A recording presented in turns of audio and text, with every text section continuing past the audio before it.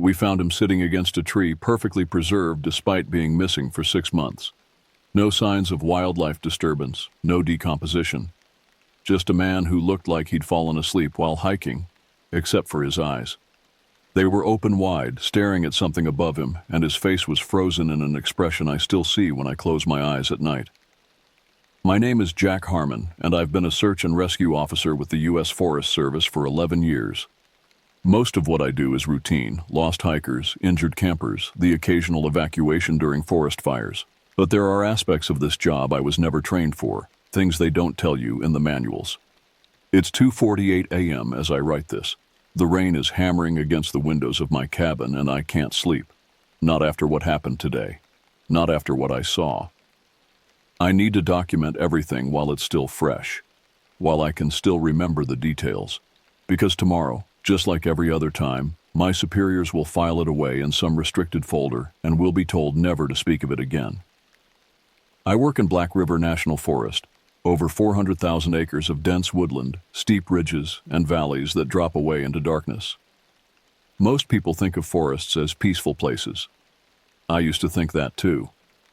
But when you've spent as much time as I have searching for people who vanished without a trace, you start to see things differently. Today started like any other call. A hiker had gone missing. Kevin Winters, 32, an experienced outdoorsman who knew the park well.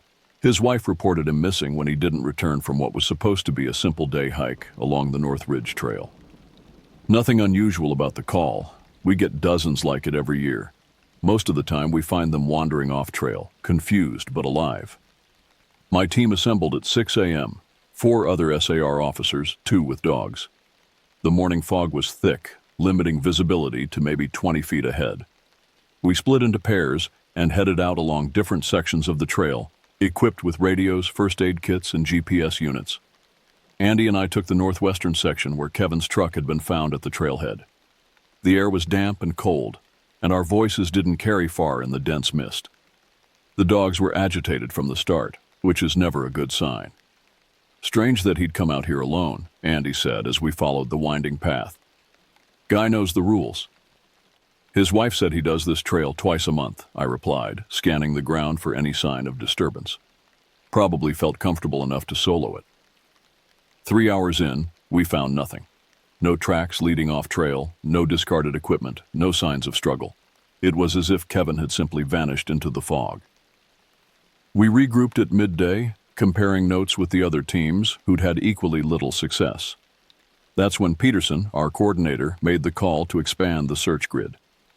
We go 2 miles east of the ridge, he said, pointing to sections of the map that weren't part of any established trail.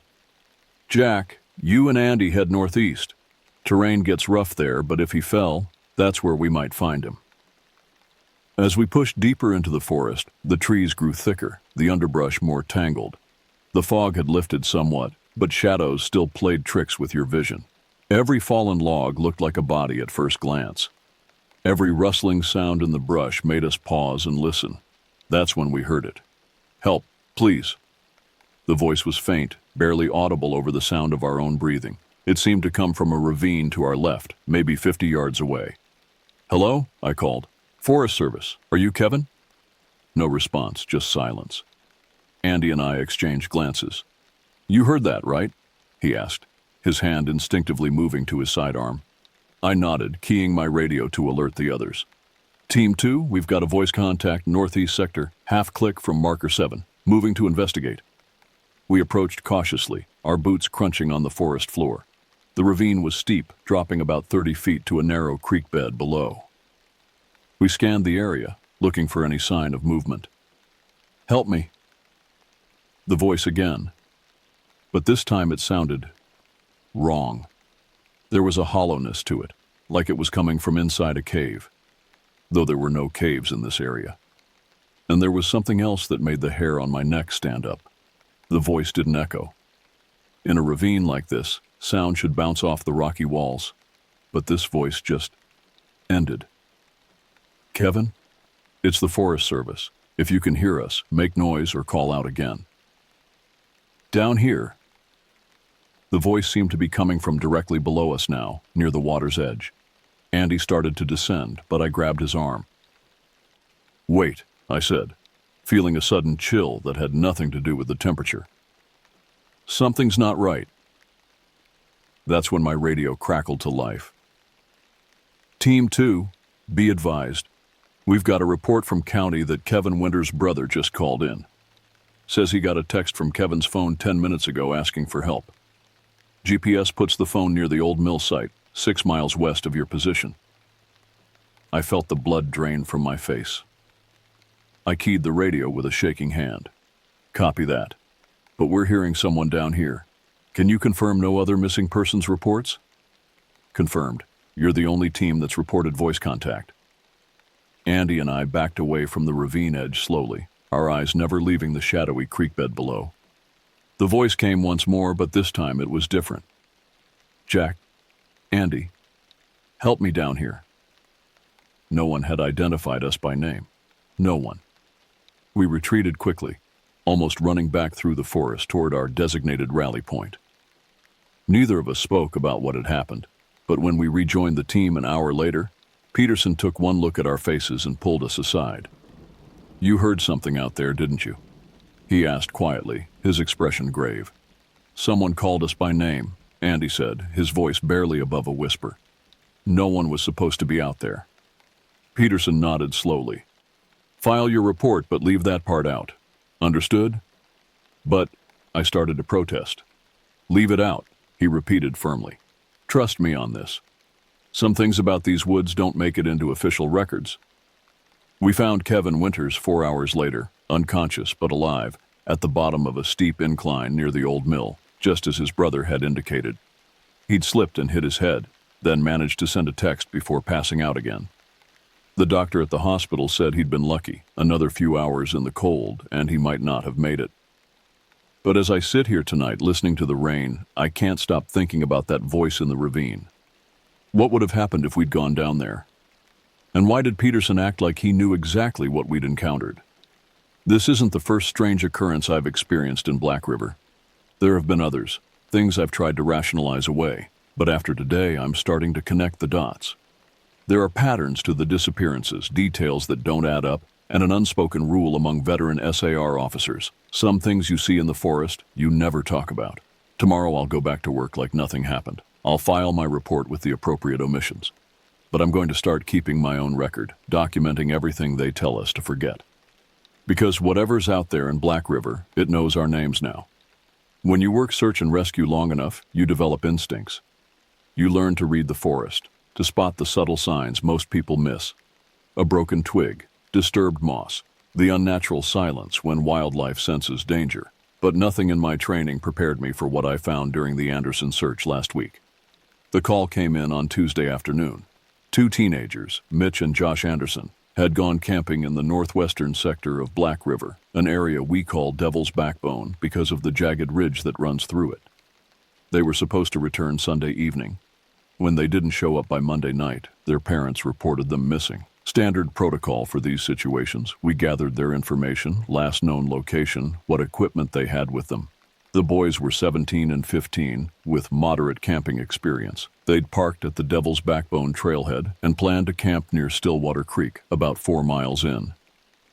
Probably just lost track of time, said Rollins, one of our newer team members. Teenagers, you know. Peterson, who was coordinating the search, shook his head. Their parents say they were always responsible about check-ins. Both had phones, but they're going straight to voicemail now. I remembered the incident from 2 weeks earlier, the voice in the ravine, and caught Peterson's eye. He gave me an almost imperceptible nod. Jack, you'll take point on this one.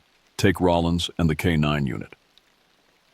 We headed out at first light the next morning. The weather was clear, unseasonably warm for early October. The dogs picked up a scent almost immediately, leading us along the main trail towards Stillwater Creek. Looks like they stuck to the path, Rollins commented as we hiked. That's good, right? Usually, I replied, scanning the forest floor. Something felt off, but I couldn't put my finger on it. We found their campsite just before noon. The tent was still set up, 2 sleeping bags inside, along with their backpacks. A fire pit had been dug, the ashes cold. Their food was hanging from a tree branch in a bear bag, exactly as they should have done. But there was no sign of the boys. They did everything right. Rollins said, examining the site. Doesn't look like animal interference? The dogs were circling the perimeter of the camp, agitated but not picking up a clear trail. One of the handlers, Martinez, approached me with a frown. Something's wrong with their behavior, she said quietly. It's like they're catching scents going in multiple directions at once. I nodded, examining the ground more carefully. That's when I noticed it. Footprints leading away from the camp in 4 different directions. All of them appeared to be from the same 2 pairs of hiking boots. That's not possible, Rollins said when I pointed it out. How can the same 2 people walk in 4 different directions at once? Radio Peterson, I told him. Tell him we need more teams out here. While Rollins made the call, I followed one set of tracks with Martinez and her dog, Samson. The prints led straight toward a dense thicket about 50 yards from the camp. They were clear and deliberate, not the wandering pattern of someone who's lost. The track stopped abruptly at the edge of the thicket, not gradually fading out, not transitioning to a different type of ground cover, just suddenly ended, as if the person making them had vanished into thin air. Samson began whining, backing away from the spot where the tracks disappeared. His hackles were raised, ears flattened against his head. "I've never seen him act like this," Martinez whispered. Something scared him. I crouched down to examine the final footprints. That's when I noticed something odd embedded in the soil next to the last print, a small metallic object. I carefully extracted it with my knife. It was a key on a plastic keychain, the kind you'd use for a school locker. The name Josh was printed on the plastic. My radio crackled. "Jack, it's Peterson. We've got 3 more teams heading your way. Any sign of the boys?" I hesitated, looking at the key in my palm. "Found something that belongs to one of them. But the tracks, they're not making sense." By late afternoon, all 4 teams had followed the diverging trails from the campsite. Each path ended the same way, abrupt termination of the tracks, as if the boys had simply ceased to exist mid-step. At each terminus point, we found a small personal item. Josh's watch at one, Mitch's pocket knife at another, a glasses case at the third. The 4th trail, which headed due north, was different. These tracks didn't stop suddenly. They continued for nearly a mile before reaching Stillwater Creek. There, on the muddy bank, we found 2 pairs of footprints side by side, facing the water. Beside them were 2 more sets of prints, but these weren't from hiking boots. They were narrower, longer, with an unusual pointed shape to the toe, and they had emerged from the creek. "What makes tracks like these?" Rollins asked, his voice unsteady. I had no answer. In all my years of tracking, I'd never seen prints with that particular configuration. They weren't animal tracks, that much was certain. They were bipedal, approximately the size of an adult human foot, but the proportions were all wrong. Most disturbing of all, these strange tracks intermingled with the boys' prints. Then all 4 sets moved back toward the creek and disappeared at the water's edge. We searched until darkness forced us to retreat. The creek was dragged the next day, but nothing was found. No bodies, no additional evidence, just a gentle, shallow stream that gave up none of its secrets. On the 3rd day, as we were preparing to expand the search radius, Peterson received a call that left us all speechless. The Anderson boys had been found, not in Black River Forest, but in a neighboring county, 50 miles away. They were disoriented, dehydrated, with no memory of how they'd gotten there. According to the sheriff who found them walking along a rural highway, they claimed to have been camping, gone to sleep in their tent, and woken up in an unfamiliar forest with none of their gear. The search was called off. Officially, the case was classified as resolved, though that hardly seemed the right word for it. Later that evening, Peterson and I sat in his office reviewing the file. "This isn't the first time, is it?" I asked, thinking about the tracks that led nowhere, the strange prints by the creek. Peterson opened his desk drawer and removed a folder, older and thicker than the one we'd been reviewing. "Black River has a history," he said quietly.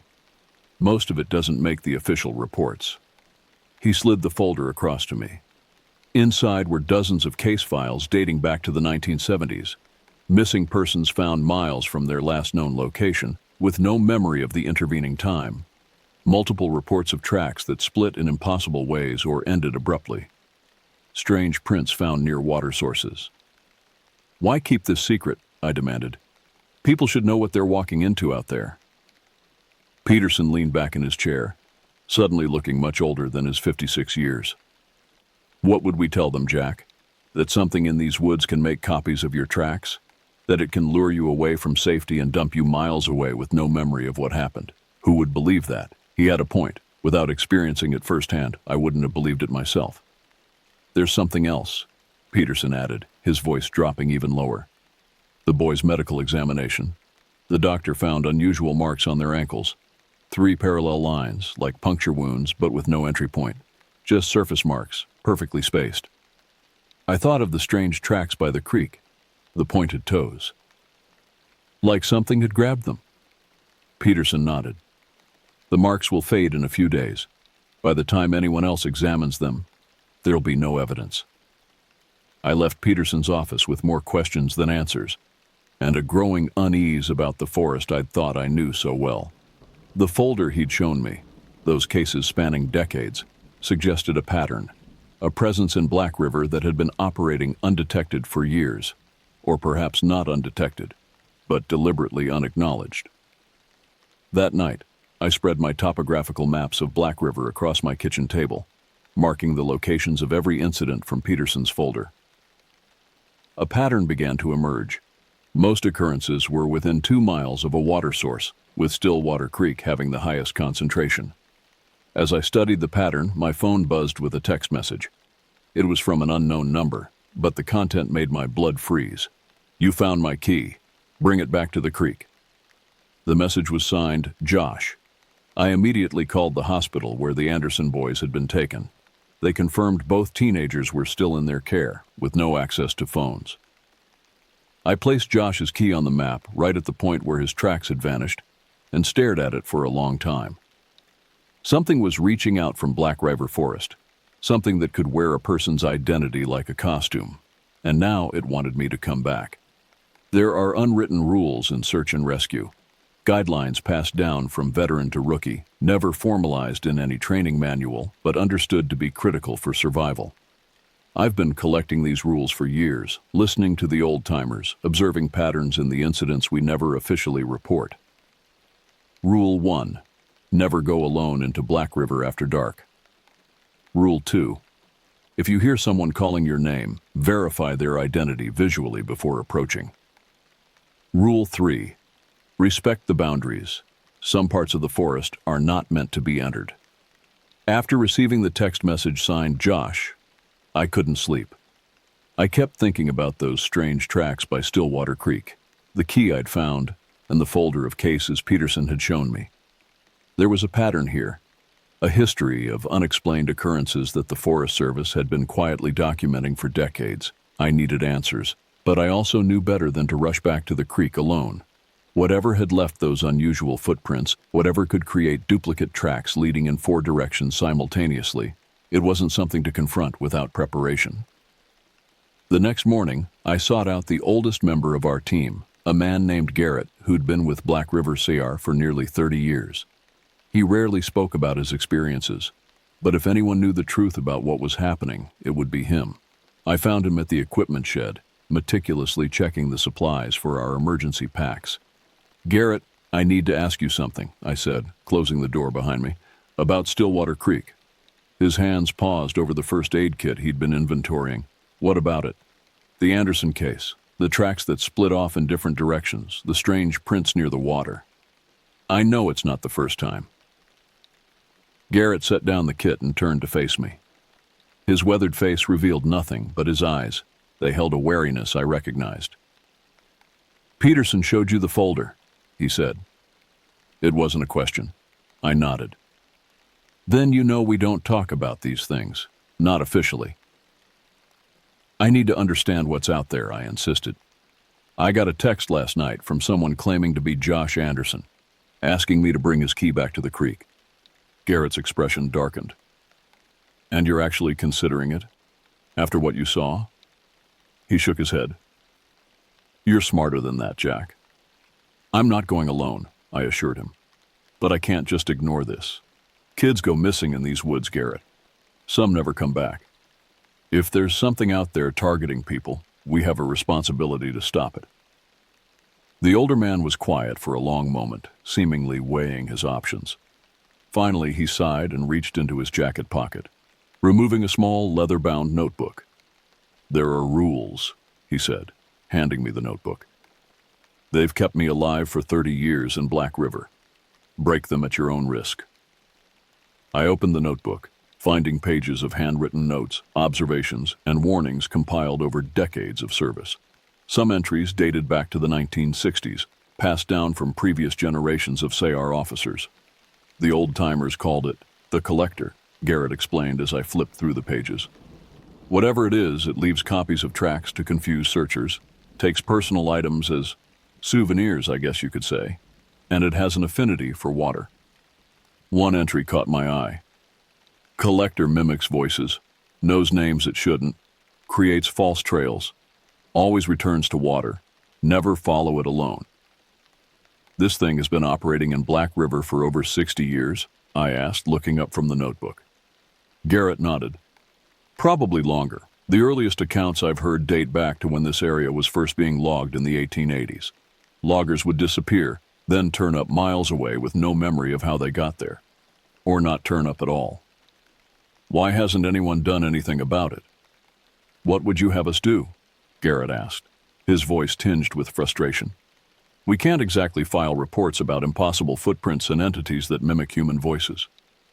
We'd lose our jobs, and whoever replaced us wouldn't know the rules. More people would die." He had a point.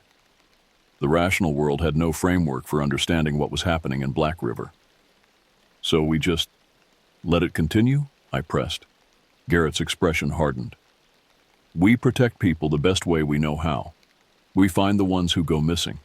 We teach the rules to those who need to know. And we stay the hell away from Stillwater Creek after dark." I looked down at the notebook again, turning to the last few pages. They contained a detailed map of Black River, with certain areas marked in red, places where incidents had occurred most frequently. Stillwater Creek was encircled multiple times, with a note beside it. "Highest activity. Possible origin point? I think it's getting more active," I told Garrett. "That text message, it's never reached out like that before, has it?" Garrett shook his head slowly. "Not that I know of. Technology changes things, gives it new ways to communicate, I suppose." "I need to go back there," I said. "Not alone and not after dark, but I need to understand what we're dealing with." The older man studied me for a long moment, then nodded. "Take Anderson with you. He's been here almost as long as I have. And take this." He removed something from his pocket, a small silver whistle on a chain. "Old silver.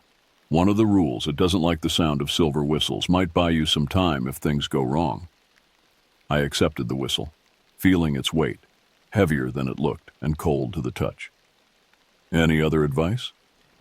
"Yeah," Garrett said grimly. "Don't bring that key back to the creek. Whatever's asking for it, it's not Josh Anderson." The following morning I met with Anderson at the ranger station. I'd brought Garrett's notebook, the silver whistle, and, against explicit advice, Josh's key. I didn't plan to hand it over to whatever had sent that text, but I thought it might help us understand what we were dealing with. Anderson was a stocky man in his early 50s, with a perpetual 5 o'clock shadow and eyes that had seen too much. He listened silently as I explained what I wanted to do. "Garrett told me you'd be coming," he said when I'd finished. "Thought you might be ready to learn more about our friend at Stillwater." "Friend is a generous term," I replied. Anderson shrugged. "Know your enemy, respect its power. That's rule number 4, by the way." We drove to Devil's Backbone trailhead in silence, each lost in our own thoughts. The day was overcast, a light drizzle dampening the forest floor and muting the sounds around us, conditions that would make tracking difficult under normal circumstances. "We're not going all the way to the creek," Anderson said as we started down the trail. "We observe from a distance. Understood?" I nodded, though part of me had already decided I would get closer if the opportunity presented itself. I needed to see this thing, to understand what we were up against. We hiked for 2 hours, following the same route I'd taken during the search for the Anderson boys. The forest felt different today, quieter, as if the wildlife was deliberately avoiding this area. No birdsong, no rustling in the underbrush, just the soft patter of rain on leaves and our own footsteps on the muddy trail. When we were about a quarter-mile from Stillwater Creek, Anderson signaled for us to leave the main path. We veered east, climbing a small ridge that would give us a vantage point overlooking the creek without getting too close. "There," Anderson whispered, pointing through the trees once we'd reached the top. At first, I saw nothing unusual, just the gently flowing creek, swollen slightly from the rain, its surface dimpled with droplets. Then, I noticed the footprints along the bank, fresh ones that hadn't been there during our search. They appeared to be human, moving back and forth along the water's edge, as if pacing. "Is someone else out here?" I asked quietly. Anderson shook his head. "Watch." As we observed from our hidden position, the footprints continued to form, one after another, pressing into the mud along the creek bank, though there was no visible entity making them. It was as if an invisible person was walking there, leaving perfect impressions with each step. "What the hell?" I breathed, instinctively reaching for the silver whistle around my neck. "It's looking for something," Anderson murmured. "Or someone." The invisible walker continued its pacing for several minutes, then suddenly stopped. The final footprint faced in our direction, pointing toward our hiding place on the ridge. Without warning, my phone buzzed in my pocket. I pulled it out to find another text from the unknown number. "I see you, Jack. Did you bring my key?" I felt the blood drain from my face. Anderson saw my expression and grabbed my arm. "We need to go. Now." But before we could move, a new set of footprints began forming in the mud, heading away from the creek and toward the base of our ridge. Whatever this entity was, it was coming for us. "Run," Anderson hissed, pulling me to my feet. "Back to the main trail. Don't stop. Don't look back." We crashed through the underbrush, abandoning any pretense of stealth. Behind us, I could hear something moving through the forest. Not the sound of footsteps, but a strange rustling, like wet clothing dragging across leaves. My phone buzzed continuously in my pocket, but I didn't dare check it. We sprinted along the ridge, then descended toward the main trail, slipping on wet leaves and mud in our haste. As we reached the trail, Anderson stumbled, his foot catching on an exposed root. He went down hard, a sharp cry of pain escaping him as his ankle twisted at an unnatural angle. "Leave me," he gasped as I moved to help him. "Get back to the trailhead." "Not happening," I replied, pulling his arm over my shoulder and hauling him to his feet. "We go together." We hobbled forward as quickly as we could manage, Anderson wincing with each step. The strange rustling sound behind us grew louder, closer. In desperation, I pulled out the silver whistle and blew it hard. The sound that emerged wasn't what I expected, not the sharp, clear note of a normal whistle, but a deep, resonant tone that seemed to vibrate through the very trees around us. The rustling behind us stopped abruptly. Taking advantage of the moment, I half-carried Anderson forward, pushing our pace despite his injury. We'd made it perhaps 50 yards when my phone buzzed one final time. Against my better judgment, I pulled it out while still moving. The message chilled me to the bone. "The key belongs to the creek now. You will too, soon enough." I looked down in horror to realize the key was no longer in my pocket. It must have fallen out during our frantic escape through the forest. We made it back to the trailhead without further incident, but the sense of being watched never left us. Anderson's ankle was badly sprained, requiring a trip to the urgent care clinic in town. While we waited for his examination, he fixed me with a grave look. "You understand now, don't you? Why we don't talk about these things?" I nodded slowly. "It's intelligent. It plans. It uses technology." "And it's patient," Anderson added. "It's been in these woods a lot longer than we have. It'll still be there long after we're gone."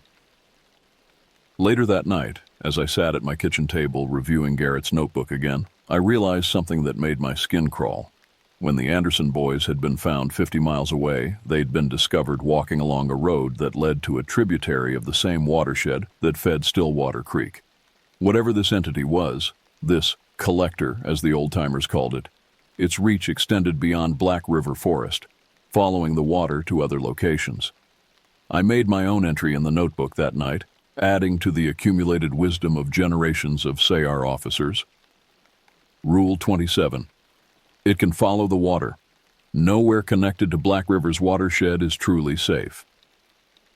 As I wrote those words, I couldn't shake the feeling that I'd drawn the attention of something ancient and patient. Something that now knew my name, my face, and the sound of my footsteps in the forest. And somewhere in Black River, near a quietly flowing creek, it was waiting for me to return. The thing about working search and rescue is that every rescue has its own rhythm. Some are straightforward. A lost hiker who wandered off trail, a climber stranded by changing weather conditions. Others twist and turn like the forest paths themselves, leading you to places you never expected to go. The Jenkins case started simply enough. A family of 4 on a weekend camping trip. Robert and Louise Jenkins and their 2 children, Amy, 10, and Brendan, 8. They'd set up camp in the eastern sector of Black River, in a designated campground near Echo Lake. Standard stuff, a fire pit, a 4-person tent, all the usual camping gear. They were supposed to check out Sunday afternoon. When the campground host made his rounds Monday morning and found their site still occupied but no sign of the family, he called it in. Peterson assigned me as lead, with Martinez and Rollins as support. After my experience at Stillwater Creek 2 weeks earlier, I'd been half expecting to be taken off field duty, but Peterson had simply said, "You've seen what's out there now. That makes you more valuable, not less." We arrived at the Jenkins campsite around 9 a.m. Tuesday. Everything looked normal at first glance. Tent still properly staked down, cooking equipment neatly arranged on the picnic table, a cooler secured in the car to keep animals away. No signs of disturbance or struggle. "Looks like they just walked away," Rollins observed, peering into the tent. "Their sleeping bags are still laid out. Even their shoes are here." That detail made me pause. 4 pairs of hiking boots were neatly arranged at the tent entrance. If the family had left, they'd done so barefoot. Martinez's K9 partner, Samson, circled the perimeter of the campsite, nose to the ground. Unlike our experience with the Anderson boys, he didn't seem confused or agitated. He picked up a scent and headed purposefully toward the lakeshore, about 50 yards from the campsite. I felt a familiar unease settle in my stomach. Water again. "Careful," I warned as we followed the dog. "Stay together." Echo Lake was smaller than Stillwater Creek, but deeper, with clear water that reflected the surrounding pines like a mirror. As we approached the shore, Samson led us to a small wooden dock, extending about 20 feet into the water. The dog stopped at the end of the dock, whining softly. "He's saying they went into the water," Martinez explained, frowning. "All 4 of them." I studied the weathered planks of the dock, looking for any sign of struggle or accident. There was nothing. No scuff marks, no dropped items, no indication of anyone falling in. Just 4 sets of barefoot prints leading to the end of the dock and stopping. "Could they have gone swimming?" Rollins suggested. "Maybe got into trouble in the water?" I shook my head. "In October? Water's too cold. And where are their towels, their swimwear? They left their shoes at the tent." We radioed for a dive team, which arrived 2 hours later. They searched the lake thoroughly, focusing on the area around the dock. They found nothing. No bodies, no personal items, no evidence that anyone had entered the water recently. By late afternoon, we'd expanded our search to the trail surrounding Echo Lake. Still nothing. It was as if the Jenkins family had simply ceased to exist at the end of that dock. As twilight approached, Peterson called to order us back to base. "We'll resume at first light," he said over the radio. "No one stays in the field after dark." Rule 1. Never go alone into Black River after dark. Back at the ranger station, I reviewed our findings with Peterson. He seemed particularly interested in the barefoot prints leading to the dock. "No signs of coercion? No drag marks or indications they were forced?" he asked. "None. They walked to the dock of their own accord, all 4 of them." Peterson nodded slowly, his expression grim. "Reminds me of the Haskins case in '97. Family of 3 vanished from the north shore of Echo Lake. Barefoot, just like this." "What happened to them?" I asked. "They turned up 3 days later in a field 30 miles east of here. Disoriented, dehydrated, feet cut up from walking without shoes. No memory of what happened after they went to sleep in their tent." I thought of the Anderson boys, found in similar condition miles from where they'd disappeared. The collector again? Peterson shrugged. Different body of water, but same pattern. The older reports call it the Echo Lake amnesia. People go missing, then reappear days later with no memory of the intervening time. Why hasn't the lake been closed to the public? I demanded. If this has happened before, officially, the Haskins case was attributed to carbon monoxide poisoning from their camp stove, causing confusion and wandering, Peterson interrupted. Just like the Anderson boys were officially listed as disoriented hikers who lost their way. We document the patterns, Jack, but we don't control the official narrative. I left the ranger station that night with a familiar frustration gnawing at me. More questions, fewer answers, and the knowledge that we were deliberately keeping the public in the dark about the dangers lurking in Black River. The search resumed at dawn the next day, with additional teams joining us to cover more ground. By noon, we'd found nothing new. No trail, no sign of where the Jenkins family might have gone after apparently walking off the end of the dock. I was taking a short break, sitting on a fallen log near the lake shore when my radio crackled. Base to all units. Be advised, we just received a call from Highway Patrol. A family matching the Jenkins description has been found walking along Route 16, approximately 20 miles northeast of Echo Lake. Proceed to extraction point for transport. Relief flooded through me, followed immediately by apprehension. Found alive, but in what condition? And with what memories of the past 2 days? I joined Martinez and Rollins in the SAR vehicle, and we sped to the location where Highway Patrol had picked up the Jenkins family. The scene was eerily similar to what I'd heard about the Anderson boys. The family was disoriented, dehydrated, their feet cut and bruised from walking barefoot. Most disturbing of all was their collective amnesia. None of them had any recollection of leaving their campsite or how they'd traveled 20 miles through dense forest without shoes or supplies. We were roasting marshmallows, Robert Jenkins told me when I interviewed him at the hospital later that day. The kids were excited because it was their first camping trip. We all went to sleep in the tent. Then I woke up walking along that highway, holding Amy's hand. Louise had Brendan. We were all just walking. You don't remember anything about the past 2 days? I pressed gently. Anything at all? He shook his head, frustrated tears welling in his eyes. It was like falling asleep and waking up somewhere else. No dreams, no sense of time passing. Nothing. The medical examination revealed no drugs in their systems, no signs of physical assault beyond the cuts and bruises on their feet. The only unusual finding, one that made my skin crawl when I read the report, was a series of 3 parallel marks around each of their ankles, the same marks that had been found on the Anderson boys. That evening I called Anderson, who was still on medical leave with his sprained ankle. The Jenkins family had those same marks, I told him after explaining the situation. 3 parallel lines around their ankles. Like something grabbed them and dragged them, Anderson said grimly. Pulled them into the water, maybe. But there were no signs of struggle. They walked to the dock voluntarily, barefoot. Sleepwalking? Anderson suggested. Some kind of hypnotic suggestion? I didn't have an answer. The pattern was becoming clearer, but the mechanism remained obscure. People disappeared near bodies of water in Black River, then reappeared miles away with no memory of the intervening time and those strange marks on their ankles. There's something else, I added. When I was interviewing the Jenkins girl, Amy, she said something odd. She said she remembered the singing under the water. When I asked her to explain, she just repeated that phrase, the singing under the water, then started crying. Her parents didn't want me to question her further. Anderson was quiet for a moment. Check Garrett's notebook, he finally said. Page 17. There's an account from 1986, a child who went missing near Stillwater Creek and was found 3 days later. He mentioned hearing singing under the water. That night I pored over Garrett's notebook again, focusing on the accounts of those who had returned from their unexplained absences. Most remembered nothing, but a few, particularly children, reported fragmentary memories, singing beneath the water, walking through tunnels that shouldn't exist, the feeling of being watched by many eyes at once. On an impulse, I pulled out my topographical map of Black River and traced the water systems. Echo Lake drained into a creek that eventually joined with Stillwater Creek, which in turn fed into the Black River itself. All connected, all part of the same watershed. Rule 27. It can follow the water. Nowhere connected to Black River's watershed is truly safe. The next day, I requested access to the historical archives kept at the ranger station. Peterson raised an eyebrow but gave me the key without comment. The archives were housed in a small, climate-controlled room at the back of the building.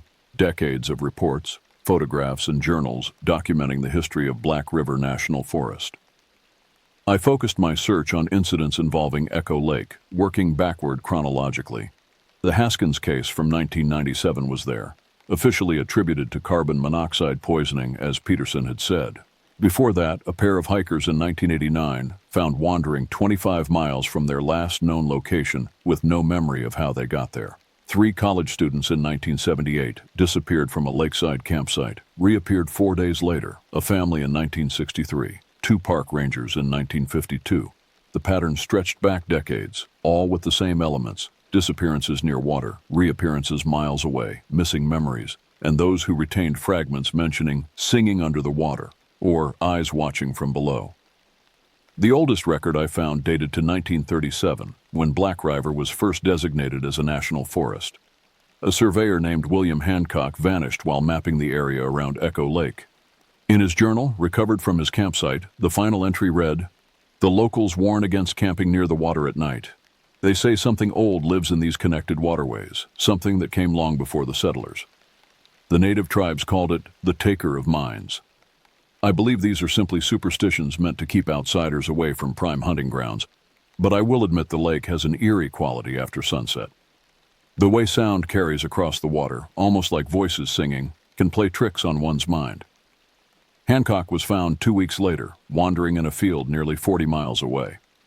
According to the report, he had no recollection of the intervening time and was described as changed in temperament, prone to staring at standing water for hours at a time.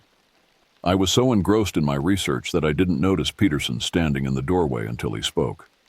"Finding what you're looking for?" he asked quietly. I looked up, startled. "This has been happening for at least 90 years, probably longer." Peterson nodded. "And we've been keeping records, passing down the rules, trying to minimize the damage. That's our job, Jack." "Our job is to protect people," I countered. "How can we do that if we're hiding the truth?" "And what truth would you have us tell?" Peterson's voice was tired but firm. "That there's something in the water that can lure you away, make you forget days of your life? That it leaves marks on you that vanish within a week, leaving no evidence? Who would believe that?" He had a point, but it didn't ease my frustration. "So we just accept that people will keep disappearing? That some won't come back at all?" Peterson sighed heavily. "We do what we can. We find the ones who return. We teach the rules to those who need to know them, and we hope that's enough." But it wasn't enough. Not for me. The Jenkins family had been lucky. All 4 had returned alive. But the archived reports showed that wasn't always the case. Some disappeared and were never found. Others returned changed, like Hancock, with a strange affinity for water and a tendency to wander back toward the forest if not watched carefully. That night, I made a decision that would ultimately change everything I thought I knew about Black River and the entity that haunted its waters. I was going back to Echo Lake, alone, after dark. Breaking Rule 1 was not something I did lightly. I knew the risks, had seen firsthand what lurked in Black River's waters. But I was tired of finding people after they'd been taken, tired of documenting patterns without understanding the cause. I arrived at Echo Lake just after midnight, parking my personal vehicle at a service road half a mile from the Jenkins campsite. The night was clear and cold, the moon nearly full, casting silver light across the landscape. I moved silently through the forest, using only my red-filtered headlamp when absolutely necessary to preserve my night vision. The lake was eerily still when I reached it, a perfect mirror reflecting the star-filled sky. The wooden dock where the Jenkins family had disappeared extended into the dark water like a finger pointing to the center of the lake. I sat concealed among the trees at the shore, watching, listening. For the first hour, nothing happened. The normal sounds of the forest at night, the distant hoot of an owl, the rustle of small nocturnal animals in the underbrush, created a deceptively peaceful atmosphere. Then, as the moon reached its zenith, I heard it, a faint sound coming from beneath the surface of the lake, not quite singing, not quite speech, but something in between.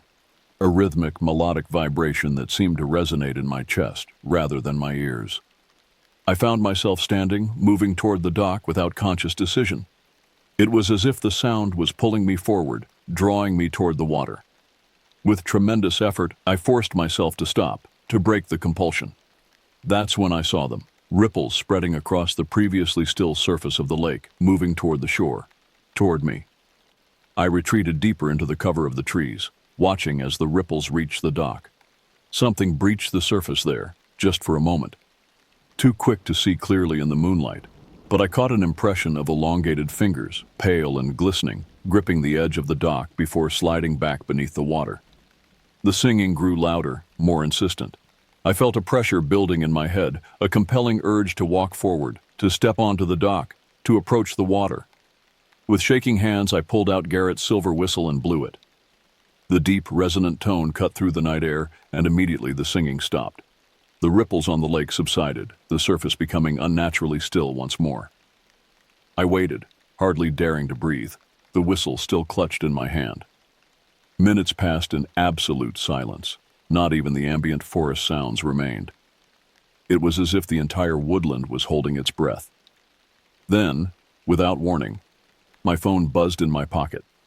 I pulled it out to find a text message from an unknown number. "Why do you resist? The water wants to show you its secrets."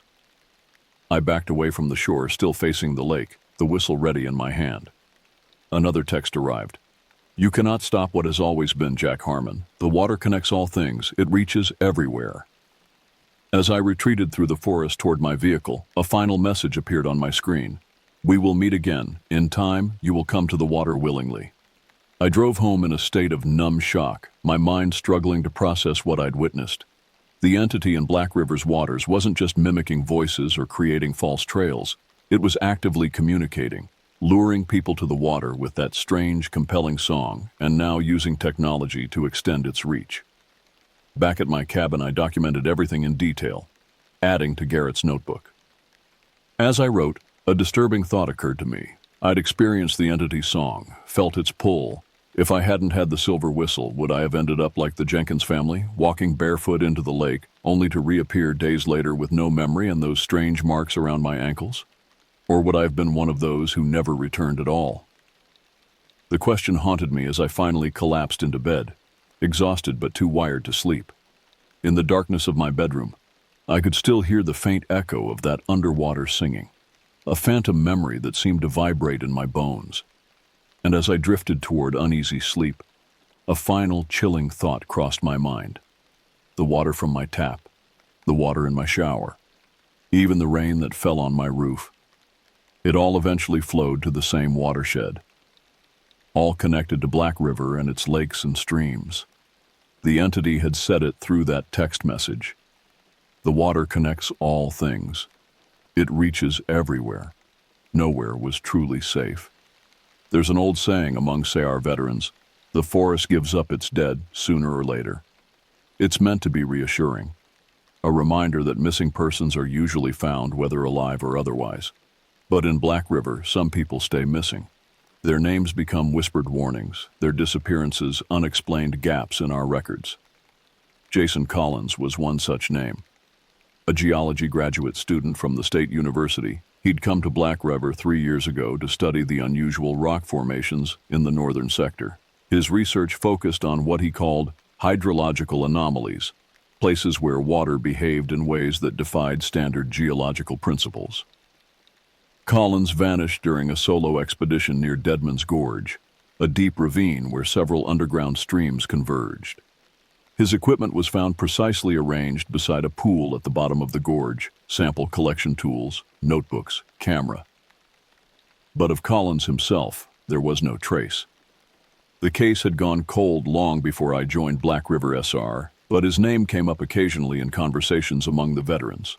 Always in that same hushed tone, always followed by significant glances and changed subjects. After my encounter at Echo Lake, I found myself drawn to Collins' case. His research on water anomalies seemed too coincidental given what I now knew about Black River's waterways and the entity that inhabited them. I approached Peterson with a request to review the Collins file. He was unusually hesitant, citing administrative barriers and classified information. This only increased my suspicion that the case held important clues. "I need to know what happened to him," I insisted. "His research might help us understand what we're dealing with." Peterson studied me for a long moment, then sighed. "Collins wasn't just studying the water," he said quietly. "He knew something was in it. His last field report mentioned bioacoustic signatures unlike any known species. He believed there was an undiscovered organism living in Black River's watershed." "Was he right?" I pressed. "His equipment was found running when the search team located his site. His hydrophone had been recording for 18 hours straight." Peterson's expression darkened. "The audio file was disturbing. The same singing you described hearing at Echo Lake, but clearer, more complex. Multiple voices, layered over each other." My skin prickled with goosebumps. "I want to hear it." "No," Peterson said firmly. "That recording is secured for good reason. 3 of the SAR officers who first heard it walked into the pool where Collins disappeared.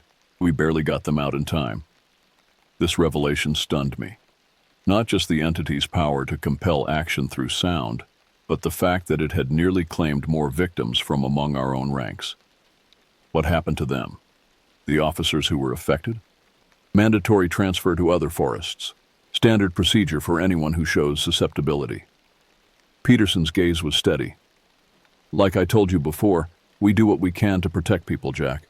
Sometimes that means keeping them away from things they don't need to know. But I did need to know. The entity was escalating its activities. The Anderson boys, the Jenkins family, the texts to my phone, and now this revelation about Collins and the affected SAR officers. Patterns were emerging that suggested something more organized than random opportunistic predation. I spent the next few days combing through every report I could access related to water bodies in Black River. A picture began to form. Disappearances clustered not just around Echo Lake and Stillwater Creek, but along the entire watershed, with the highest concentration in areas where water flowed underground before resurfacing. Collins had been studying one such location. Dead Man's Gorge was known for its extensive cave system beneath the ravine floor, through which several streams flowed before joining to form the pool where he'd vanished. I needed to see it for myself. This time, I didn't go alone. I approached Martinez, whose experience with search dogs made her uniquely valuable, and whose analytical mind I trusted. After hearing what I'd learned, she agreed to accompany me to the gorge. We went on our day off, presenting it as a training exercise for Samson. The November air was crisp and cold as we hiked the steep trail down into the gorge, fallen leaves crunching beneath our boots. "Peterson will have your badge if he finds out about this," Martinez commented as we descended. "Only if we make it back to tell him," I replied, only half joking. Dead Man's Gorge lived up to its ominous name. Sheer rock walls rose on either side, blocking much of the daylight and creating a perpetual twilight at the bottom. The air was damp and cold, carrying the mineral smell of wet stone and the constant sound of flowing water. We located the pool where Collins had disappeared easily enough. It was marked on our topographical map, a roughly circular body of water about 30 feet across. The surface was glassy and still despite the streams that fed it, creating an unnatural mirror effect. "No outflow channel," Martinez observed, frowning. "Where does the water go?" It was a good question. The pool should have been overflowing given the streams feeding into it, yet the water level remained constant. Collins thought there might be an underwater cave system, I explained, a subterranean river that carries the water deeper underground. Samson was unusually agitated, circling the pool but refusing to approach the water's edge. His behavior reminded me of how he'd acted at Stillwater Creek during the Anderson search. "He senses something," Martinez said quietly. "Something he doesn't like." We set up our equipment at a safe distance from the water, temperature and humidity sensors, a small hydrophone similar to what Collins had used, and a camera to document anything unusual. The hydrophone readings came through to Martinez's tablet immediately, showing sound waves that didn't match any known underwater source. Not animal, not mechanical, not the natural flow of water over rock. "This doesn't make sense," she muttered, adjusting the settings. "It's like speech patterns, but no known language." I remembered the singing I'd heard at Echo Lake, the rhythmic, melodic vibration that had seemed to bypass my ears and resonate directly in my chest. "Can you play it through the speaker?" Martinez hesitated. "After what you told me about the recording affecting those other officers, is that wise?" She had a point. "Lower the volume, keep it brief. We need to confirm if it's the same phenomenon." With reluctance, she activated the external speaker at the lowest setting. The sound that emerged was faint but unmistakable. The same underwater singing I'd heard at Echo Lake, but with greater clarity and complexity. Multiple tones overlapping, creating harmonies that shouldn't have been possible in water. Samson began whining, backing away from the pool with his tail between his legs. The sound was affecting him too. "That's enough," I said after a few seconds, and Martinez shut it off immediately. "That was..." She paused, searching for words. "Structured, intentional, not random noise." I nodded, a chill running down my spine that had nothing to do with the gorgeous cold air. "It's communication." We continued our investigation, careful to maintain distance from the water's edge. The temperature readings were another anomaly. The pool was significantly warmer than the streams feeding it, suggesting a heat source from below. As we worked, I noticed something on the rock wall nearest the pool, faint markings etched into the stone. Moving closer, I realized they were petroglyphs, ancient images carved by human hands long before Black River was designated a national forest. The carvings depicted elongated humanoid figures surrounding a circular shape that could have represented the pool. The figures had disproportionately long arms and what appeared to be gills on their necks. Below them were wavy lines representing water and smaller human figures being pulled beneath the surface. "Native American?" Martinez asked, examining the petroglyphs. "Maybe. The tribes that lived in this region believed water bodies were portals to the spirit world. They had legends about entities that lived beneath the surface and could lure humans underwater." As we documented the carvings, Samson suddenly began barking furiously, facing the pool with his hackles raised. We turned to see ripples spreading across the previously still surface, moving toward the shore where we stood. "Time to go," I said urgently, gathering our equipment. We retreated up the trail, Samson leading the way, clearly eager to put distance between himself and the pool. As we climbed, I glanced back to see something breach the surface momentarily. A pale, elongated hand reaching upward before slipping back beneath the water. When we reached the top of the gorge, Martinez stopped and turned to me, her expression troubled. "That wasn't natural, Jack. Whatever's down there, it responded to us. To our presence, our equipment, maybe even our conversation." "I know," I replied, still processing what we'd witnessed. "The question is, what do we do with this information?" The answer came sooner than expected. As we hiked back toward the trailhead, both our phones signaled incoming messages simultaneously. Mine read, "The deep remembers you, Jack Harmon. It has known your family for generations." Martinez's face paled as she showed me her screen. "Your dog senses what you cannot, Elena Martinez. He knows to fear the water." The entity knew our names. It knew Martinez had a dog with her, and most disturbingly, it claimed some connection to my family that spanned generations. Back at the ranger station, we downloaded the data from our equipment for analysis. The hydrophone recordings revealed something we hadn't noticed in real time. The underwater sounds had changed after we played them through the speaker. It was as if the entity had responded to hearing its own voice, adjusting its communication patterns accordingly. "It's learning," Martinez said quietly as we reviewed the audio waveforms, "adapting to our technology." I nodded, thinking of the text messages, the way the entity had evolved from creating false trails and mimicking voices to active technological communication. "We need to tell Peterson." Peterson's reaction to our unauthorized expedition was surprisingly muted.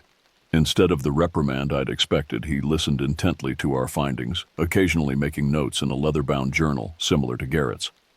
"The petroglyphs confirm what we've suspected," he said when we'd finished our report. "This thing has been here since before European settlement. The native tribes knew about it, feared it." "What did it mean about my family?" I asked.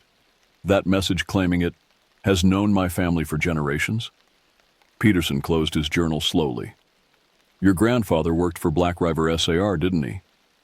The question caught me off guard. "Yes, but..." How did you know that? Because I worked with him, Jack.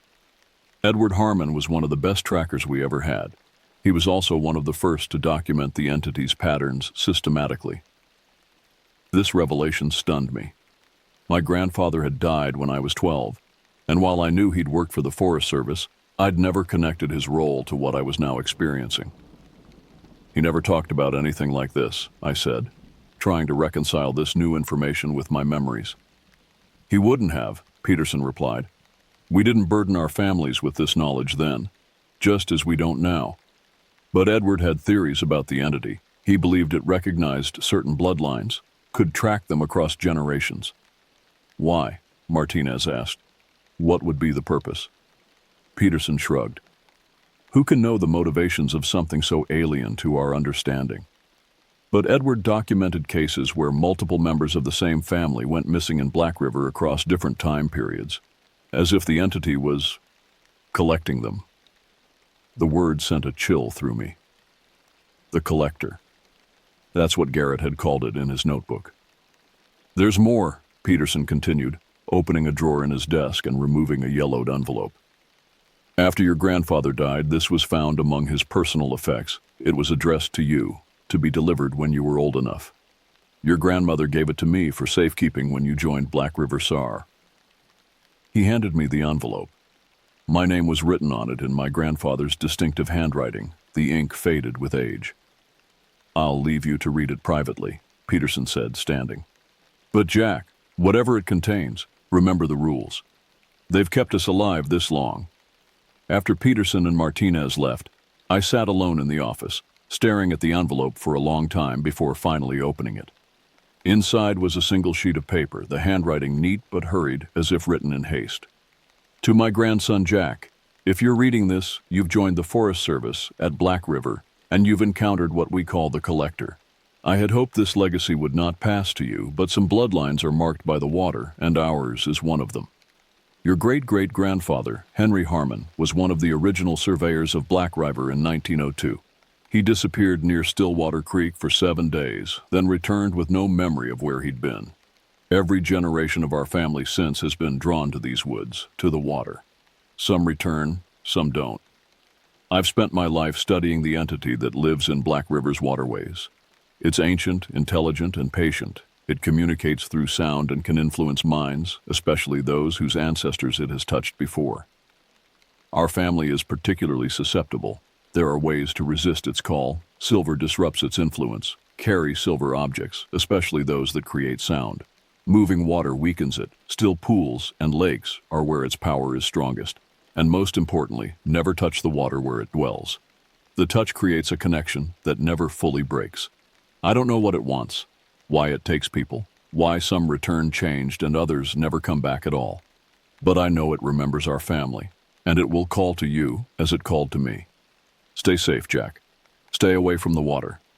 With love and concern, your grandfather, Edward. I sat in stunned silence, reading and rereading the letter. My family's connection to Black River and its mysterious entity went back over 100 years. This explained the text message. The deep remembers you. It has known your family for generations. It also explained the inexplicable pull I'd felt toward this place, why I'd chosen Black River specifically when applying to the Forest Service, despite opportunities elsewhere. Something had drawn me here, just as it had drawn my grandfather and his father before him.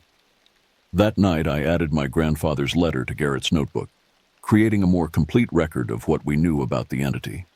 The pieces were starting to fit together. A creature that lived in Black River's waterways, that could influence minds through sound, that remembered bloodlines across generations, that collected people and sometimes returned them changed.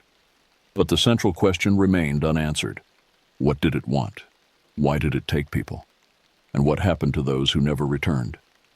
As I closed the notebook, my phone buzzed with a new message from the unknown number. You have your grandfather's curiosity, Jack Harmon. He too sought answers in the deep. Would you like to see where he went that final day? A chill ran through me. According to the official record, my grandfather had died of a heart attack while on a routine patrol.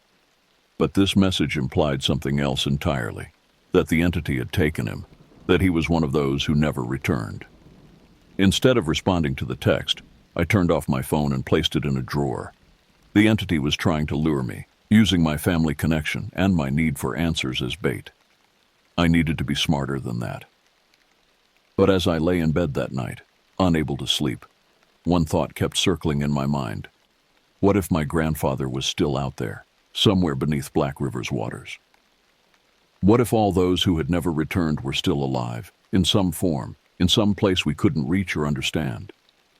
The thought was both horrifying and compelling, a perfect lure for someone like me who had dedicated his life to finding the missing.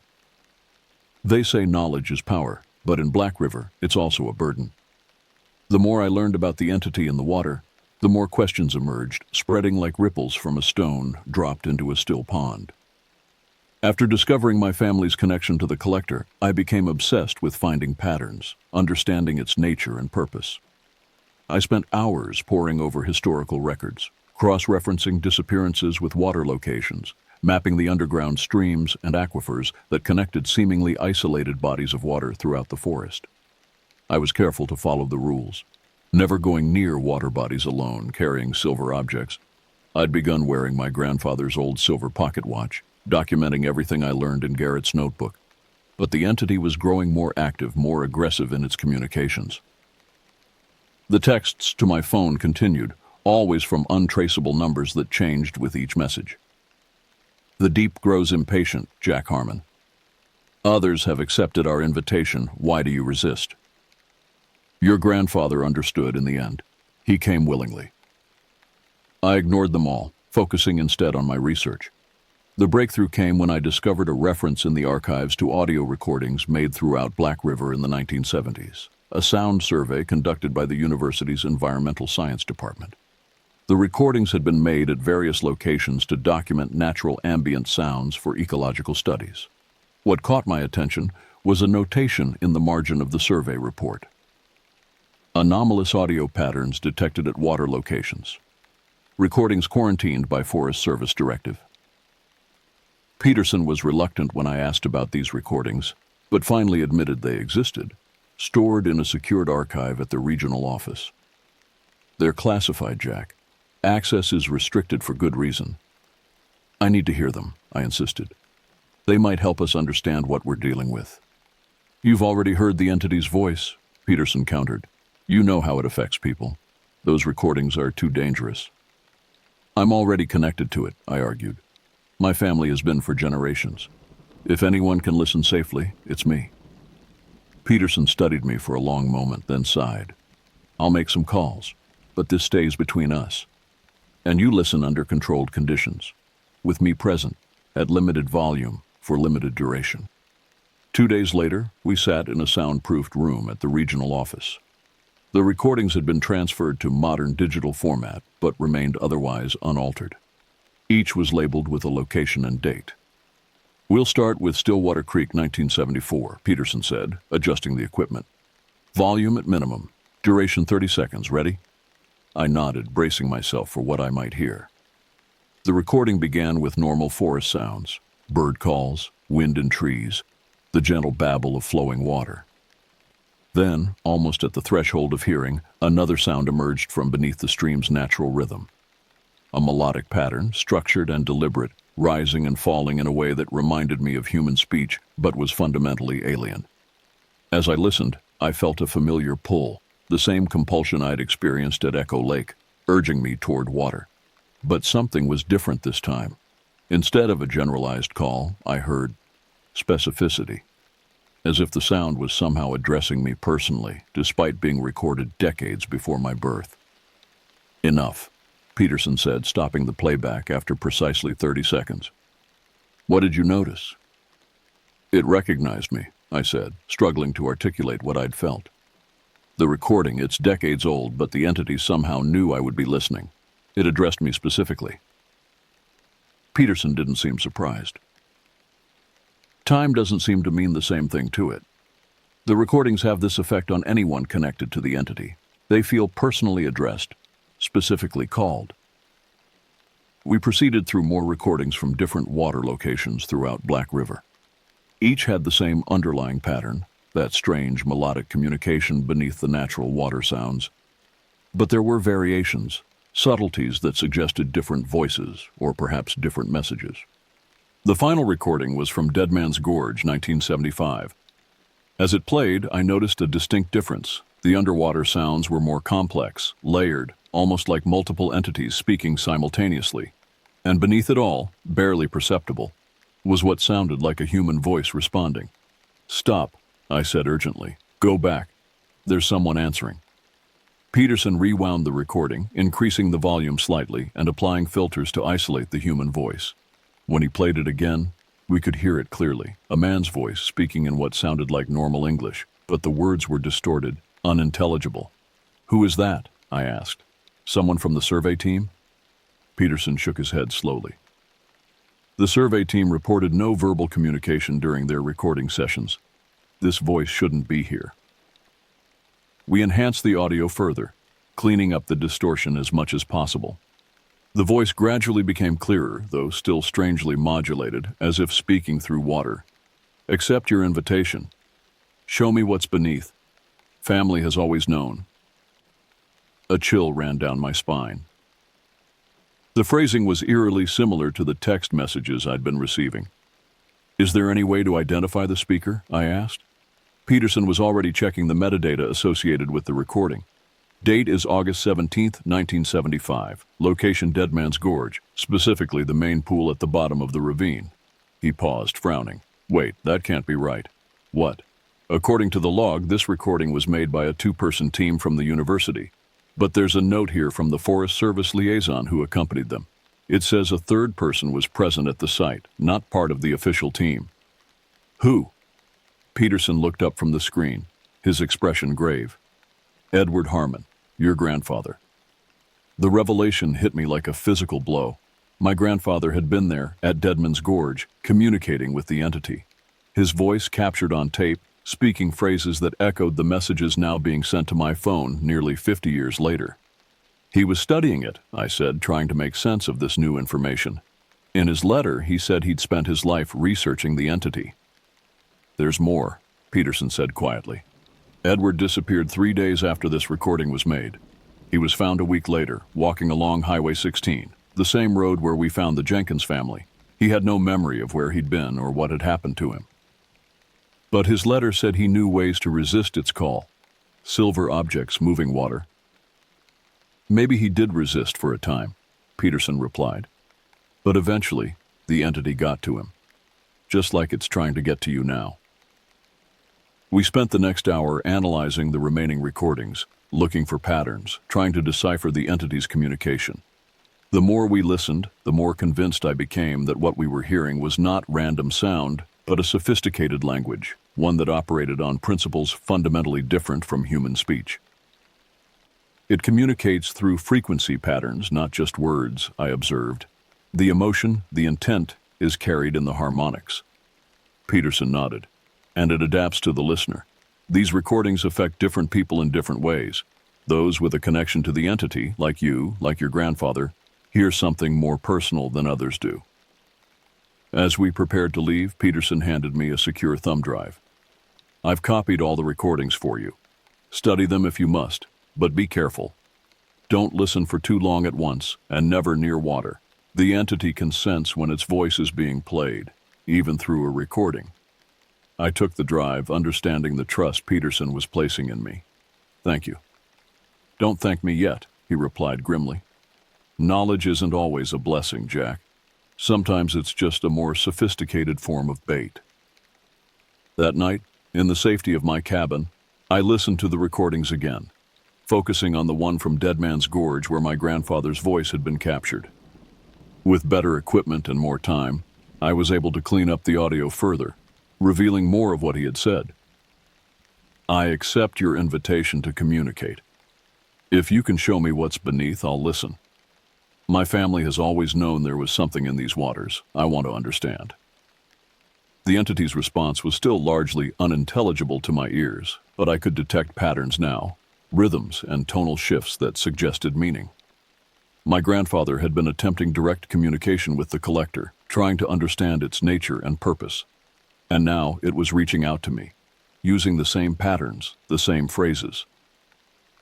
The continuation of a conversation started half a century ago. On impulse, I retrieved my grandfather's letter from Garrett's notebook and reread it, looking for clues I might have missed. One line jumped out at me now. I don't know what it wants, why it takes people, why some return changed and others never come back at all. He'd written this years after the recording at Dead Man's Gorge. Despite his direct communication with the entity, he still hadn't found the answers he sought. Or perhaps he had discovered something so disturbing that he couldn't bring himself to include it in the letter. I pulled out my maps of Black River again, focusing on the underground waterways that connected the various bodies of water where incidents had occurred. Stillwater Creek, Echo Lake, Deadman's Gorge, all part of the same watershed, all connected beneath the surface. But there was one location I hadn't yet investigated, a place marked on the oldest maps as the Confluence, where all the underground streams of Black River reportedly joined before flowing into the main river. According to the geological surveys, the confluence was located in a deep cavern beneath Devil's Backbone Ridge, accessible only through a narrow fissure in the rock face. It wasn't part of any established trail, and the more recent Forest Service maps didn't even mark it, but it appeared in my grandfather's notes with a single warning scrawled beside it: "The source, do not approach." I had found my next destination. Knowing the risks of going alone, I approached Martinez the following day. Her experience with the entity at Deadman's Gorge had convinced her of the seriousness of the situation, and her analytical mind made her the perfect partner for what I was planning. "The confluence," she repeated when I explained my theory. "I've never heard of it." "It's not on the current maps," I said, showing her the older geological survey, "but it's where all the underground waterways meet. If the entity has a central location, a place where its influence is strongest, this would be it." Martinez studied the map with a frown. "That's deep in the restricted zone. We'd need special clearance to enter that area." She was right. The entire northern section of Devil's Backbone was designated as restricted, officially due to unstable terrain and risk of landslides, but I was beginning to suspect other reasons. "Peterson won't authorize this," I admitted. "We'd have to go unofficially." Martinez gave me a long look. "You're talking about breaking multiple regulations, potentially risking our jobs. And that's assuming the entity doesn't get to us first." "I need answers, Elena," I said quietly. "Not just about what this thing is, but why it's connected to my family, why it took my grandfather, what he found down there." She was silent for a moment, then nodded. "Sunday. Peterson will be at the regional meeting. We can access the Northern Trail Maintenance Road with my credentials, get within a mile of the fissure location." "You're sure about this?" I asked, relieved but concerned for her safety. "No," she replied honestly, "but neither are you, and you're still going. Better two of us than you alone." We spent the next 2 days preparing, gathering equipment, climbing gear for the narrow fissure, underwater cameras to document the confluence, silver objects for protection. Martinez borrowed an antique silver compass from her father, and emergency locator beacons in case something went wrong. I also prepared a secure package of everything we'd learned about the entity, addressed to Peterson with instructions to open it if we didn't return. Knowledge that might be lost otherwise. The morning of our expedition dawned clear and cold. We met at the maintenance gate before sunrise, using Martinez's access card to enter the restricted zone. The drive up the service road was tense, both of us aware of the risks we were taking but committed to finding answers. We parked at the road's end and continued on foot, following the ridgeline of Devil's Backbone toward the coordinates where the fissure was marked on the old survey maps. The terrain was rugged, the forest thicker and older here than in the public areas of Black River. "No one comes here," Martinez observed as we hiked. "Look at the undergrowth, undisturbed for years." She was right. The forest floor showed no signs of human traffic, not even the faint game trails that typically crisscross the woods. It was as if all living creatures avoided this part of Black River. We found the fissure shortly before noon, a narrow crack in a rock face, partially hidden by vegetation, just as the old maps had indicated. It was barely wide enough for a person to squeeze through, descending at a steep angle into darkness. "Last chance to turn back," I said, as we prepared our climbing gear and headlamps. Martinez checked her silver compass, then nodded resolutely. "Let's find your answers." I led the way into the fissure, the beam of my headlamp illuminating rough stone walls that glistened with moisture. The passage descended steeply for about 50 feet before opening into a larger cavern. The sound of running water echoed from below, streams converging somewhere in the darkness.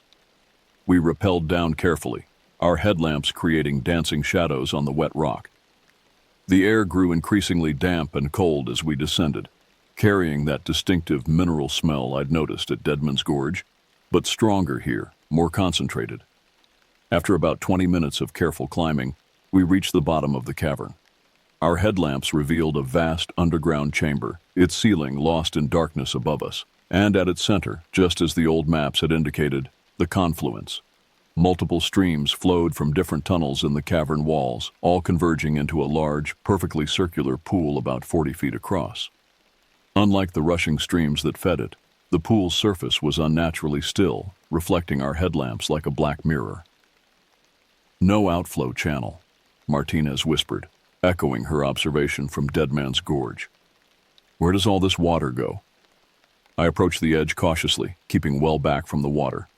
The pool seemed to absorb light rather than reflect it. Our headlamps barely penetrated its surface.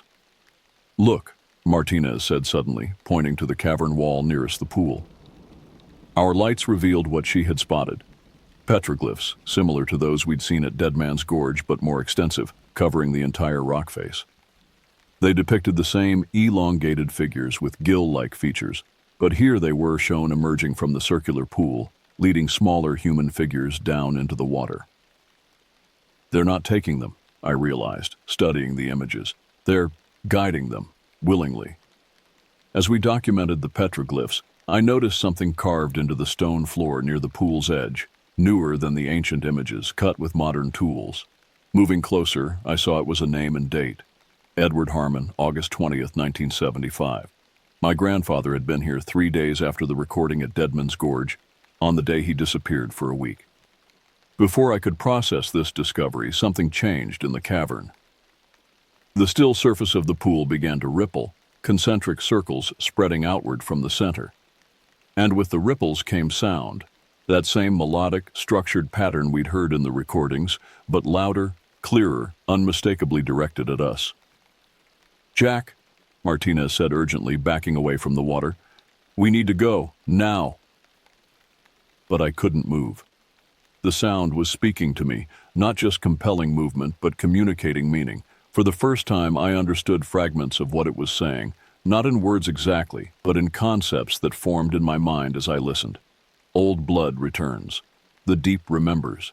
The invitation stands. "Jack!"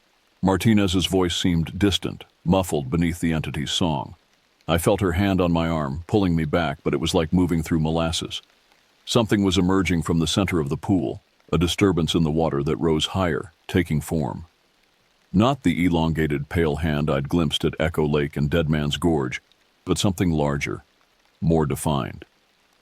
A figure rising from the depths, water cascading from its form. I caught only glimpses, glistening skin the color of lake-bottom silt, eyes that reflected our headlamps with an inner light of their own, a body proportioned like a human but wrong somehow, adapted for water rather than land.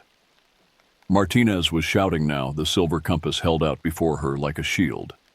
The entity paused, its form partially emerged from the pool, those luminous eyes fixed on us. No, not on us, on me specifically. "Edward's blood," the cycle continues. "Will you listen where he would not?" The meaning formed in my mind with perfect clarity. My grandfather had come here seeking understanding, but something had happened, something that made him warn me away from the water in his letter.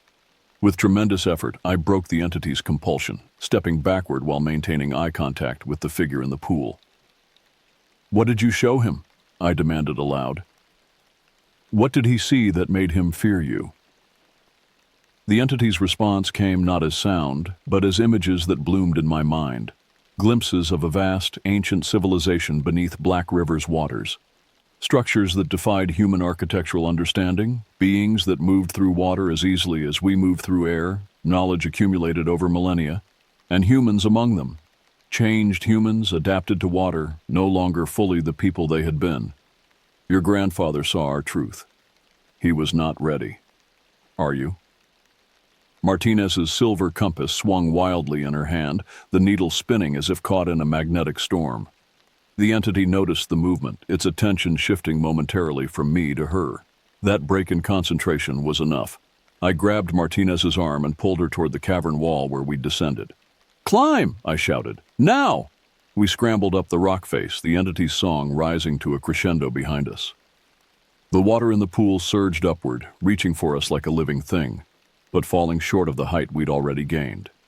As we climbed frantically toward the fissure above, I glanced back once. The entity had fully emerged from the pool, standing at its edge, a figure both familiar and utterly alien, neither fully human nor completely other. It raised an elongated hand in what might have been a farewell or a promise. "We will meet again, Jack Harmon. The water is patient, and you will return to the confluence." We didn't stop climbing until we reached the surface, bursting from the fissure into the late afternoon sunlight. Without a word, we gathered our equipment and began the long hike back to the vehicle, putting as much distance as possible between ourselves and the confluence. Only when we reached the service road did Martinez finally speak. "What was that thing, Jack? What did it show you?" I struggled to articulate what I'd experienced. "It's older than we thought. Not just a predator, but something intelligent, organized. It's been beneath Black River for thousands of years, building something down there. And it's been changing people, adapting them. For what purpose? I don't know, but my grandfather saw it too. Whatever it showed him was enough to make him warn me away from the water for the rest of his life." As we drove back toward the ranger station, both our phones buzzed simultaneously. The message was the same on each screen. "The invitation remains open. The deep has much to show you." I turned off my phone, but the entity's final words in the cavern continued to echo in my mind. "The water is patient, and you will return to the confluence." The most disturbing part was the certainty I felt that it was right. The human mind isn't built to accommodate certain types of knowledge. After our encounter at the confluence, I found myself struggling to reconcile what I'd seen with the rational world I thought I understood. The entity beneath Black River wasn't just some predatory creature. It was intelligent, ancient, and part of something far larger than I had imagined. Martinez and I agreed to keep our expedition to the confluence between ourselves for the time being, not out of fear of disciplinary action, but because we needed time to process what we'd witnessed, to determine what it meant for Black River and those who went missing in its waters. 3 days after our return, a new search and rescue call came in. A photographer named Diane Langtree, last seen taking pictures near Stillwater Creek. Her car was found at the trailhead, camera equipment missing, presumed to have been with her on the hike. Peterson assigned me as lead for the search team, with Rollins and Martinez as support. As we gathered our gear, I caught Martinez's eye. This was the first missing person case near water since our discovery at the confluence. We both knew this wasn't just another routine search. We arrived at Stillwater Creek by mid-morning, setting up our search grid from the location where Langtree's hiking boots had been found, neatly placed at the creek's edge, just like the Jenkins family's shoes at Echo Lake. The pattern was becoming disturbingly familiar. "Standard protocol," I told the team. "Grid search outward from the last known location. Martinez, you and Sampson take the north shore. Rollins and I will cover the south." As the others moved into position, I knelt beside the creek, studying the water but keeping a safe distance. After what I'd seen at the confluence, I viewed these connected waterways differently, not as isolated features, but as extensions of something vast and intelligent that spread throughout Black River like a nervous system. The search progressed methodically through the day, but yielded nothing beyond Langtree's abandoned boots. No tracks leading away from the creek, no signs of struggle, no equipment dropped along a trail. It was as if she had stepped into the water and simply ceased to exist. As dusk approached, Peterson radioed for us to return to base. Rule 1 still applied, regardless of our growing knowledge about the entity. But as Martinez and I packed up our gear, I noticed something unusual floating at the edge of the creek. A memory card, the kind used in professional cameras. Using a stick, I carefully retrieved it without touching the water. The card was dry and undamaged, as if it had been deliberately placed rather than accidentally dropped. "Could be Langtree's," Martinez observed. "We should get it back to the station, see if there's anything recoverable." Back at the ranger station, Peterson connected the memory card to a secure computer. It contained dozens of photographs, the most recent time-stamped from the day Langtree disappeared. The earlier images were typical nature photography, landscapes, wildlife, botanical close-ups. But the final sequence, taken at Stillwater Creek, showed something else entirely. The first few were normal shots of the creek, capturing the play of light on water, the surrounding forest. Then the focus shifted to the water itself, as if Langtree had become fixated on something beneath the surface. The images grew progressively more abstract, blurred motion, strange light patterns, shapes that seemed to be emerging from the depths. The very last photograph made my blood run cold. It showed a humanoid figure standing waist-deep in the creek, facing the camera. The image was slightly out of focus, the figure's features indistinct, but two details were clear: its elongated, webbed hands reaching toward the photographer, and its eyes, reflective, luminous, the same eyes I had seen at the confluence. "She photographed it," I said quietly. The entity showed itself to her. Peterson studied the image for a long moment, his expression unreadable. "This changes things," he finally said. "We've had glimpses before, partial sightings, but never anything this clear." "What do we do now?" Martinez asked. "This is evidence of something that shouldn't exist." "We continue the search," Peterson replied, ejecting the memory card and securing it in an evidence envelope, "but with a different understanding of what we're dealing with." That night, unable to sleep, I drove back to the ranger station and used my access code to retrieve Langtree's memory card. I needed to study that final image more carefully, to compare what she had captured with what I had seen at the confluence. The station was deserted at that hour, just the security lights casting long shadows through the empty rooms. I sat up at my desk, inserted the card into my laptop, and began examining the photographs again. Something caught my attention in the sequence leading up to the final image, a pattern I hadn't noticed earlier. In each successive photo, there was a subtle reflection in the water, a face partially visible among the ripples and light patterns. At first I thought it was Langtree's own reflection as she leaned over the creek with her camera. But as I enhanced the images, I realized it was someone else entirely, someone I recognized. Diane Langtree hadn't been alone at Stillwater Creek. She'd been with Jason Collins, the geology student who had disappeared near Deadman's Gorge 3 years earlier and never been found. His face was different somehow, paler, with a suggestion of those gill-like features I'd seen in the petroglyphs, but it was unmistakably Collins. He appeared to be just beneath the surface of the creek, watching Langtree as she photographed the water. I sat back trying to process this discovery. Collins hadn't simply vanished. He'd been changed, adapted, as the entity had shown me at the confluence. And now he was back, visible in these photographs taken just before another disappearance. As I stared at the screen, my phone buzzed with a text message. The number was unknown, but I knew who it was from before I even read the contents. "She came willingly, Jack, as they all do, eventually. She saw what waits beneath and chose to learn more." I didn't respond. Instead, I copied the photographs to a secure drive and returned the original memory card to the evidence locker. This discovery was too significant to share immediately, even with Peterson. I needed to understand what it meant first. The next morning, I pulled Martinez aside before the search resumed. "I found something on Langtree's memory card," I told her quietly, showing her the enhanced images on my phone. "She wasn't alone at the creek. Look who's in the reflection." Martinez studied the images, her expression shifting from confusion to shock. "That's Collins, the missing geology student?" I nodded. "Changed, but definitely him. And he's watching her from beneath the surface." "So they don't just disappear," Martinez whispered. "They're recruited, converted?" The entity showed me glimpses of this at the confluence. Humans who had been adapted for water. I think that's what happens to some of the people who go missing. They become part of whatever civilization exists down there. But why? What does it want with them? Before I could answer, Peterson approached, ending our private conversation. "Teams are ready to move out. We're expanding the search radius today, focusing on possible exit points from the watershed." The day's search was as fruitless as the first. No sign of Langtree beyond her abandoned boots and the memory card we'd found.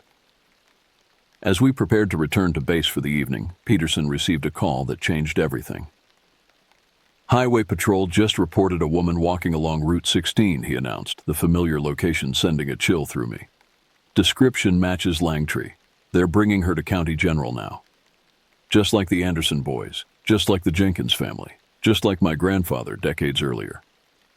The pattern was holding. Some who disappeared returned, found walking along the same stretch of highway that paralleled Black River's watershed. We met Langtree at the hospital, where she was being treated for dehydration and exposure. Like the others, she had no memory of the days she'd been missing, no explanation for how she'd traveled miles from Stillwater Creek without her shoes or equipment. The last thing I remember is taking photographs by the creek, she told us, her voice hoarse, eyes unfocused.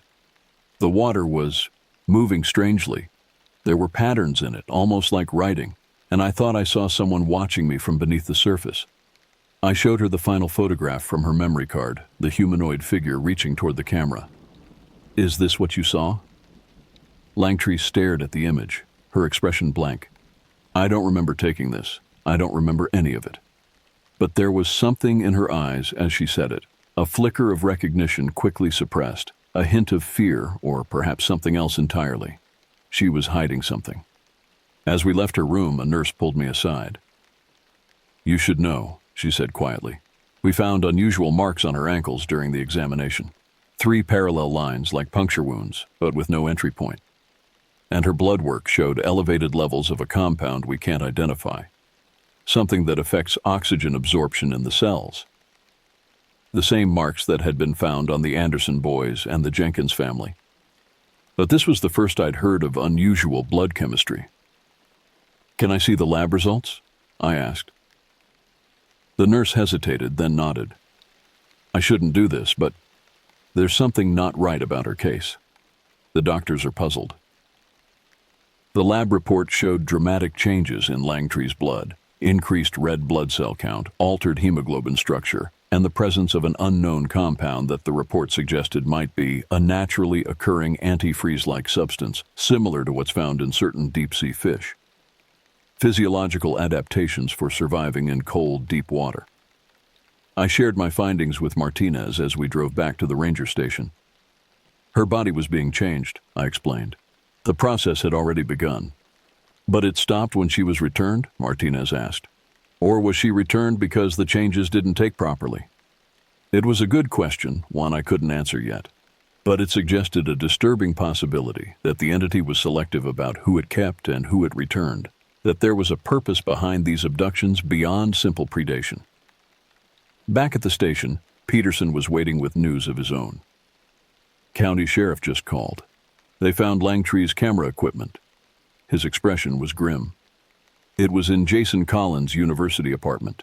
The place has been locked and undisturbed since he disappeared 3 years ago.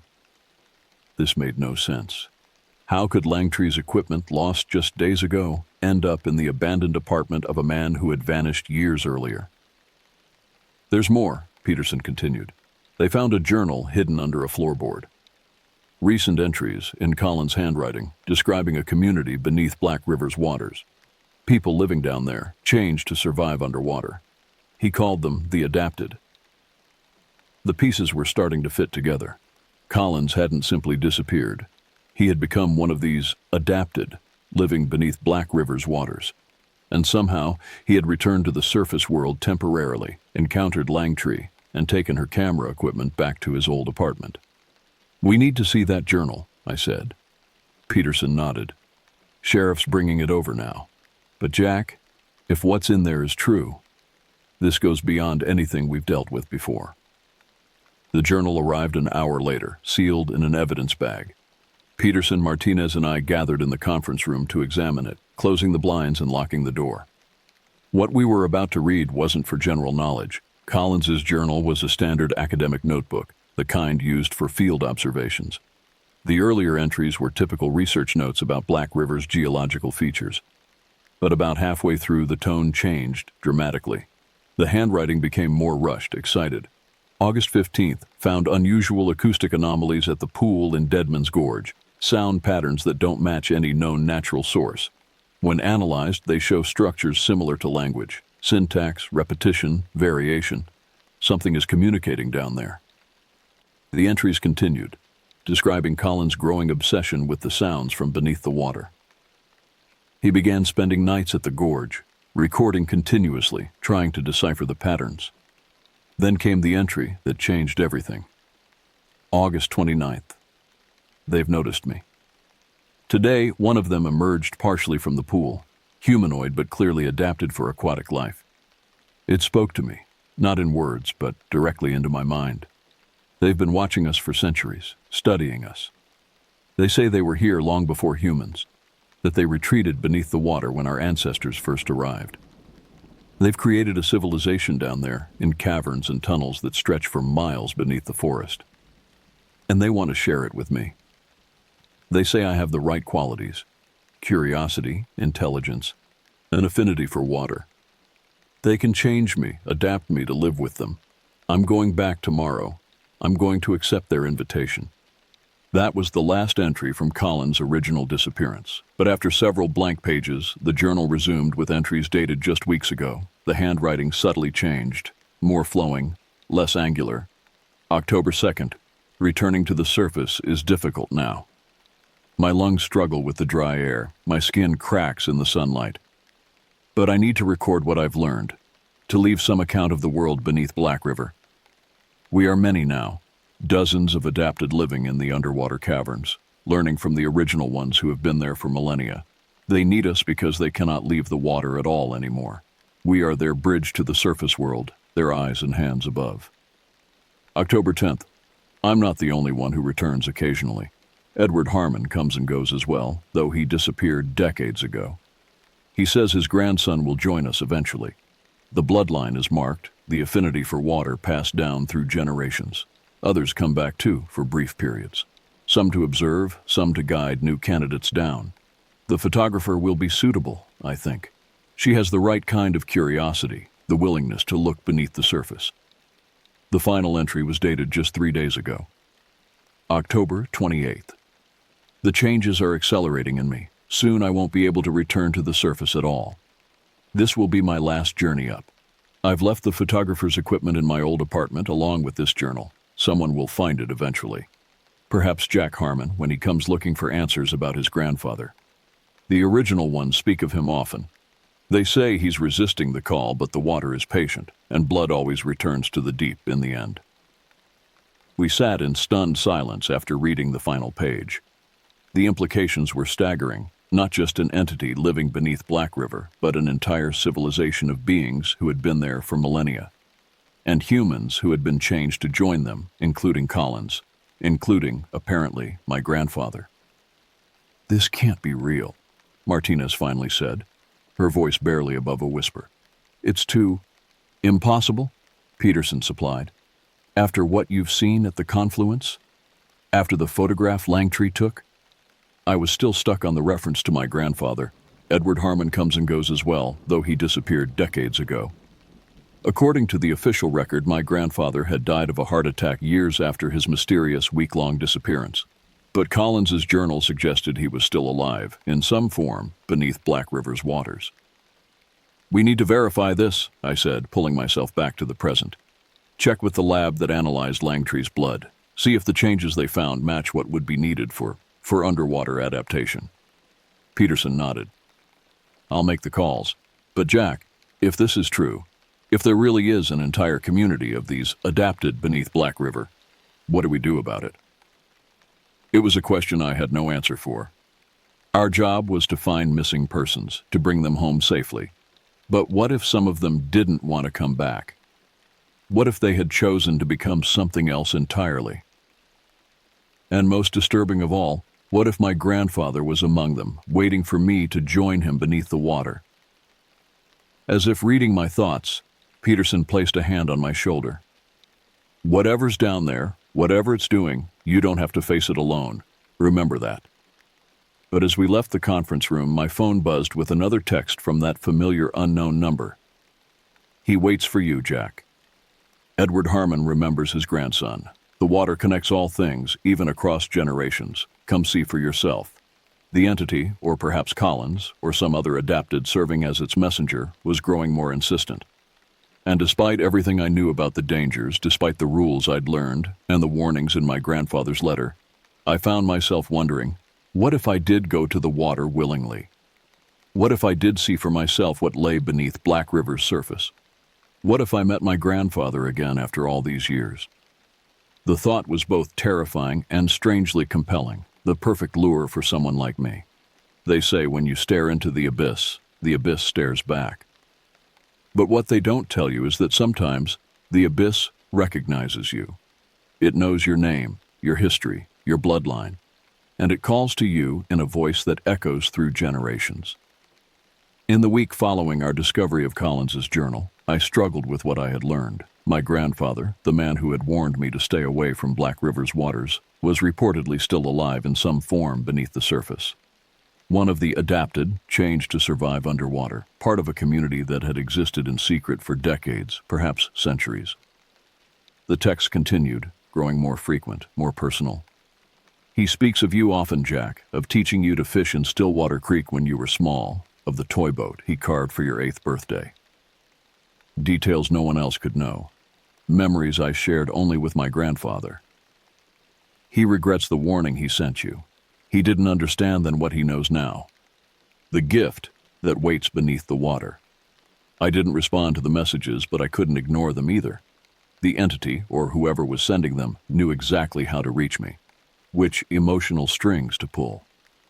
Martinez noticed my preoccupation during our shifts. "You're thinking about going down there, aren't you?" she asked bluntly one evening as we completed our patrol reports. "To find your grandfather." I couldn't deny it. "Wouldn't you, if it was someone you loved?" she sighed. "Jack, we've seen what this thing does. It takes people, changes them. Whatever is down there might have your grandfather's memories, might even think it is him, but what if it is him?" I countered. "What if he's been alive all this time trying to reach out? Collins' journal said he comes and goes. What if he's been watching me, waiting for the right moment?" Martinez had no answer for that. None of us did. We were in uncharted territory, dealing with something beyond our understanding of what was possible. Peterson called me into his office the next morning. He looked tired, the weight of recent discoveries evident in the new lines on his face. "Lab results came back on Langtree's blood samples," he said without preamble. "The unknown compound is a protein that alters cellular respiration, allows for oxygen absorption in low oxygen environments, similar to what's found in certain deep-sea creatures." "Adaptations for underwater survival," I said. "Just like Collins described in his journal." Peterson nodded. "There's more. I've been reviewing historical medical records for returned missing persons going back decades. Most were destroyed or incomplete, but I found consistent patterns, similar cellular changes, unusual protein markers, those distinctive marks around the ankles, all temporary, fading within days of their return. So the changes can be reversed? Or intentionally halted, Peterson suggested. If Collins is right, the entity, the original ones as he called them, are selective about who they keep.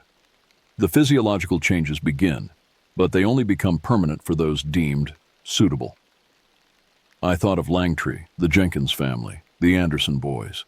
All returned with partial adaptations that faded over time. Rejected, perhaps.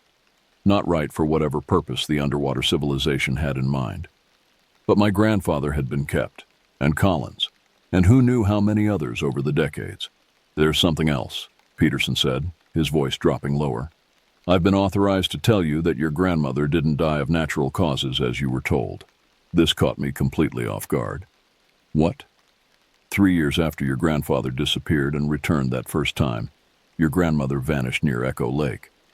Unlike your grandfather, she was never found. Peterson's eyes held mine steadily. "The report was classified, the official story changed to protect you and your mother, but I thought you should know now, given everything that's happening." The revelation hit me like a physical blow. My grandmother, whom I'd been told had died of cancer before I was born, had actually disappeared in Black River, possibly taken by the same entity that had claimed my grandfather. "Why tell me this now?" I asked, my voice tight with suppressed emotion. "Because you need all the facts before you make a decision, Jack. I've seen that look in your eyes. You're considering going to the water, trying to find your grandfather. I can't stop you, but I can make sure you understand what you're walking into." He was right. Despite all the warnings, all the rules, all the evidence of danger, I had been contemplating exactly that. The pull of family, of answers, of resolution was becoming irresistible. "What would you do?" I asked him quietly. Peterson considered this for a long moment. "I'd remember that whatever is down there, whatever it shows you or tells you, it has its own agenda. It's been taking people from Black River for generations. It's patient, intelligent, and utterly alien to our way of thinking." He paused. "But I also know what it's like to lose family and never get answers. Sometimes not knowing is the worst part."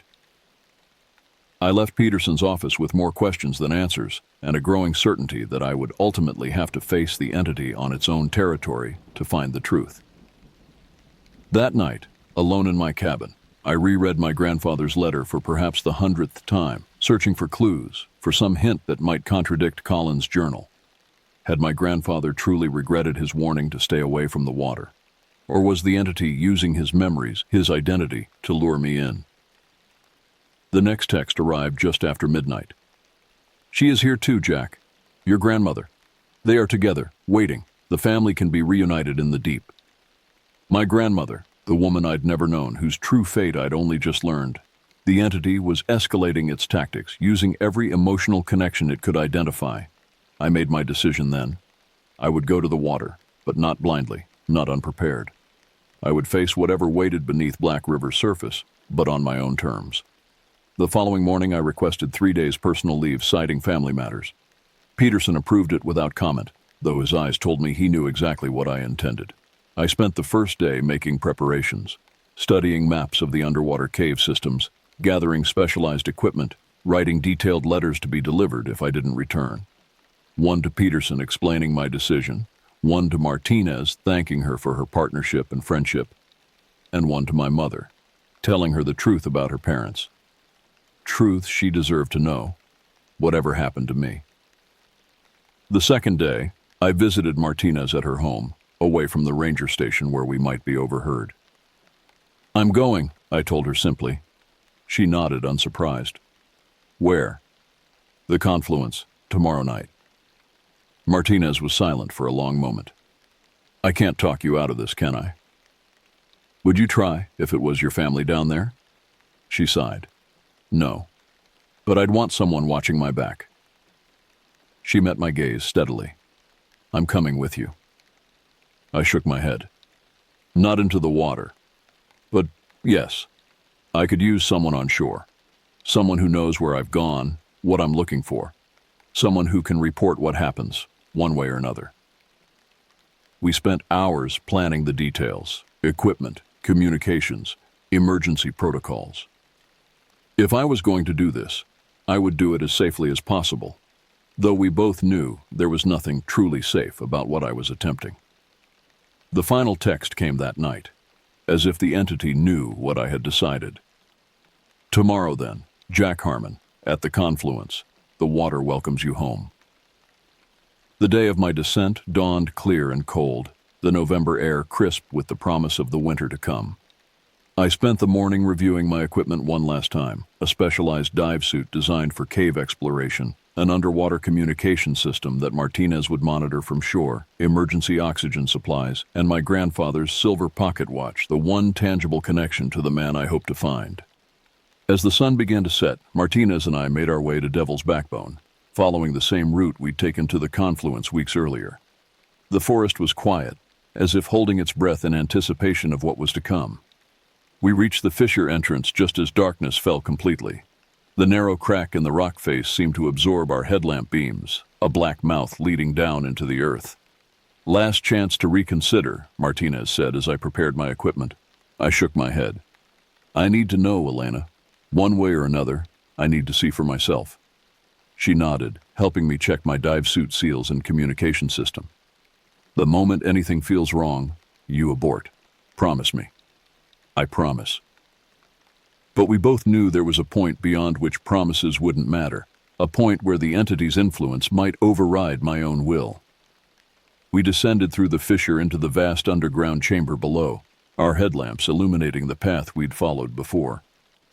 The sound of converging streams echoed through the cavern, louder now than during our previous visit, as if the waters were flowing more vigorously. As we approached the confluence, the circular pool at the chamber's center, I felt it immediately. That familiar pull, the compulsion to move toward the water. But this time I didn't resist. I had come here deliberately, willingly. The pool's surface was no longer still as it had been during our first visit. It rippled with subtle movement, concentric circles spreading outward from the center, though there was no apparent cause for the disturbance. "It knows we're here," Martinez whispered, her hand moving instinctively to the silver compass she carried. "It's been waiting." I nodded, unable to take my eyes off the water. "Set up the communication relay. I'll prepare to enter." As Martinez established our equipment on a rocky ledge well back from the pool's edge, I completed my final checks: dive mask, oxygen supply, underwater lights. The specialized suit would protect me from the cold and pressure, but nothing could shield me from whatever waited beneath the surface. "Communication check." Martinez's voice came through the earpiece built into my dive mask. "Receiving you clearly," I confirmed. "Recording system active?" "Active and backing up to secure storage. Whatever you see down there, we'll have a record of it." I approached the edge of the pool, feeling the pull growing stronger with each step. The water seemed to reach for me, ripples accelerating toward the shore where I stood. "Jack," Martinez called from her position at the relay. "There's movement in the water." I saw it too, shapes moving beneath the surface, indistinct but unmistakably present. Multiple entities, circling, waiting. The familiar melodic sound began to emanate from the pool.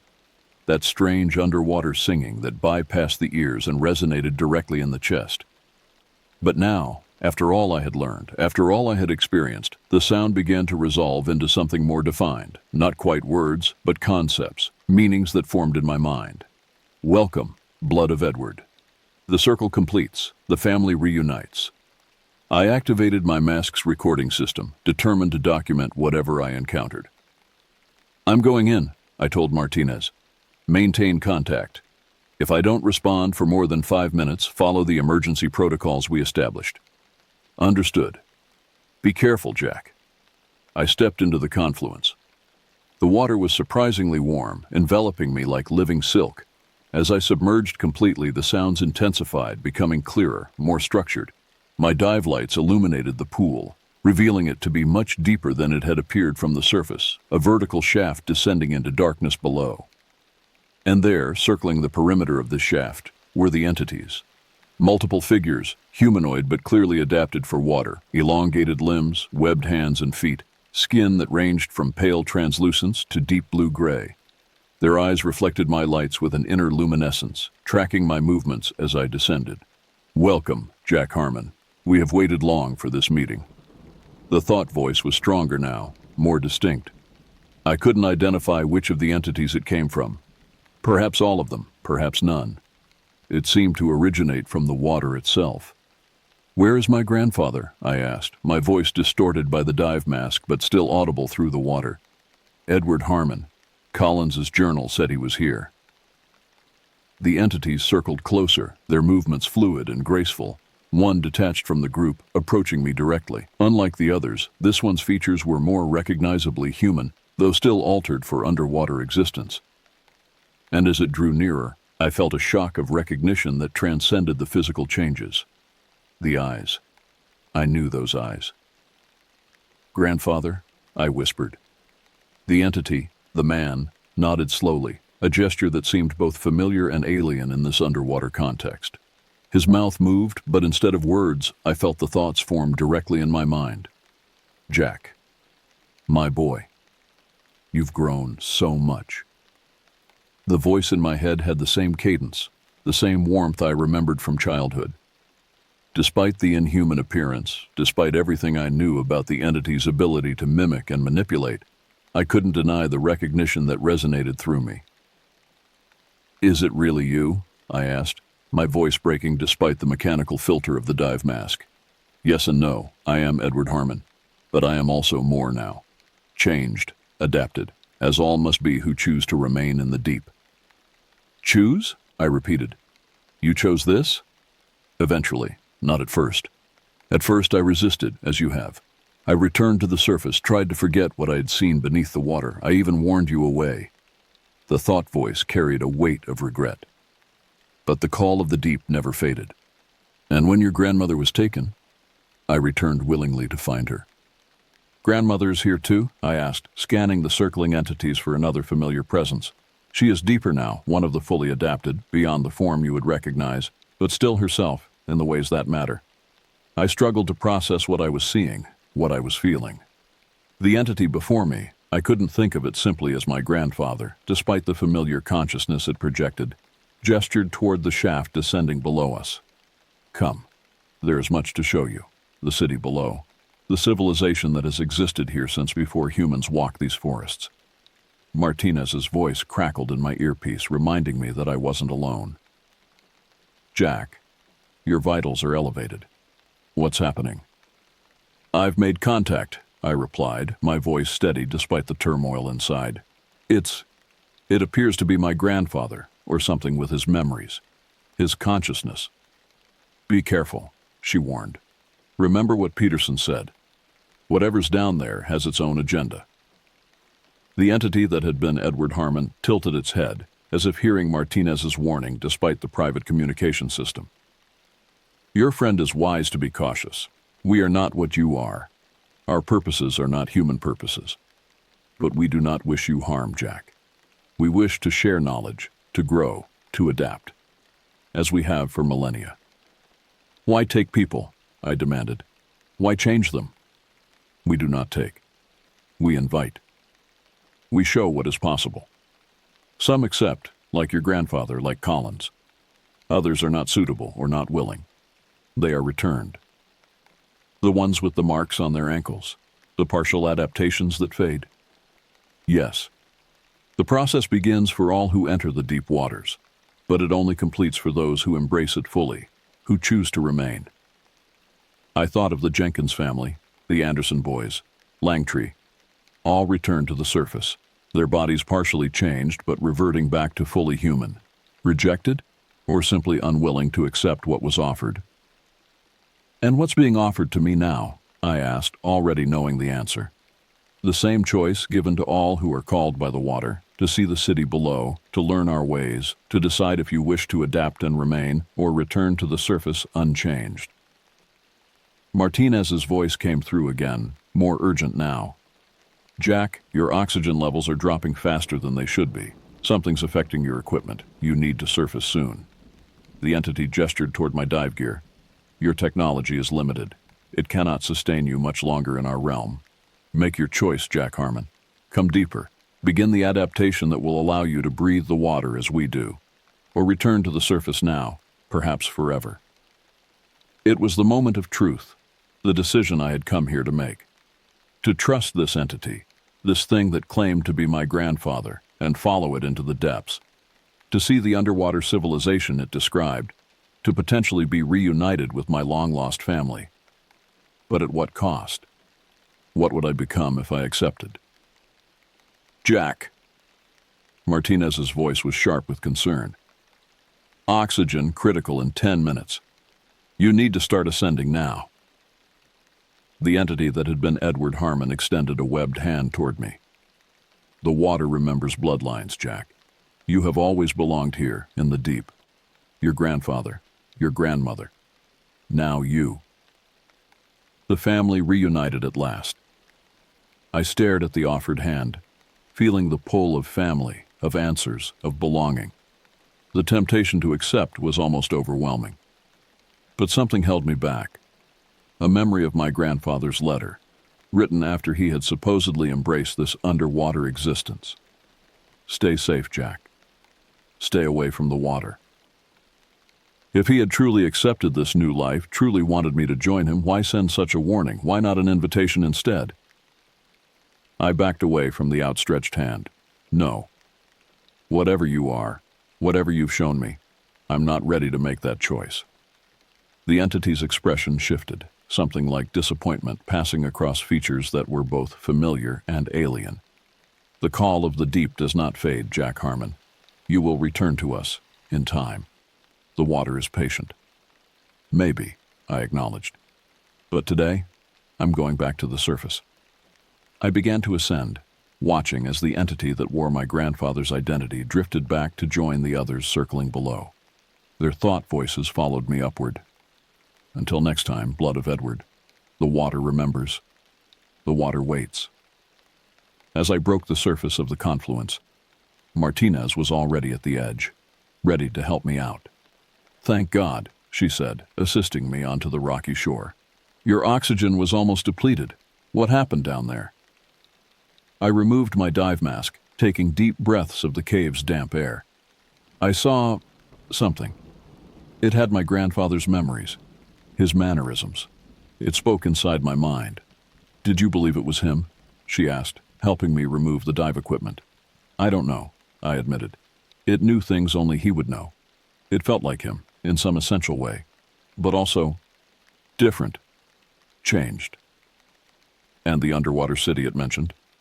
I didn't go deeper to see it. Something didn't feel right. I described the contradiction between the entity's invitation and my grandfather's written warning.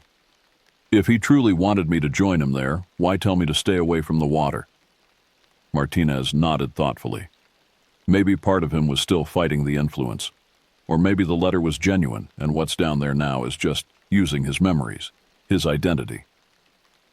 We gathered our equipment and began the long climb back to the surface world, both of us quiet, contemplative. I had gone seeking answers but had found only more questions, more mysteries. As we emerged from the fissure into the night air, my phone buzzed in the waterproof case where I'd stored it. A final message from the entity. The door remains open, Jack Harmon. Your true family waits below. In time, you will return to the deep. I showed the message to Martinez, who frowned. It's not giving up on you. No, I agreed. And maybe it's right.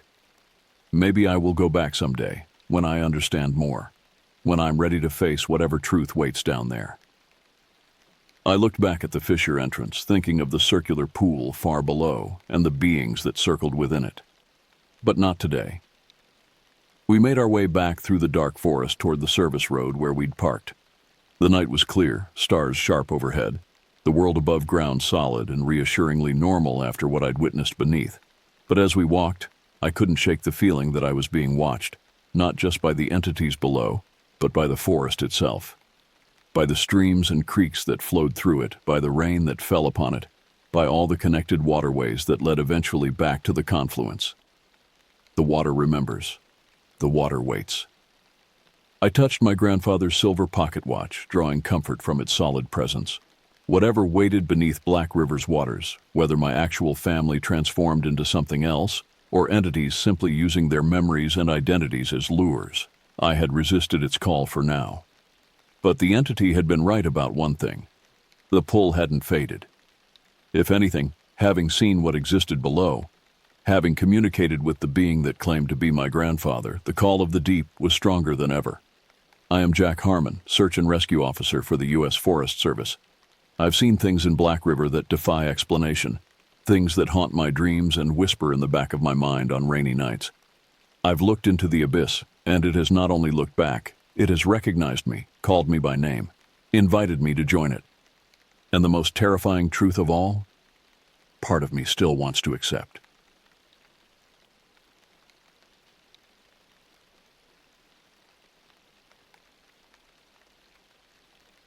The alarm clock's harsh buzzing cut through the pre-dawn darkness at 4:45 a.m. on that crisp April morning in 2019. At 17, I had grown accustomed to these early starts, but something felt different as I pulled on my worn jeans and flannel shirt. The air held an unusual stillness that made my skin crawl in ways I couldn't yet understand. Our ranch sits 45 minutes east of Merritt, surrounded by the rolling grasslands that define this part of the British Columbia interior. During summer months, these fields come alive with grazing cattle, but in April, the landscape maintains an almost otherworldly quiet. The morning air bit at my cheeks as I stepped outside, my breath forming small clouds that dissipated quickly in the thin atmosphere. Dad was already loading the horses into the trailer, his movements efficient despite the early hour. Rex, our border collie mix, paced nervously around the vehicles, his usual enthusiasm replaced by an odd restlessness that should have served as our first warning. The dog kept looking toward the mountains with his ears pinned back, a behavior I had never witnessed before in all our years of cattle drives. "You ready for this, son?" Dad asked, though his voice carried an undertone I couldn't identify. He had been moving cattle through these mountains for over 20 years, and his experience showed in every deliberate action. Yet something in his demeanor suggested an unease that matched my own growing apprehension. The drive to our starting point took us along Highway 5, past familiar landmarks that looked somehow foreign in the gray pre-dawn light. The mountains loomed ahead of us, their peaks obscured by low-hanging clouds that seemed to press down with an almost physical weight. As we turned off the highway onto the access road, the pavement gave way to gravel, and then to the rough dirt track that would take us up into the higher elevations where the cattle would spend their summer months. I have always found something magical about these early morning hours. The way the first light creeps across the landscape, painting everything in soft pastels before the harsh reality of full daylight takes over. But that morning, the approaching dawn felt ominous rather than beautiful.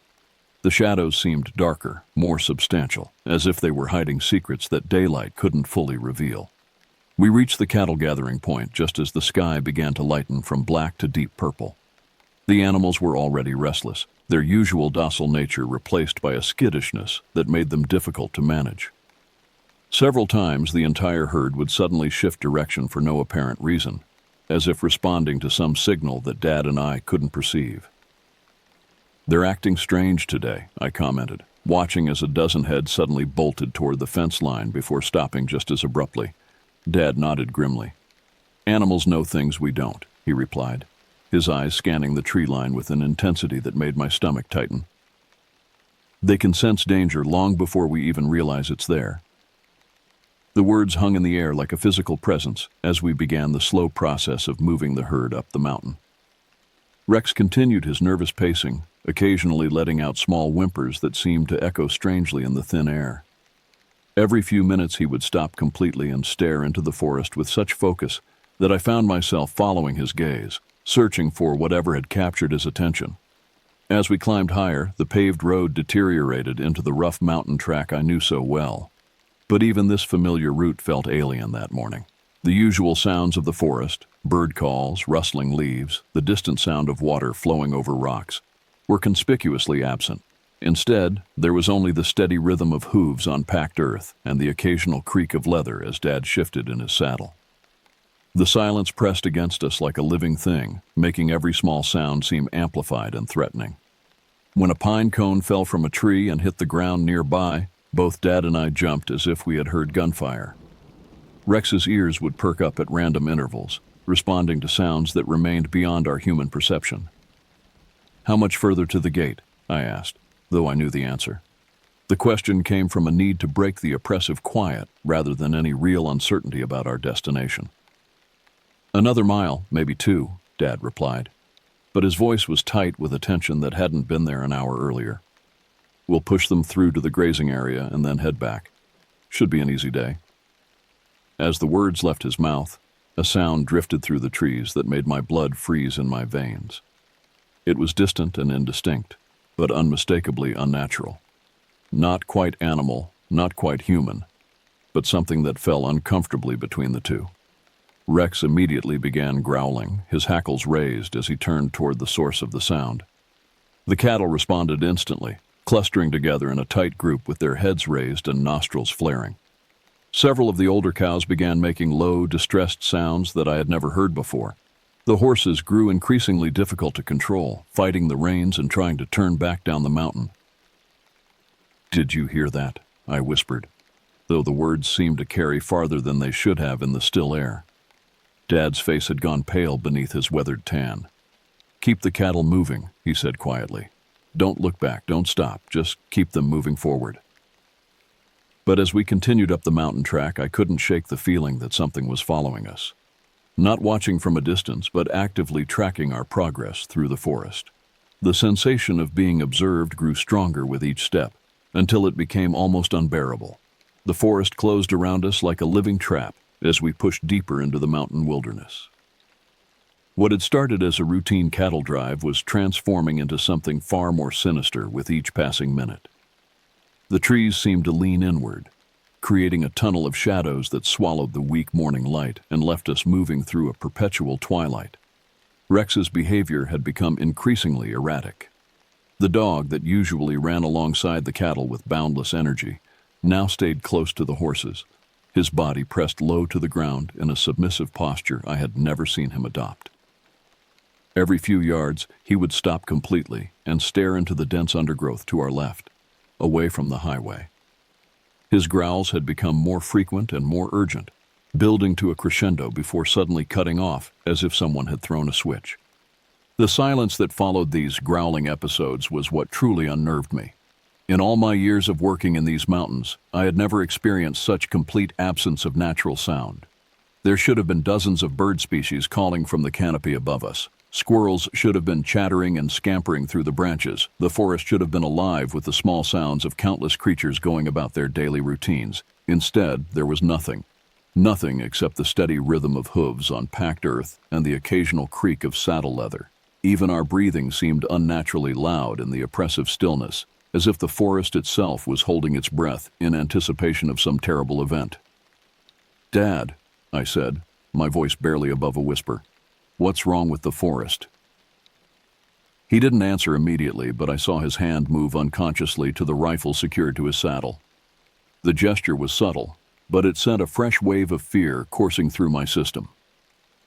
In all our years of working together, I had never seen him display such obvious concern about our safety in these familiar woods. The cattle were becoming increasingly difficult to manage. Animals that normally moved docilely up the mountain were now constantly trying to turn back toward the highway. Several times, the entire herd attempted to bolt as a unit, requiring Rex and both horses to work frantically to keep them moving in the right direction. Their eyes showed white around the edges, and many of them were producing the stressed vocalizations that cattle make when they sense immediate danger. As we climbed higher, the vegetation began to change. The mixed forest of pine and aspen gave way to denser stands of spruce and fir, their branches interlocking overhead to create an almost impenetrable canopy. The path narrowed considerably, forcing the cattle into a single file line that stretched out behind us like a living chain. This formation made them even more vulnerable and increased their obvious anxiety. "There's the gate," Dad said, pointing ahead to where a wooden structure was barely visible through the trees. But his voice carried no relief, only a grim determination to complete the task at hand. The gate marked the boundary between the lower mountain slopes where we maintained some level of control and the vast wilderness area where the cattle would spend their summer months. Beyond this point, the animals would be largely on their own, free to roam across thousands of acres of mountain meadows and alpine forest. Under normal circumstances, this transition represented the successful completion of our work. But nothing about this morning qualified as normal circumstances. As we approached the gate, Rex suddenly began barking with an intensity that made my heart race. Not the playful bark he used during routine cattle work, but a series of sharp, urgent sounds that spoke of genuine alarm. He was staring fixedly at a point approximately 50 yards to our left, where the forest grew particularly dense. The cattle reacted immediately to the dog's distress. The entire herd bunched together in a tight cluster, facing outward like a defensive formation. Several of the bulls began pawing the ground and snorting, their massive heads swinging back and forth as they searched for the source of danger. The horses began prancing nervously, fighting against our attempts to keep them calm. "Easy, Rex," Dad commanded, but there was uncertainty in his voice. "What is it, boy?" The dog continued his frantic barking for another 30 seconds before suddenly falling silent. The abrupt cessation of sound was more frightening than the barking had been. Rex remained in his alert position, muscles tensed and ready to flee, but his vocalizations stopped as if someone had given him a command we couldn't hear. In the silence that followed, I became aware of a new sound. It was subtle at first, almost indistinguishable from the natural settling sounds of the forest. But as I focused my attention, it resolved into something that made my skin crawl with primal fear. It sounded like footsteps, but not quite human footsteps. The rhythm was wrong, the spacing irregular, and there was a quality to the sound that suggested something much larger and heavier than any person. The footsteps seemed to be moving parallel to our route, staying hidden in the dense forest but matching our pace exactly. Sometimes they would fall behind, forcing us to wonder if we had imagined them entirely. Then they would surge ahead, always staying just beyond the range of our vision but close enough to remind us of their presence. "Dad," I whispered, my voice tight with fear. "Something's following us." He nodded grimly. "I know. Just keep the cattle moving. We need to get through that gate and get them settled. Then we'll figure out what to do next." But even as he spoke, I could see the doubt in his eyes. This was his mountain, his territory, and he had never encountered anything like what we were experiencing. The confidence that came from decades of experience was being replaced by the kind of fear that comes from confronting the unknown. As we reached the gate, I dismounted to open it, my hands shaking as I worked the latch mechanism. The metal was cold against my palms, and I noticed that my fingers left visible moisture marks on the steel surface. My body was producing adrenaline at a rate that left me feeling simultaneously hyper-alert and nauseated. The cattle moved through the gate with obvious reluctance, constantly looking back over their shoulders as if expecting pursuit. Even after we had driven them a considerable distance beyond the boundary, they remained clustered together rather than spreading out to graze as they normally would. "There's the pond," Dad said, pointing to a small body of water that served as a natural resting point during the cattle drive. "We'll let them drink and catch our breath." But as we approached the familiar landmark, I realized that our troubles were far from over. In fact, they were just beginning. The pond sat in a natural clearing surrounded by towering spruce trees, their dark branches creating a cathedral-like space that normally felt peaceful and secure. But as our small convoy of cattle, horses, and humans entered this familiar sanctuary, the oppressive atmosphere that had been building throughout the morning reached a new level of intensity. The cattle immediately spread out around the water's edge, their heads dropping to drink with the desperate urgency of animals who sensed their time might be limited. But even as they satisfied their thirst, they remained alert, ears constantly moving and eyes darting toward the surrounding forest. Several of the older cows positioned themselves between the pond and the tree line, as if trying to shield the younger animals from some perceived threat. Dad and I dismounted near the center of the clearing, ostensibly to rest our horses and enjoy the spectacular view that opened up beyond the pond. From this elevation, we could see across the valley to the Cascade Mountain Range, with its snow-capped peaks gleaming in the morning sunlight. Closer to us, Stojama Mountain rose from the forest like a green sentinel, its slopes covered in the dense coniferous growth that characterized this region. But the beauty of the landscape was overshadowed by the growing sense that we were being observed. The feeling had intensified during our climb to the pond, evolving from a vague unease to a certainty that hostile eyes were tracking our every movement. Rex remained pressed against my legs, his usual enthusiasm for exploring new territory completely absent. "Look at that view," Dad said, but his words sounded forced, as if he was trying to convince himself that everything was normal. "Never gets old, does it?"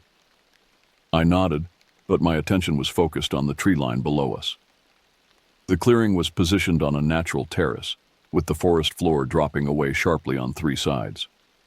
From our vantage point, we could see down into the canopy for several hundred feet, watching the tops of the trees sway gently in the mountain breeze.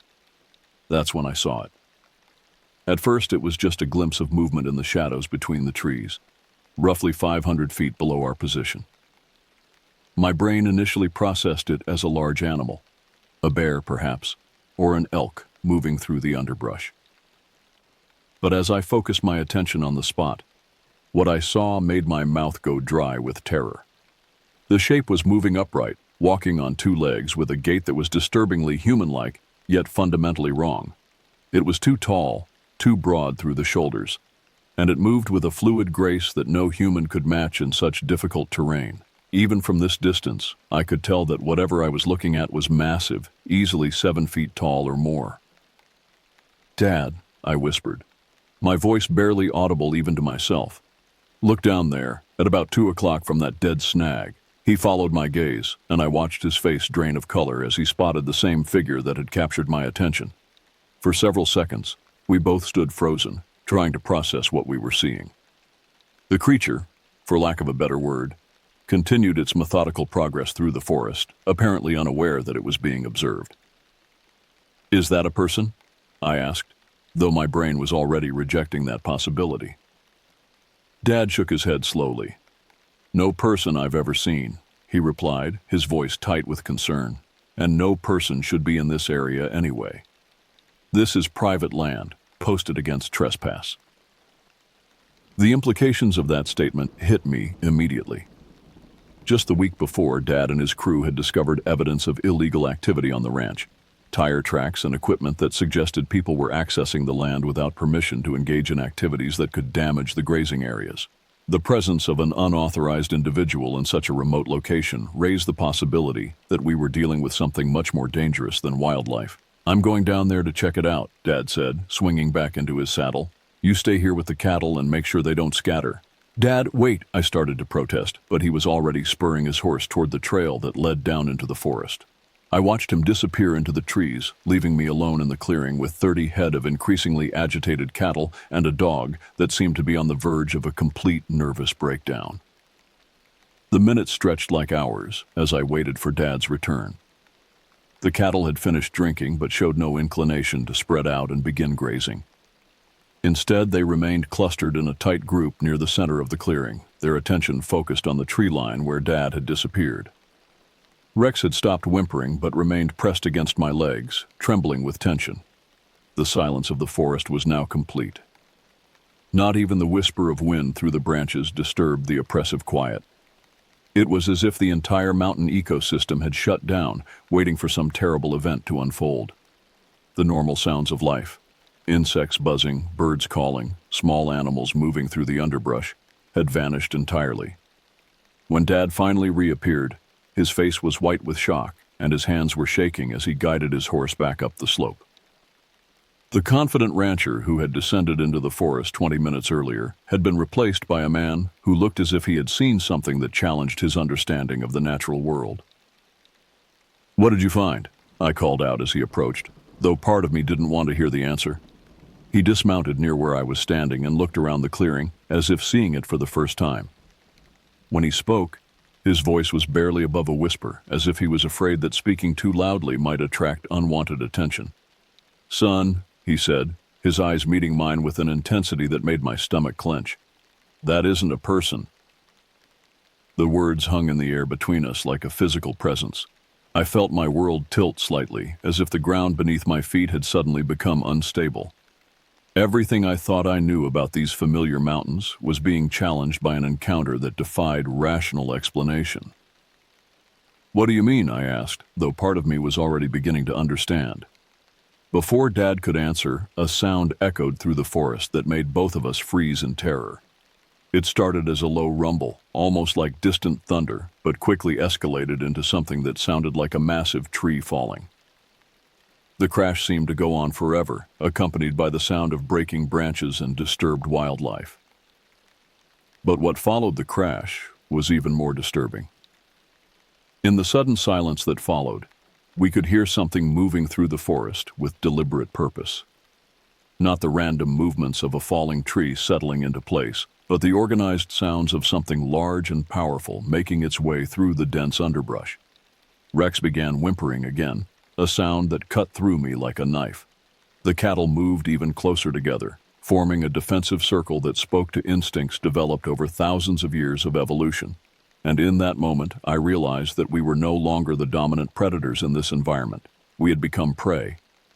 The crash that echoed through the forest marked a turning point in our mountain ordeal. What had been an unsettling morning of strange sounds and eerie sensations suddenly transformed into something far more immediate and threatening.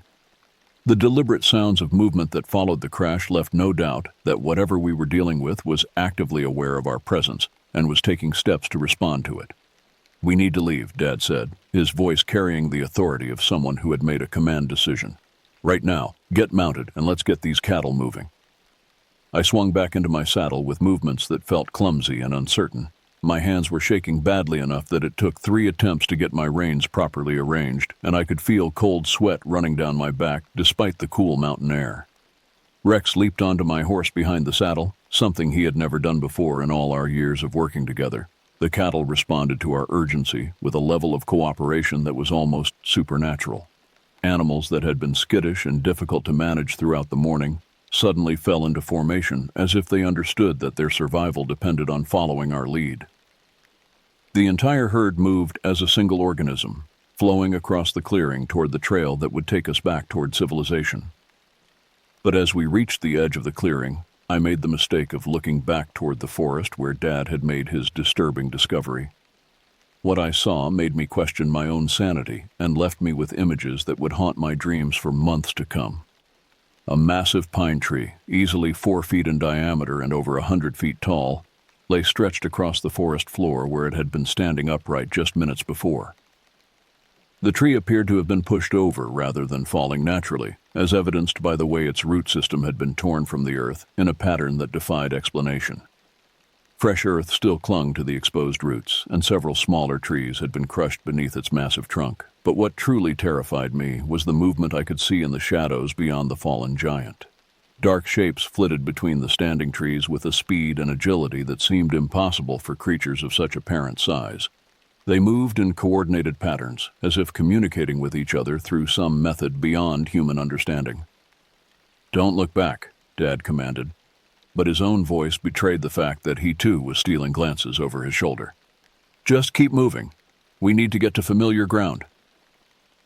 The trail leading away from the pond was narrow and winding, forcing us to move in single file with the cattle strung out in a long line behind us. This formation made us vulnerable and increased the animals' obvious anxiety. Several times the entire herd tried to break into a run, requiring both horses and Rex to work frantically to maintain control.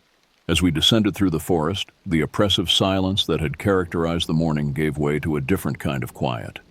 This wasn't the absence of natural sound, but rather the hushed expectancy that precedes a storm. Even the rhythm of hooves on the packed earth seemed muffled, as if the forest itself was absorbing the sound of our passage. Rex's behavior had become increasingly frantic. The dog that usually ran alongside the cattle was now riding behind my saddle, pressed against my back with his entire body trembling. Every few minutes he would let out a small whimper and look back the way we had come, his ears flattened against his head in an expression of pure terror. "How much further to the gate?" I asked, though I was afraid to hear the answer. "Maybe half a mile," Dad replied, but his voice was tight with uncertainty. "The trail gets rougher from here, and there are several places where we'll be exposed if anything decides to follow us." As if summoned by his words, a sound drifted through the trees that made my blood freeze. It was similar to the noise we had heard earlier in the morning, but much closer and more distinct. The sound seemed to combine elements of different animals, the deep rumble of a large predator, the higher pitch of something in distress, and an underlying quality that was disturbingly human-like. The cattle reacted instantly, bunching together in a panic that threatened to turn into a full stampede. Several of the younger animals broke from the group and tried to run back up the mountain, forcing Dad to spur his horse after them while shouting commands that seemed to have little effect. "Stay with the main herd," he called to me as he disappeared into the trees in pursuit of the fleeing cattle. "Keep them moving toward the gate." Being left alone with the remaining animals in such circumstances was terrifying beyond description.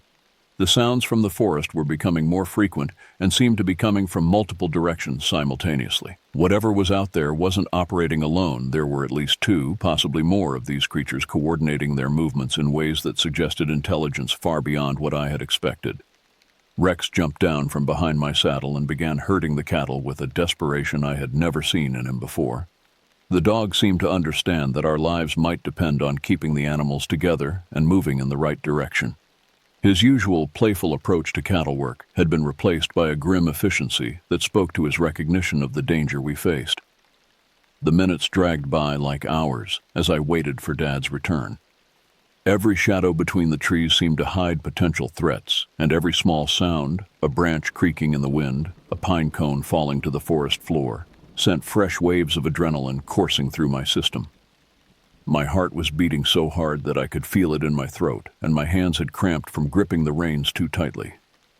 When Dad finally reappeared with the missing cattle, his face was even paler than before. The confident rancher I had known all my life was being replaced by someone I didn't recognize, someone who had been forced to confront the reality that there were things in these mountains that fell outside his considerable experience and expertise. "We need to move faster," he said as he rejoined the main group. "I saw tracks down there that don't match anything I've ever seen before." What kind of tracks? I asked, though I wasn't sure I wanted to hear the answer. Large, bipedal, but not human, he replied, his voice barely above a whisper. And fresh, very fresh. As we continued down the mountain, I became aware that the sounds of pursuit were growing closer. The creatures, whatever they were, seemed to be pacing us, staying just out of sight but close enough to remind us of their presence. Sometimes the sounds would fall behind, giving us hope that we had outdistanced our pursuers. Then they would surge ahead, always staying just beyond the range of our vision, but close enough to maintain the psychological pressure. The cattle were now in a constant state of near panic, requiring every bit of skill that Dad, Rex, and I possessed to keep them moving in the right direction. Several times, individual animals tried to break away from the group, forcing one of us to pursue them while the others struggled to maintain control of the main herd. As we rounded a bend in the trail, I saw something that made my heart leap with relief. There, maybe 200 yards ahead, was the gate that marked the boundary between the wilderness area and the more controlled environment of the lower mountain slopes. Beyond that gate lay the familiar territory of our ranch and the illusion of safety that came with known ground. But as we approached our destination, the sounds from the forest intensified dramatically. What had been occasional noises became a constant chorus of movement and communication that seemed to emanate from all directions simultaneously. Whatever was tracking us was closing in for what I could only assume would be some kind of confrontation. Almost there, Dad said, but his voice carried more hope than confidence. Just keep them moving. As we pushed the last of the cattle through the gate and secured it behind us, I thought our ordeal might finally be over.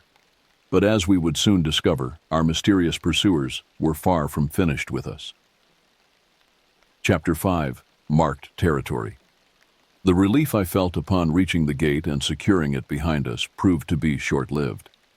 As we began the descent down the mountain path that would eventually lead us back to the ranch, it became increasingly clear that passing through the gate had not ended our encounter with whatever inhabited the deeper wilderness areas. If anything, our mysterious pursuers seemed to have become more active and more aggressive in their behavior. The trail leading down from the gate was one I had traveled countless times over the years. It wound through a mixed forest of aspen and pine, with occasional clearings that provided spectacular views of the valley below. Under normal circumstances, this portion of the journey home was one of my favorites, offering a chance to relax and enjoy the scenery after the hard work of moving cattle to their summer pasture. But nothing about this morning qualified as normal circumstances. The oppressive atmosphere that had characterized our climb into the mountains had followed us back down, creating a sense of impending doom that made even familiar landmarks seem foreign and threatening. The cattle remained clustered together in an unnatural formation, their usual tendency to spread out and graze completely suppressed by their obvious fear. Rex had resumed his position running alongside the horses, but his behavior remained far from normal. Every few minutes, he would stop abruptly and stare back up the mountain, his hackles raised and his body tense with anticipation. The dog's distress was becoming increasingly difficult to ignore, particularly since his instincts had proven so reliable throughout the morning's events. "Look at that," Dad said suddenly, pulling his horse to a stop and pointing toward a large pine tree that stood beside the trail. I followed his gaze and felt my stomach drop as I saw what had captured his attention. The tree, which I remembered as unmarked during our passage earlier that morning, now bore a series of deep gashes that ran from roughly 7 feet above the ground down to about 4 feet from the base. The marks appeared fresh, with sap still seeping from the wounds in the bark. But what made these marks truly disturbing was their pattern and depth. They weren't random scratches left by a bear or other large animal. Instead, they formed a deliberate design that looked almost like some kind of primitive communication. 4 parallel lines ran vertically down the trunk, intersected by 2 horizontal lines that created a pattern resembling a crude grid or map. "Those weren't there this morning," I said, though the statement was unnecessary. Both Dad and I had excellent memories for trail conditions, and such obvious markings would never have escaped our notice during the upward journey. Dad dismounted and approached the tree for a closer examination. As he drew near, I could see his face growing increasingly pale as he took in the full extent of the damage. The gouges were deep enough to penetrate several inches into the heartwood, and they had been made with tremendous force. Whatever had created these marks possessed strength far beyond that of any normal forest animal. "Look at the spacing," he said, running his finger along the edge of one of the vertical marks. "These lines are about 6 inches apart, which would suggest fingers or claws of considerable size. But the depth and precision suggest tool use rather than natural weapons." The implications of his observation sent a fresh wave of fear coursing through my system. We were dealing with something that possessed not only size and strength, but also intelligence and the ability to manipulate its environment in deliberate ways. The marks on the tree weren't random damage, they were a message. As we remounted and continued down the trail, I found myself scanning every tree we passed for similar markings. The forest that had seemed so familiar just hours earlier now felt like enemy territory, full of potential threats and hidden dangers. Every shadow between the trees could conceal watching eyes, and every sound, no matter how innocent, seemed to carry sinister implications. The cattle sensed our growing anxiety and responded by becoming even more difficult to manage. Several times the entire herd tried to break into a run, forcing Rex to work frantically to keep them together. The animals' eyes showed white around the edges, and many of them were producing stress vocalizations that I had never heard before in all my years of ranch work. "There's another one," I called out, pointing to a second marked tree roughly 50 yards further down the trail. This tree bore a different pattern of marks. 3 vertical lines crossed by a single horizontal slash, all carved with the same precision and depth as the first set. The message, whatever it was intended to convey, was being reinforced through repetition and variation. As we continued our descent, we discovered that virtually every large tree along our route had been marked in some way. Some bore the simple grid pattern we had first observed. Others showed more complex designs that seemed to incorporate elements of primitive pictographs. All of the marks appeared fresh, created within the past few hours while we had been moving cattle in the higher elevations. "They're marking territory," Dad said grimly, letting us know that this area is under their control. The realization that we were traveling through territory that had been claimed by unknown creatures was deeply unsettling. These mountains had been in our family for 3 generations, and Dad had been working cattle through these trails for over 2 decades. The idea that something else considered this area to be their domain challenged our most basic assumptions about the natural order. As we approached a familiar fork in the trail, where one path led back toward the ranch while the other continued up toward the higher peaks, Rex suddenly began barking with an intensity that made my heart race. His attention was focused on the path that led upward, and his body language suggested the presence of immediate danger. Following the dog's gaze, I saw movement in the shadows between the trees roughly 100 yards up the alternate trail. The shapes were indistinct but clearly large, and they were moving with the same coordinated precision we had observed earlier in the morning. Whatever these creatures were, they had positioned themselves to observe our passage and were making no effort to conceal their presence. "They're watching us," I whispered, my voice barely audible even to myself. Dad nodded grimly. "They've been watching us all morning. The question is what they plan to do about it." As if in response to his words, a sound echoed through the forest that made both of us freeze in terror. It was similar to the vocalizations we had heard earlier, but much closer and more intense.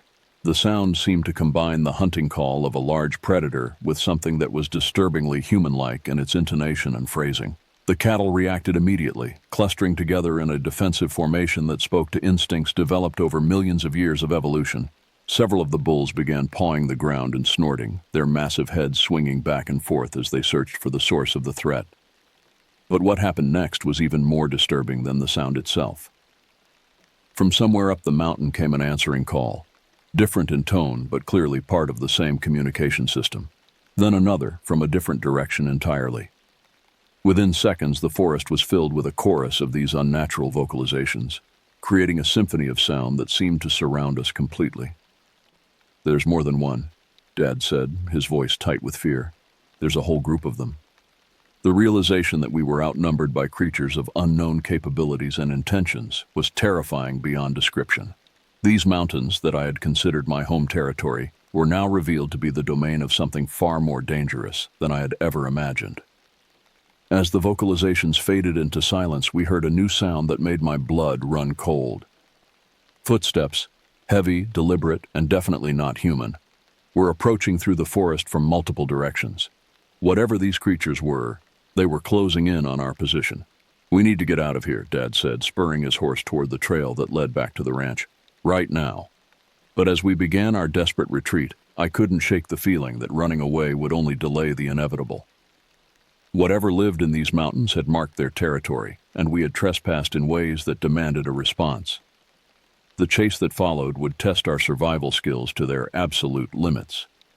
The decision to flee down the mountain trail seemed like our only option, but as we spurred our horses into a faster pace, it became clear that we were being herded rather than simply pursued. Every time we tried to take a direct route back toward the ranch, sounds would emerge from the forest ahead of us, forcing us to alter our course and take increasingly circuitous paths through terrain that was becoming less and less familiar. The cattle, responding to our obvious panic, had broken into the kind of desperate run that could injure animals and riders alike on such rough terrain. Rex was working frantically to keep the herd together, but even his exceptional skills were being tested by the chaos of our retreat. Several times, individual animals broke away from the group and had to be pursued through dense underbrush that tore at our clothes and scratched our faces. "They're driving us toward the upper trail," Dad shouted over the sound of hooves and heavy breathing. "We can't go back the way we came." The upper trail was a rough path that followed the ridgeline for several miles before descending toward the ranch through a series of switchbacks that were difficult to navigate under the best of circumstances. Taking that route would add hours to our journey and force us to travel through some of the most remote and exposed terrain in the entire area. But as sounds continued to emerge from the forest on both sides of our intended route, it became clear that we had no choice. Whatever was pursuing us had effectively cut off our escape routes and was forcing us to take the path that led deeper into their territory rather than toward the safety of civilization. The upper trail began with a steep climb that left our horses blowing hard within the first few hundred yards. The cattle were struggling even more, their sides heaving as they fought to maintain the pace we were demanding. Several of the older animals were beginning to show signs of exhaustion that could lead to collapse if we didn't slow down soon. "We have to rest them," I called to Dad, though the words felt like an admission of defeat. He nodded grimly and signaled for a halt near a small clearing that offered some visibility in all directions. The cattle immediately spread out and began the heavy breathing that indicated severe stress, while our horses stood with their heads hanging and their flanks covered in sweat. But our rest was interrupted by a sound that made every animal in our group tense with fear. From somewhere behind us came what sounded like a human scream, but distorted in ways that suggested it was being produced by vocal cords that were fundamentally different from our own. The sound rose and fell in patterns that seemed almost musical, but with an underlying quality that spoke to predatory intelligence. Rex began whimpering and pressed himself against my legs, his entire body trembling with terror. The cattle moved closer together, forming the kind of defensive circle that wild animals create when facing pack predators. Even our horses were showing signs of panic, fighting against the reins and trying to bolt in any direction that might lead away from the source of the sound. "What in God's name is that?" I whispered, my voice barely audible even to myself. Dad's face had gone white beneath his weathered tan. "I don't know," he replied, "but we can't stay here. We need to keep moving." As we resumed our desperate flight along the ridgeline, the sounds from behind us became more frequent and more varied.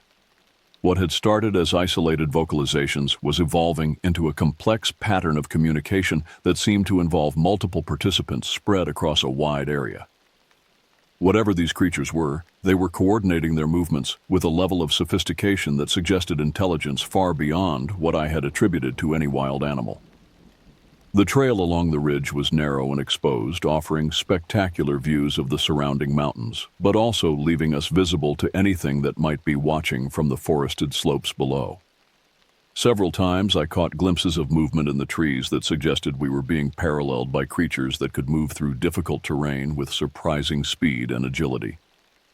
"There," Dad said suddenly, pointing toward a distant hillside where dark shapes were moving with obvious purpose. "Do you see them?"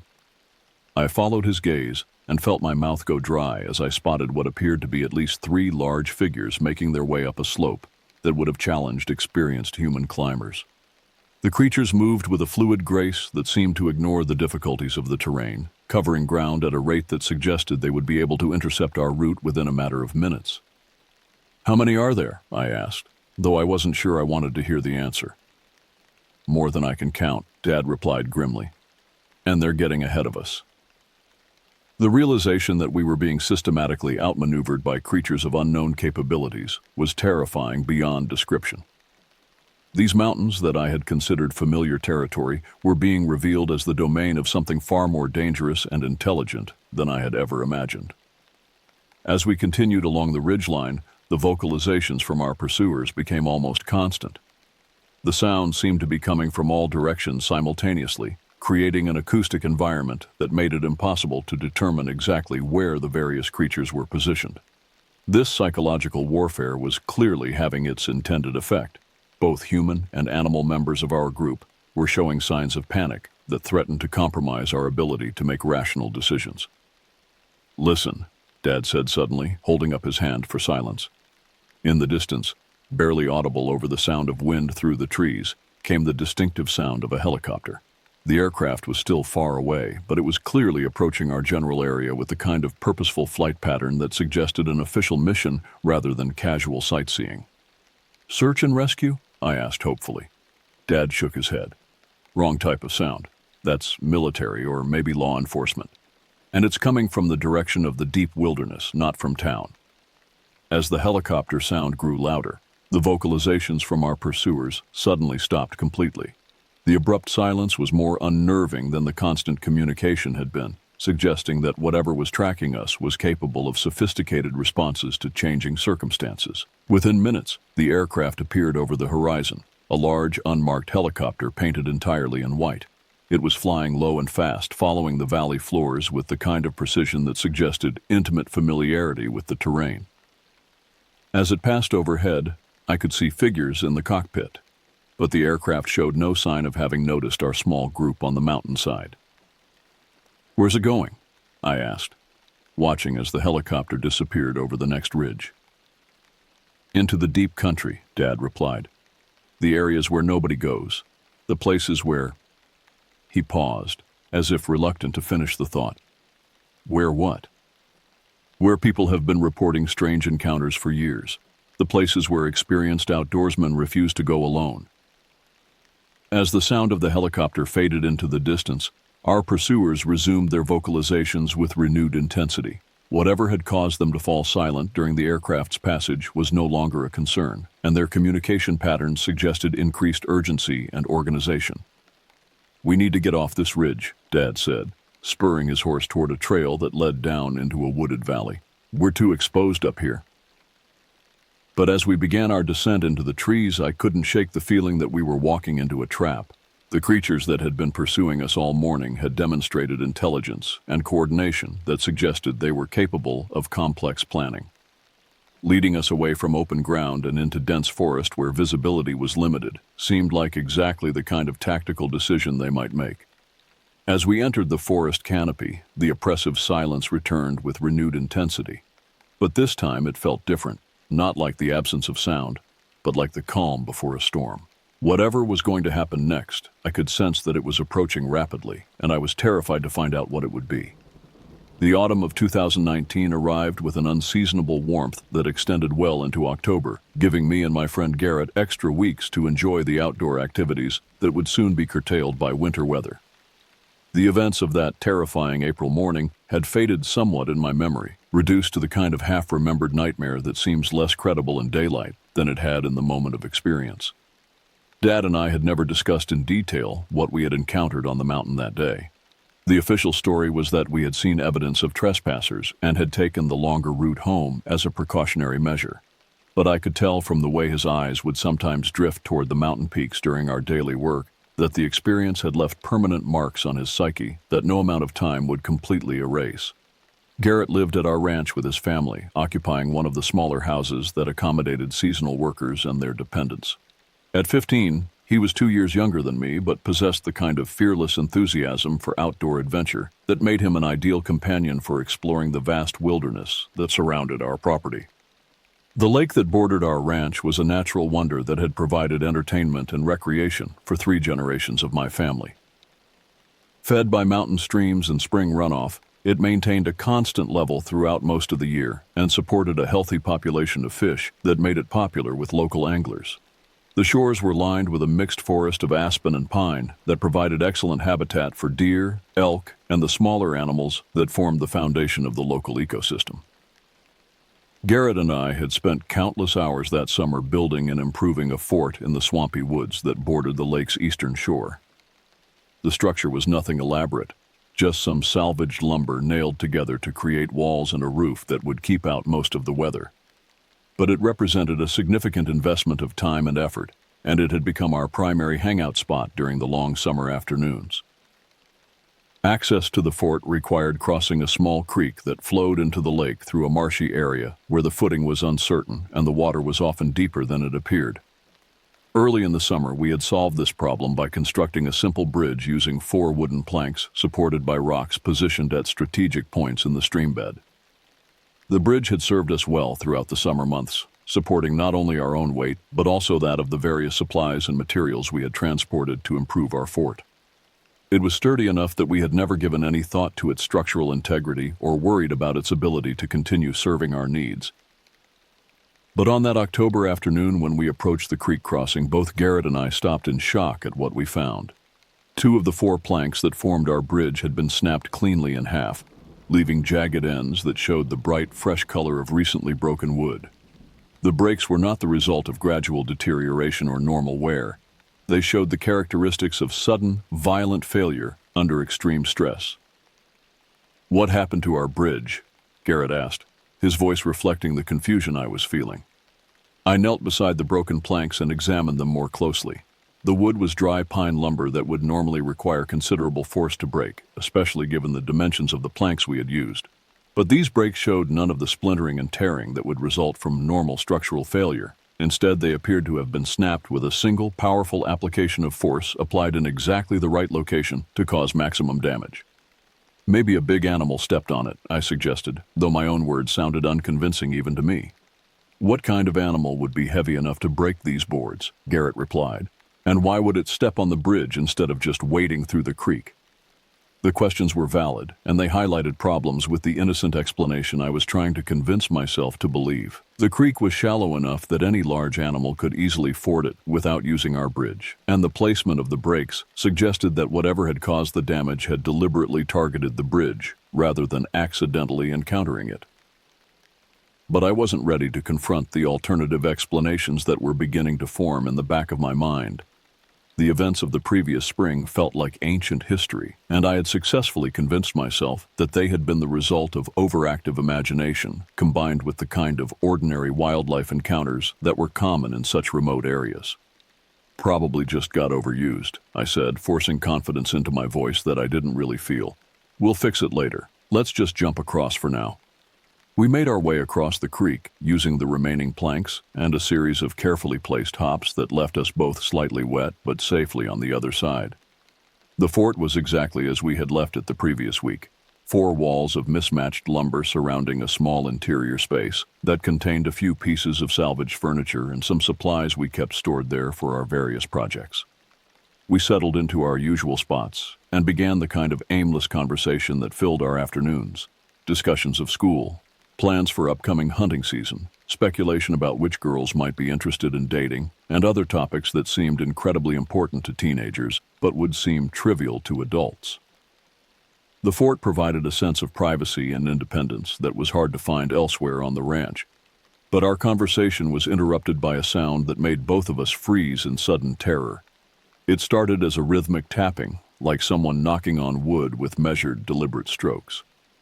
The sound was coming from somewhere very close to our fort, possibly from one of the trees that formed the canopy overhead. "What's that?" Garrett whispered, his eyes wide with concern. I held up my hand for silence and focused my attention on the source of the sound. The tapping continued for perhaps 30 seconds, following a pattern that seemed almost like Morse code.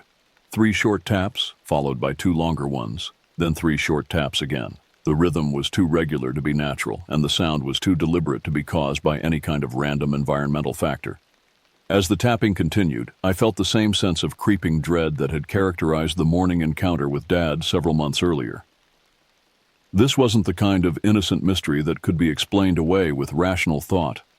This was something that demanded immediate action, preferably involving rapid movement away from our current location. "We need to leave," I said quietly, though I couldn't have explained the source of my certainty. "Right now." Garrett looked confused by my sudden change in mood, but something in my voice must have conveyed the seriousness of the situation. Without asking for further explanation, he began gathering up the personal items we had brought to the fort while I moved toward the opening that served as our door. The machinery yard that bordered the swampy woods was perhaps 100 yards from our fort, across an area of mixed forest and marshy ground that offered limited visibility but multiple routes of approach. The main shop building provided a clear view of the tree line, but reaching it would require crossing an open area where we would be exposed to observation from anyone or anything that might be watching from the woods. There was a gap in the barbed wire fence that surrounded the machinery yard, a small opening we had created earlier in the summer to provide easy access between our fort and the more civilized areas of the ranch. Reaching that gap had always been a simple matter of following a well-worn path through the forest, but suddenly the familiar route seemed fraught with danger. I whispered my plan to Garrett as quickly as possible, emphasizing the need for speed and stealth. We would leave the fort simultaneously, move through the forest in a crouched position to minimize our visibility, and make for the fence gap as quickly as possible without creating so much noise that we would attract attention. As we prepared to leave our sanctuary, the tapping sound stopped abruptly. The sudden silence was more frightening than the rhythmic noise had been, suggesting that whatever was making the sound had become aware of our presence and was changing its behavior accordingly. "Go," I whispered, and both of us burst from the fort at a dead run. But as I lifted my head to check our route toward the fence, I saw something that would haunt my nightmares for years to come. Standing in a small clearing, perhaps 25 feet directly ahead of us, was a creature that defied every assumption I had made about the natural world. The creature that stood before us in that small clearing was unlike anything I had ever seen or imagined. At first glance, it appeared almost human, but every detail of its appearance reinforced the terrible reality that this was something fundamentally alien to our world. The face that stared back at us with obvious intelligence was a grotesque parody of human features, as if someone had attempted to create a person from memory, but had gotten all the proportions wrong. Its eyes were the most disturbing feature. Too large for the skull that contained them, positioned too high on the forehead, and spaced too far apart to create the symmetrical arrangement that characterizes human faces. But what made them truly terrifying was their color, a sickly green that seemed to glow with its own internal light, creating the impression that we were being observed by something that belonged more to the realm of nightmares than to the natural world. The nose was pointed and oversized, projecting from the face like the beak of some enormous bird of prey. Below it, the mouth was a slash of darkness from which protruded a single yellowed tooth that curved downward like a fang. The entire facial structure was covered with patches of coarse, dark hair that failed to conceal the gray-green skin beneath. But it was the smell that nearly overwhelmed me, a combination of copper and stale cigarettes that seemed to coat the inside of my nostrils and throat with every breath. The odor was so intense and so unnatural that it triggered an immediate gag reflex, making it difficult to focus on the need to escape from our predicament. The creature's body was massive, easily 7 feet tall, and built with the kind of muscular development that suggested enormous physical strength. Its limbs were covered with the same patchy dark fur that marked its face, but in the exposed areas I could see skin that was scarred and wounded in ways that spoke to a life of violence and hardship. For several seconds, we stood frozen in a tableau of mutual observation, two terrified teenagers facing something that challenged their understanding of reality, while the creature studied us with an intelligence that was clearly evaluating our potential as threats or prey. Time seemed suspended as both sides processed the implications of this unexpected encounter. Then the creature took a step forward, and the spell was broken. I turned and ran with a desperation that I had never experienced before, crashing through underbrush and leaping over obstacles with a recklessness that could easily have resulted in serious injury. Behind me I could hear Garrett following, though his panicked screams of "Sasquatch" suggested that his mind was trying to process what we had seen by fitting it into familiar categories. But I knew that what we had encountered was not a Sasquatch or any other creature from folklore or legend. This was something far more disturbing. Something that belonged in the space between known and unknown, challenging our most basic assumptions about what was possible in the natural world. The run back to the house seemed to take forever, though it probably covered less than half a mile of familiar ground. Every shadow between the trees seemed to hide potential threats, and every sound, no matter how innocent, triggered fresh waves of adrenaline that left me feeling nauseated and shaky. When we finally burst through the front door of the house, both of us were pale and trembling with the kind of shock that comes from confronting something that fundamentally challenges your understanding of reality. Garrett immediately began trying to call his parents, but his hands were shaking so badly that he couldn't operate his phone properly. "What did we just see?" he asked, his voice barely above a whisper. "I don't know," I replied, though part of me suspected that I knew exactly what we had encountered. The creature in the clearing bore an unmistakable resemblance to the figures Dad and I had glimpsed on the mountain months earlier. The same impossible height, the same mixture of human and animal characteristics, the same sense of intelligence that was both familiar and utterly alien. As we sat in the living room trying to process what had happened, I became aware of movement outside the house. Through the front windows, I could see across the yard to the grassy hills that rose beyond our property line. As I watched, a massive figure appeared on the skyline, moving with the kind of fluid speed that seemed to defy the laws of physics. "There," I said, pointing toward the distant hillside. "Do you see it?" Garrett followed my gaze, and his face went white as he spotted the same figure that had captured my attention. Even at a distance of perhaps half a mile, the creature's size was apparent. It moved across the landscape with enormous strides, covering ground at a rate that would have been impossible for any human being. "How can something that big move so fast?" Garrett whispered. I had no answer for his question. Everything about what we were witnessing defied rational explanation and challenged our understanding of what was physically possible. The creature disappeared over the hill within seconds, leaving us with nothing but the memory of its impossible speed and size. That night, both Garrett and I stayed awake in the living room, too frightened to risk sleeping in separate rooms. We played video games and watched television, desperately trying to maintain some sense of normalcy in the face of experiences that had shattered our assumptions about the world we lived in. When my parents and brother returned from their evening activities around 9:30, they immediately sensed that something was wrong. But neither Garrett nor I felt capable of explaining what we had encountered. How do you tell responsible adults that you've seen something that shouldn't exist? How do you describe an experience that sounds like the product of overactive imagination or adolescent hysteria? We retreated to my bedroom, where the familiar surroundings provided some illusion of safety and security. But even there, surrounded by the possessions and memories of a normal teenage life, I couldn't shake the feeling that we were being watched by something that existed outside the boundaries of normal experience. At approximately 2 a.m., Garrett shook me awake from the light doze I had finally managed to achieve.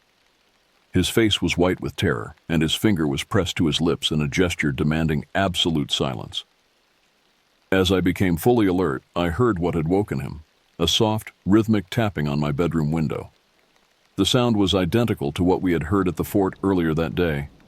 Measured, deliberate taps that followed a pattern suggesting intelligence and purpose. But hearing it here, at my bedroom window in the middle of the night, transformed it from mysterious to absolutely terrifying. We sat frozen on my bed, afraid to move or speak or even breathe too loudly. The tapping continued for perhaps 2 minutes, following the same pattern we had heard earlier. 3 short taps, 2 long ones, then 3 short taps again. It was like some kind of code, a form of communication that we couldn't understand but that clearly carried meaning for whatever was producing it. Then the tapping stopped, and we heard the sound of my fence creaking under some tremendous weight.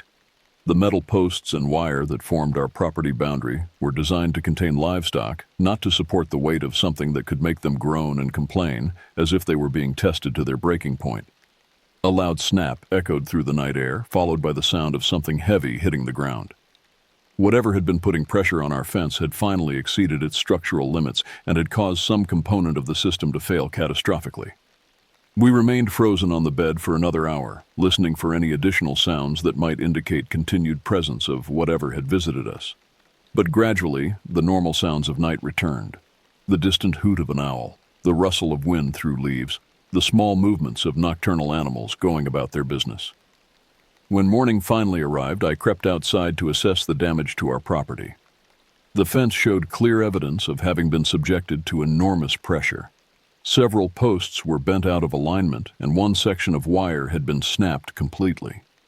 My hockey stick, which had been leaning against the fence, was broken in half and lay scattered across the yard.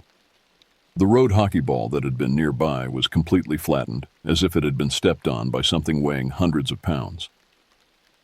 Across the road, I could see our neighbors loading their daughters into their car with the kind of urgency that suggested they too had experienced something disturbing during the night. The girls appeared to be in a state of hysteria, crying and clinging to their parents in ways that spoke to genuine terror rather than ordinary childhood upset. I wanted to approach them and ask what they had seen, but some instinct warned me that drawing attention to the previous night's events might not be wise. Whatever had visited our property had demonstrated intelligence and purpose that suggested it was capable of much more than simple vandalism or mischief. That incident marked the end of our encounters with the creatures that inhabited the deeper wilderness areas surrounding our ranch. In the weeks and months that followed, life returned to something approaching normal routine. But I never again felt completely secure when working or playing in the forested areas of our property. The events of that spring and autumn had revealed the existence of something that challenged every assumption I had made about the natural world. Somewhere in the vast wilderness that surrounded our ranch, creatures existed that combined human intelligence with physical capabilities that defied explanation. They had demonstrated awareness of our presence, the ability to communicate with each other across considerable distances, and the capacity for behavior that suggested complex planning and coordination. Most disturbing of all, they had shown that they were capable of venturing beyond their wilderness territory to investigate and interact with human settlements. The visit to our house in the middle of the night had been a deliberate act of reconnaissance, a gathering of information about our capabilities and vulnerabilities. I have never spoken publicly about these experiences until now, partly because I knew that few people would believe such an account, and partly because I wasn't sure I wanted to attract the attention of whatever agencies might be interested in such reports. The unmarked helicopter we had seen on the mountain suggested that someone in authority was already aware of the situation and was taking steps to monitor or control it. But as I have grown older and gained perspective on these events, I have come to believe that there are things in our world that exist beyond the boundaries of conventional knowledge. The creatures we encountered were not supernatural or mythological. They were flesh and blood entities that had found ways to survive and thrive in environments that most humans never penetrate. They may still be out there in the deep wilderness areas where few people venture and fewer still return to tell their stories. And sometimes, late at night when the wind is blowing through the trees and the shadows are deep and dark, I wonder if they remember us as clearly as we remember them. The thought that we might one day meet again fills me with a terror that time has done nothing to diminish.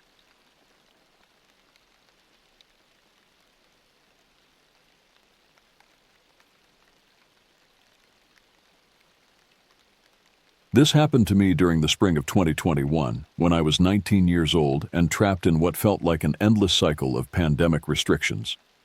The world had been locked down for over a year, and our small town of Cedar Falls felt more isolated than ever. School had been a mixture of virtual classes and sporadic in-person sessions, but by late May, most of us had completed our coursework early.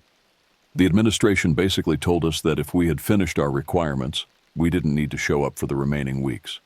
Freedom, in the limited sense that existed during those times, finally felt within reach. My group of friends had been going stir-crazy for months. We'd exhausted every video game, binged every series worth watching, and had grown tired of the endless video calls that had replaced real human interaction. The only activity that remained consistently available to us was fishing. It was outdoors, socially distanced by nature, and gave us something to focus on besides the suffocating atmosphere of constant uncertainty that had dominated our lives. Every morning at exactly 6 a.m., the six of us would meet up. Trevor, who had somehow managed to keep his beat-up Honda Pilot running despite his father's predictions of imminent breakdown, would pick up the rest of us, since we all lived within a few blocks of each other in the Riverside neighborhood. The routine had become sacred to us. Tyler and Jordan from Maple Street, Ben and Drew from Oak Avenue, and myself from the corner house on Pine Road. Our destination was always the same: Miller's Pond, a decent-sized body of water about 15 minutes from town that consistently yielded trout and bass. The fishing wasn't spectacular, but it was reliable, and there was a small bait shop just 2 minutes away where old Pete would sell us night crawlers and occasionally share stories about the good old days when you could catch fish the size of small dogs from that very pond. The repetition had become comforting. In a world where everything felt uncertain and dangerous, where we couldn't hug our grandparents or eat inside restaurants, this simple routine anchored us. We'd cast our lines, talk about nothing and everything, and for a few hours pretend that the world made sense again.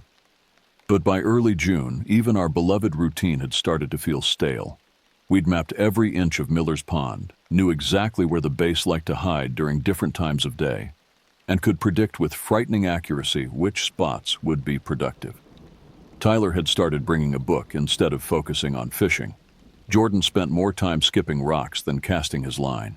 We all felt it, the need for something new, something different. That's when Trevor mentioned the app. Fishbrain had been downloaded on Trevor's phone for months, but he'd never really explored its full potential. It was designed to be a social network for anglers, where people could log their catches, share photos, and most importantly for us, mark productive fishing spots with detailed information about what species were being caught and when. On our final official day of school, while we sat around Miller's Pond, catching nothing but the same small bluegill we'd been pulling out for weeks, Trevor started scrolling through the app's map feature. His eyes lit up as he zoomed in on areas within a reasonable driving distance. "Look at this," he said, turning his phone screen toward us. "There's a creek system about 30 minutes north that people are saying is incredible for trout. Rainbow, brook, and apparently some brown trout too." The location markers showed consistent catches over the past several weeks. Photos of beautiful rainbow trout with vivid pink stripes, brook trout with their distinctive speckled patterns, and even a few impressive brown trout that looked like they belonged in a fishing magazine rather than a small creek in our area. "Says here the access is a bit of a hike," Trevor continued, reading the details. "About 4 miles of trail to reach the best spots, but look at these fish." He scrolled through photo after photo. These weren't the small, somewhat disappointing fish we'd been catching at Miller's Pond. These were the kind of trout that made fishing feel like an adventure rather than just a way to pass time. Ben leaned over to get a better look. 4 miles isn't that bad. We've hiked further than that before." "Yeah, but look at what some of these people are saying about the terrain," Drew pointed out, reading over Trevor's shoulder. "Multiple elevation changes, some steep sections, and apparently you need to cross the creek several times to access different pools." That actually made it sound more appealing to me. I'd been fly fishing for 3 years, ever since my uncle had taught me during a trip to Colorado, and I was getting tired of casting into the same predictable spots. The idea of technical fishing in varied terrain where different techniques might be required for different sections of the creek sounded exactly like what we needed. "The app shows that the best fishing is early morning," Tyler observed. "So we'd need to start even earlier to account for the drive and hike." We spent the next hour planning. The logistics were more complex than our usual routine, but not impossibly so. Trevor would pick everyone up at 5:30 a.m. instead of 6:02. We'd need to pack more supplies since we'd be hiking for several hours and wouldn't have the convenience of Pete's bait shop nearby. Most importantly, we'd need to let our parents know we'd be going to a new location and would likely be out of cell phone range for most of the day. The more we talked about it, the more excited we became. This felt like the first real adventure we'd had in over a year. Everything else in our lives had become so controlled, so limited, so predictable. The idea of exploring somewhere new, somewhere that might actually challenge us, felt like stepping back into a version of ourselves we'd almost forgotten existed. "Let's do it tomorrow," I suggested. "It's supposed to be clear and cool in the morning, perfect fishing weather." Everyone agreed immediately. We spent the rest of the afternoon gathering information about the location, studying the trail maps available online, and planning what gear to bring. I decided I'd pack both my fly rod for the shallow areas where I could work on my technique and my spinning rod for the deeper pools where the bigger fish would likely be waiting. That night, I had trouble falling asleep. Not because I was worried, but because I was genuinely excited for the first time in months. I kept thinking about the photos we'd seen on the app, imagining myself working my way up that creek, reading the water, adapting my technique to new challenges. I had no idea that within 24 hours, fishing would be the furthest thing from my mind. Trevor's Honda Pilot rumbled to life at 5:25 a.m., cutting through the pre-dawn silence of our neighborhood. The early June air was crisp and carried the scent of dew-covered grass and the faint aroma of someone's coffee brewing somewhere nearby. I had packed my gear the night before: fly rod, spinning rod, tackle box organized with various flies and lures, a day pack with water and snacks, and my camera to document what I hoped would be our best fishing trip yet. The others emerged from their houses like zombies, still half asleep but carrying their gear with the practiced efficiency of people who'd done this routine dozens of times before. Tyler clutched a large coffee mug and moved with the deliberate slowness of someone not quite ready to be awake. Jordan had his lucky fishing hat pulled low over his eyes and carried what looked like enough tackle to stock a small sporting goods store. "Everyone ready for an adventure?" Trevor asked, with the forced cheerfulness of someone trying to convince himself he was fully awake. A chorus of mumbled agreement came from the group as we loaded our gear into the back of the Pilot. The drive would take us northwest, away from town and into areas I'd rarely explored. According to the GPS, our destination was a trailhead parking area that served multiple hiking trails, including the one that would take us to the creek system we'd studied on Fishbrain. As we drove, the familiar landscape of our town gradually gave way to more rural areas. Subdivisions became farmland, strip malls became scattered houses with large yards, and streetlights became increasingly rare. The sun was just beginning to rise, casting long shadows across the rolling hills and creating a golden glow that made everything look more beautiful than it had any right to. According to the app, the best fishing is in the first 2 hours after sunrise, Ben said, scrolling through his phone. So timing should be perfect. "What's the plan when we get there?" Drew asked. "Are we sticking together or splitting up like usual?" That was a good question. At Miller's Pond, we'd developed a system where we'd break into 2 groups of 3, cover different areas, and meet back up around noon to compare our catches and share stories. The new location was larger and more complex, with multiple pools and runs spread out over several miles of creek. "I think we should stick together for the first part," I suggested. "At least until we get a feel for the area and figure out where the fish are.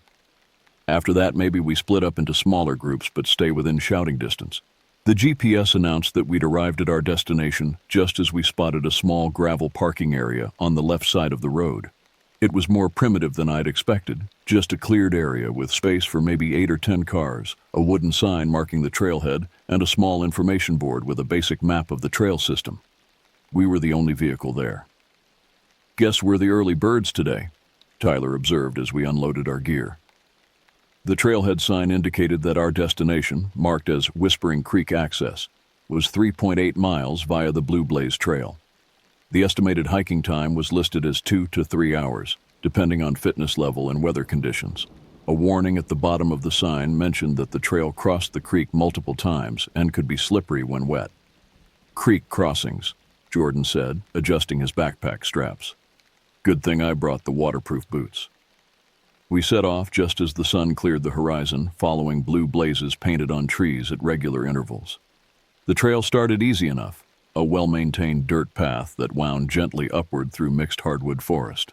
The morning air was filled with bird songs I couldn't identify, and somewhere in the distance, I could hear the faint sound of running water. After about 20 minutes of hiking, we encountered our first creek crossing. The water was shallow but moving fast, flowing over smooth rocks that looked treacherous. A fallen log served as a makeshift bridge, but it was narrow and didn't look particularly stable. "I'm not trusting that log with my gear," Ben said, eyeing the crossing skeptically. "Rock hopping it is," Trevor decided, pointing to a series of larger stones that provided a more stable path across the water. We made it across without incident, though Tyler managed to get one boot wet when a rock shifted under his weight. The trail continued on the other side, climbing more steeply now and leading us deeper into the forest. The second crossing came after another 30 minutes of hiking. This time the creek was wider and deeper, and there was no convenient log. The trail simply disappeared into the water on one side and picked up again on the opposite bank. "This is where the real fishing starts," I said, studying the pool that had formed just upstream from the crossing. The water was crystal clear. and I could see what looked like the shadows of fish holding in the deeper sections. We crossed more carefully this time, taking our time to ensure our gear stayed dry. The water was shockingly cold even through my boots, and the current was stronger than it had appeared from the bank. By the time we reached what the trail map indicated was the main fishing area, we'd been hiking for just over an hour. The forest had grown denser around us, and the sound of the creek had become a constant background presence. We were now following the water more closely, with the trail sometimes running right alongside the bank and sometimes cutting inland to avoid particularly rough terrain. "This is it," Trevor announced, consulting his phone and the FishBrain app. According to the GPS, we're right in the middle of the area where people have been catching those big trout. The creek in front of us looked like something from a fishing magazine. Clear water flowed over a series of granite shelves, creating multiple pools of varying depths. Overhanging trees provided cover and dropped insects into the water, while submerged logs and boulders created the kind of structure that trout love to hide behind. "This is incredible," Jordan said, already starting to assemble his rod. "I can see why people hike all the way up here." We found a flat area near the bank where we could spread out our gear and get organized. The plan was to start fishing here and work our way upstream, hitting different pools and runs as we went. We'd stay in visual contact with each other, but spread out enough that we wouldn't interfere with each other's fishing. I was in the process of rigging my fly rod when Tyler suddenly stopped what he was doing and tilted his head to one side. "Did you guys hear that?" he asked, his voice carrying a note of confusion. We all stopped and listened. At first, all I could hear was the sound of water flowing over rocks and the gentle rustling of leaves in the breeze. Then, faintly, from somewhere upstream, came the sound of something moving through the undergrowth. "Probably just a deer," Ben said, but he didn't sound entirely convinced. The sound came again, closer this time. Not the delicate stepping of a deer, but something heavier, more deliberate. Something that seemed to be moving parallel to the creek, staying just out of sight in the dense forest. "Maybe we should have picked a busier trail," Drew muttered, glancing around nervously. But the sound faded away, and after a few minutes of listening to nothing but natural forest noises, we convinced ourselves it really had been just a deer or some other harmless wildlife. We were in their territory after all, and it made sense that our presence might have disturbed some of the local animals. I went back to rigging my fly rod, selecting a small dry fly that might tempt any trout feeding on the surface. The morning was shaping up to be perfect for fishing. Overcast enough to keep the fish active, but with enough light to see what we were doing. I had no way of knowing that something in the woods was watching us, learning our voices, and waiting for the right moment to use what it had learned. The fishing started off exactly as we'd hoped. Tyler, working a deep pool about 50 yards downstream from our starting point, landed a beautiful rainbow trout within the first 15 minutes. Jordan had connected with something substantial in a run beneath an overhanging tree, though he lost it when his line got tangled in the branches. Ben and Drew had moved upstream and were methodically working their way through a series of smaller pools, while Trevor stayed near our gear and focused on a promising eddy where the current created a perfect feeding lane. I had waded out into the creek itself, working my fly rod in the shallow areas where I could see trout rising to take insects off the surface. The water was so clear that I could watch the fish react to my fly, adjusting my technique based on their behavior. It was technical, engaging fishing that required complete focus, exactly what I'd been craving after months of predictable fishing at Miller's Pond. For the first hour, everything was perfect. The creek lived up to every positive review we'd read on FishBrain. The fish were active, the scenery was spectacular, and the challenge of reading new water and adapting our techniques kept all of us engaged and excited. Then the sound started. It began as something subtle. Just the occasional snap of a branch or rustle of leaves from somewhere in the forest around us. At first, none of us paid much attention. We were in the middle of wilderness area, after all, and the presence of wildlife was not only expected but part of the appeal. Deer, squirrels, birds, maybe even black bears, all of these were common in the region, and the sounds we were hearing seemed consistent with normal animal activity. But as the morning progressed, the disturbances became more frequent and seemed to follow a pattern that was increasingly difficult to dismiss as coincidental. I was in the middle of working a particularly promising pool when I heard what sounded like footsteps in the forest behind me. Not the quick, light steps of a deer or the scurrying of smaller animals, but the deliberate, measured pace of something large moving through the undergrowth. I paused my casting and turned to look, but the forest was too dense to see more than 20 or 30 feet in any direction. "Hey, Tyler," I called out. "You moving around up there?" "No, I'm still in the same spot," he replied from downstream. "Why?" "Just thought I heard someone walking around behind us. Probably just a deer. They're everywhere up here." That explanation satisfied me for the moment, and I went back to fishing. But over the next 30 minutes, the sounds continued and began to take on characteristics that were harder to explain away as normal wildlife activity. The footsteps seemed to move in parallel with us as we worked our way upstream. When we stopped, they stopped. When we moved to a new location, they resumed. It was as if something was following our progress along the creek, staying just out of sight but maintaining a constant distance. "Are you guys hearing this too?" Jordan asked during a brief break in the fishing action. He was looking nervously at the tree line, his rod forgotten in his hands. "The footsteps?" Ben replied. "Yeah, I've been hearing them for the last 20 minutes. It's weird how they seem to match our movement." "Animals do that sometimes," Drew said, but his voice lacked conviction. "They're curious about humans. Maybe it's just trying to figure out what we are." But even as he said it, we all knew that the explanation didn't quite fit what we were experiencing. The sounds were too consistent, too deliberate, too clearly focused on our location. Wild animals might be curious about human presence, but they typically either approached for a closer look or moved away to avoid contact. They didn't typically maintain a steady, parallel course for extended periods. Trevor, who had been quiet during this exchange, suddenly spoke up. "There's something else. I've been watching for game trails and other signs of animal activity, and I'm not seeing much. No deer tracks, no scat, no browsing damage on the vegetation. For an area that's supposed to have a lot of wildlife, it's surprisingly empty." That observation sent a new chill through the group. Trevor had grown up hunting with his father and knew how to read the signs of animal presence in the forest. If he was saying that the normal indicators of wildlife weren't there, it meant that either the animals had learned to avoid this area for some reason, or something had caused them to relocate. "Maybe we're overthinking this," I suggested, though I didn't really believe it myself. "Let's just stick together a little closer and keep fishing. We came here to catch trout, and the fishing has been amazing." We tried to return to our normal routine, but the atmosphere had changed. Where before we had been relaxed and focused on the technical aspects of fishing, now we found ourselves constantly glancing over our shoulders and listening for sounds that might not belong. The jokes and casual conversation that usually accompanied our fishing trips had been replaced by a tense awareness of our surroundings. The sounds in the forest continued, sometimes fading away for 10 or 15 minutes at a time before resuming with renewed intensity. It was during one of these quiet periods that we heard something that made all of us stop what we were doing and look at each other with genuine alarm. From somewhere upstream, maybe 200 yards away, came the unmistakable sound of a human voice. It was faint and indistinct, more like the cadence and rhythm of human speech than actual words we could understand. But there was no mistaking it for any kind of natural sound. Someone else was in the forest with us, and they were close enough that we could hear them talking. "Did you guys hear that?"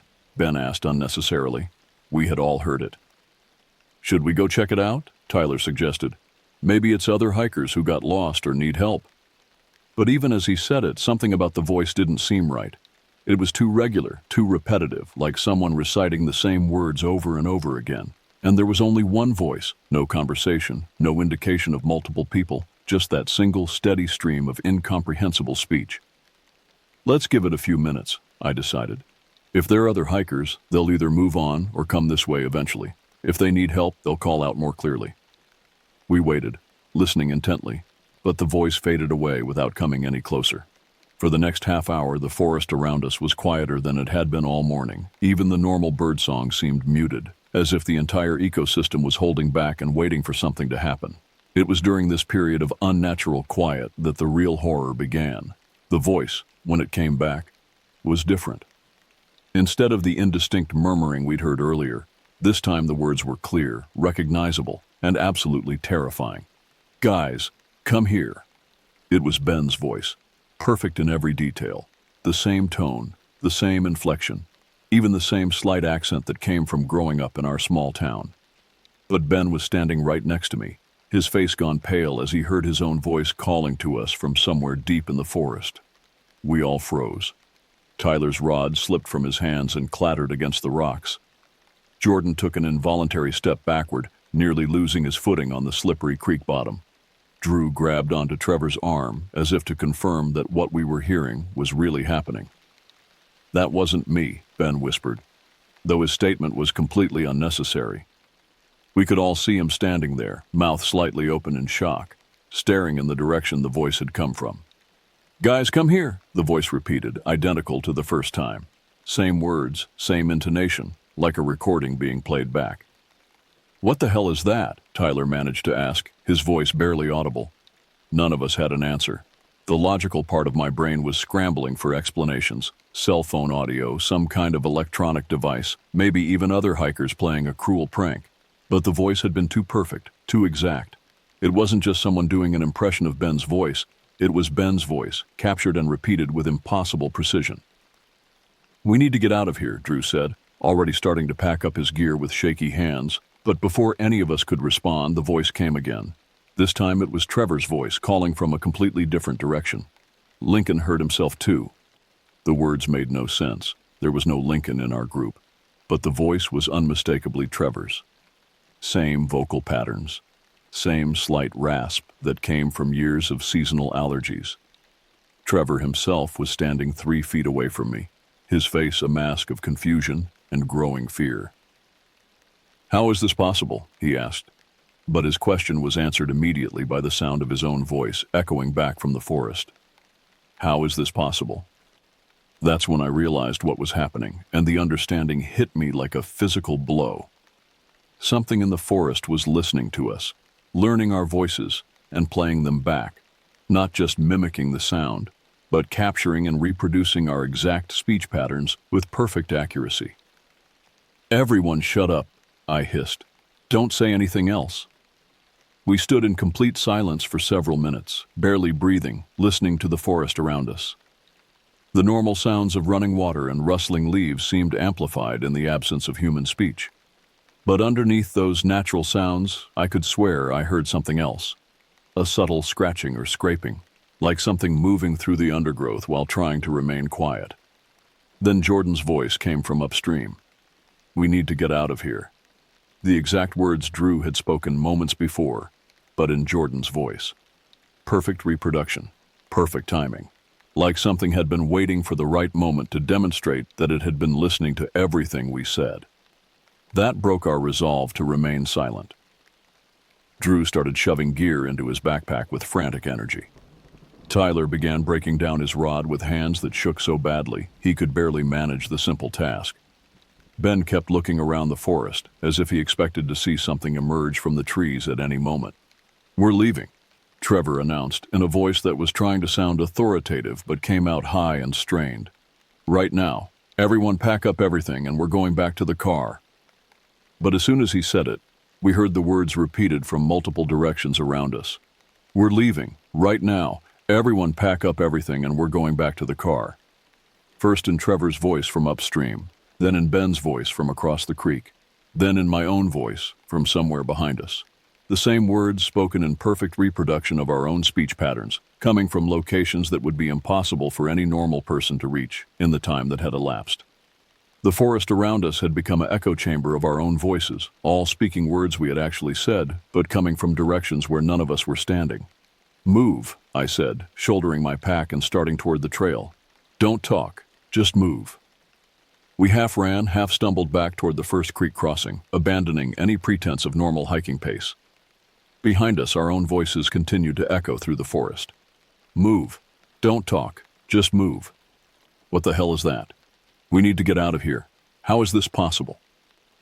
The voices followed us as we made our way along the trail, always staying just out of sight but maintaining a constant presence. Sometimes multiple voices would speak at once, creating a surreal chorus of our own words spoken back to us from the darkness between the trees. At the first creek crossing, Tyler slipped on the wet rocks and went down hard, soaking himself up to the waist in the frigid water. Normally, this would have been the source of jokes and laughter from the rest of us. Instead, we hauled him up and kept moving, driven by a terror that none of us completely understood, but all of us felt with absolute certainty. "Tyler's hurt," came Jordan's voice from somewhere behind us. "We should help him." But Jordan was right next to me, and Tyler was already back on his feet and moving. The voice was trying to get us to stop, to turn around, to go back toward whatever was speaking with our voices. We kept moving. The trail back seemed longer than it had during our morning hike, every turn revealing more forest that stretched endlessly ahead of us. Our pace had settled into a fast walk rather than the panicked run we'd started with, but the tension in the group was increasing rather than decreasing as we put distance between ourselves and the creek. The voices had stopped following us after we crossed the second creek, but somehow their absence was more disturbing than their presence had been. At least when we could hear them, we knew where the threat was located. Now we were hiking through forest that felt completely hostile, knowing that something was out there but having no way to track its location or intentions. Tyler's fall into the creek had left him soaked and shivering, despite the relatively warm morning temperature. His teeth were chattering, and he kept stumbling on sections of trail that should have been easy to navigate. The combination of cold and adrenaline was taking a toll on his coordination and judgment. "We need to stop and get Tyler warmed up," Drew said during a brief pause to check our location on the trail map. "No," Tyler replied immediately. "I'm fine. Let's just get back to the car." But even as he said it, his voice came echoing back from the forest around us. "I'm fine. Let's just get back to the car." Not Tyler's current voice, strained and shaky from cold and fear, but his normal voice from earlier in the morning when he had been relaxed and confident. The thing in the forest was still with us, still listening, still learning. "It followed us," Ben said, the words coming out as barely more than a whisper. Those words, too, were immediately echoed back from multiple directions. It followed us. We resumed hiking with renewed urgency, but now the forest itself seemed to be working against us. Branches that I didn't remember from the morning hike caught at our backpacks and fishing rods. Rocks that had been stable on our way in now shifted underfoot, threatening to send us tumbling. The trail itself seemed less clear, with blue blazes that appeared to be missing or faded in crucial locations. "Are we on the right trail?" Jordan asked, consulting his phone and finding no GPS signal. "Are we on the right trail?" came the immediate response from somewhere ahead of us. But this time the voice wasn't quite right. It was Jordan's voice, but there was something mechanical about it, as if it were being played through a speaker rather than spoken by a human throat. The mimicry was becoming less perfect, more obviously artificial. "It's getting worse at copying us," I observed. "It's getting worse at copying us," came the reply, but this time in multiple voices simultaneously, a horrifying chorus of our own speech patterns layered on top of each other until they became almost unintelligible. That's when I realized what was happening. The thing in the forest wasn't just learning our voices. It was learning how to use them. What had started as simple repetition was evolving into something more complex and more threatening. It was beginning to experiment with combinations of our words, trying to create new sentences from the vocabulary it had collected. "Don't say anything else," I warned the group. "It's learning from everything we say." But the warning came too late. Our voices began speaking from the forest around us in combinations we had never used. "Tyler's hurt. How is this possible? We need to get out. Are we on the right trail? Everyone pack up. Don't say anything else." The sentences were grammatically correct, but contextually wrong, like someone learning a language from a textbook but not understanding how the words were actually supposed to fit together. The effect was deeply unsettling, creating a sense that something alien was attempting to understand human communication and failing in ways that revealed its fundamental otherness. We reached the halfway point of our return hike, a small clearing where the trail split to accommodate hikers heading to different destinations, and paused to regroup. Tyler was in bad shape, his lips slightly blue, and his coordination noticeably impaired.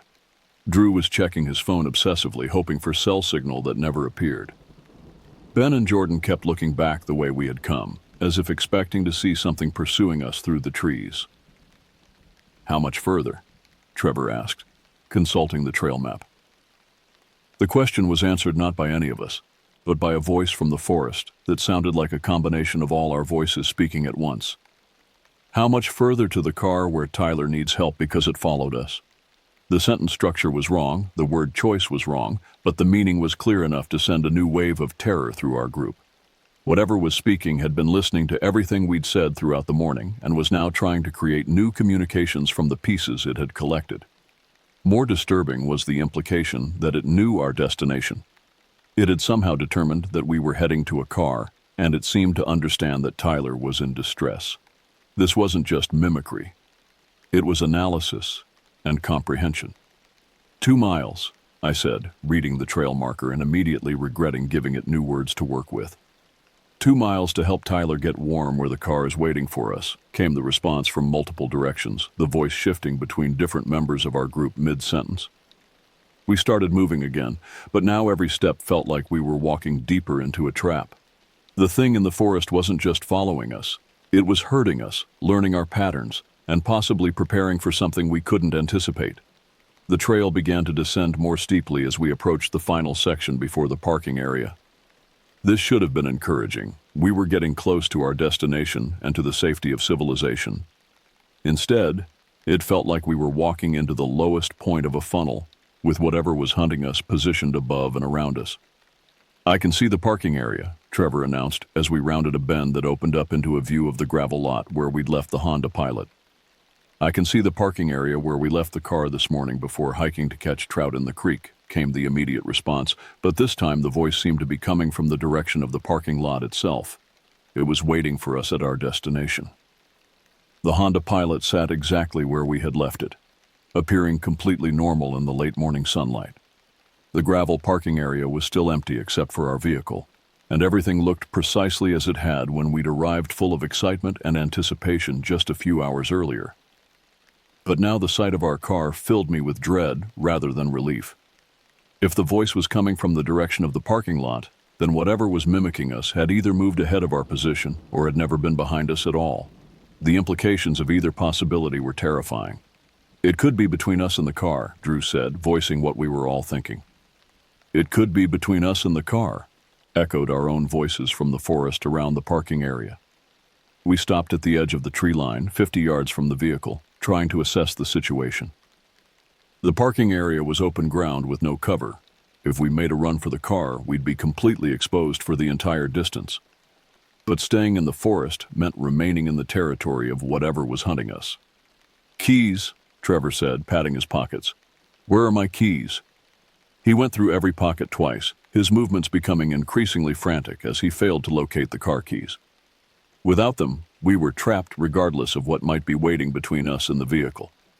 "Keys," came the echo from the forest, but this time followed by, "Where are my keys this morning before hiking to the creek?" "Check your backpack," Ben suggested. Trevor dumped the contents of his backpack onto the ground, scattering gear and supplies while searching for the keys. Wallet, phone, granola bars, first aid kit, but no keys. His face was pale and his hands were shaking as he went through everything a second time. "They're not here," he said. "I know I had them when we got out of the car." "They're not here when we got out of the car," the voices repeated from multiple locations around the parking area. That's when I noticed something that made my blood freeze. There were footprints in the gravel near the Honda Pilot, fresh footprints that hadn't been there when we'd parked. Someone had been at our car while we were hiking. "Look at the ground around the car," I said, pointing toward the vehicle. The others saw it too, clear impressions in the gravel showing that someone had walked around the entire vehicle, examining it from every angle. The footprints were too large to belong to any of us, and the tread pattern didn't match any of our hiking boots. "Someone's been here," Jordan said. "Someone's been here examining the car while we were hiking," came the response from somewhere near the vehicle itself. We were trapped. Our transportation was 50 yards away, but someone or something had already discovered it and was potentially waiting for us to approach. The keys were missing, which meant that even if we reached the car safely, we might not be able to leave. "We need to think about this," I said. "Maybe we should head back to the trail and try to find other hikers who can help us." But even as I suggested it, I realized how foolish the idea was. We hadn't seen any other people all morning, and the trail system was remote enough that we might not encounter anyone for hours or even days. Tyler was getting worse. His shivering had become more violent, and he was having trouble following our conversation. Tyler needs medical attention, Ben said. We can't wait around here indefinitely.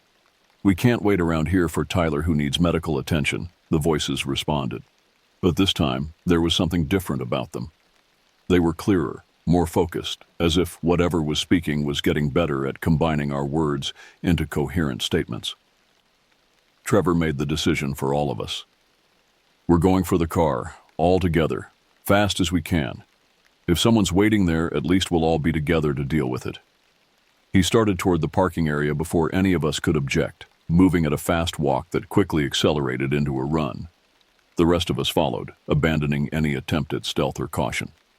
If something was going to happen, it was going to happen now.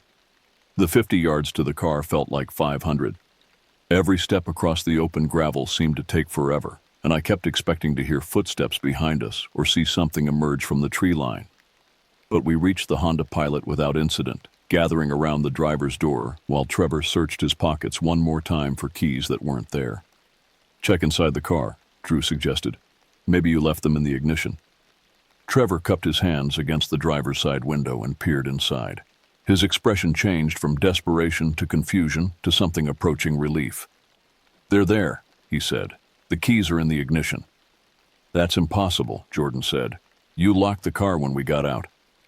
But Trevor was already trying the door handle, and it opened easily.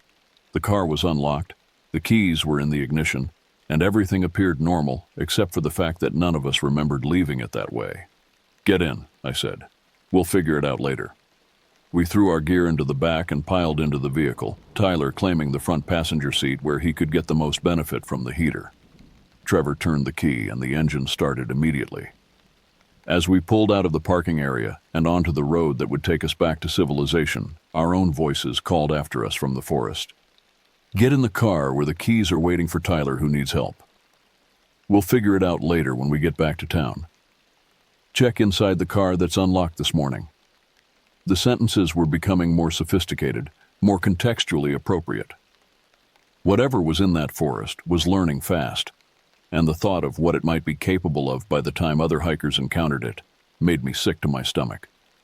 We drove in complete silence for the first 20 minutes, each of us lost in our own thoughts about what had just happened.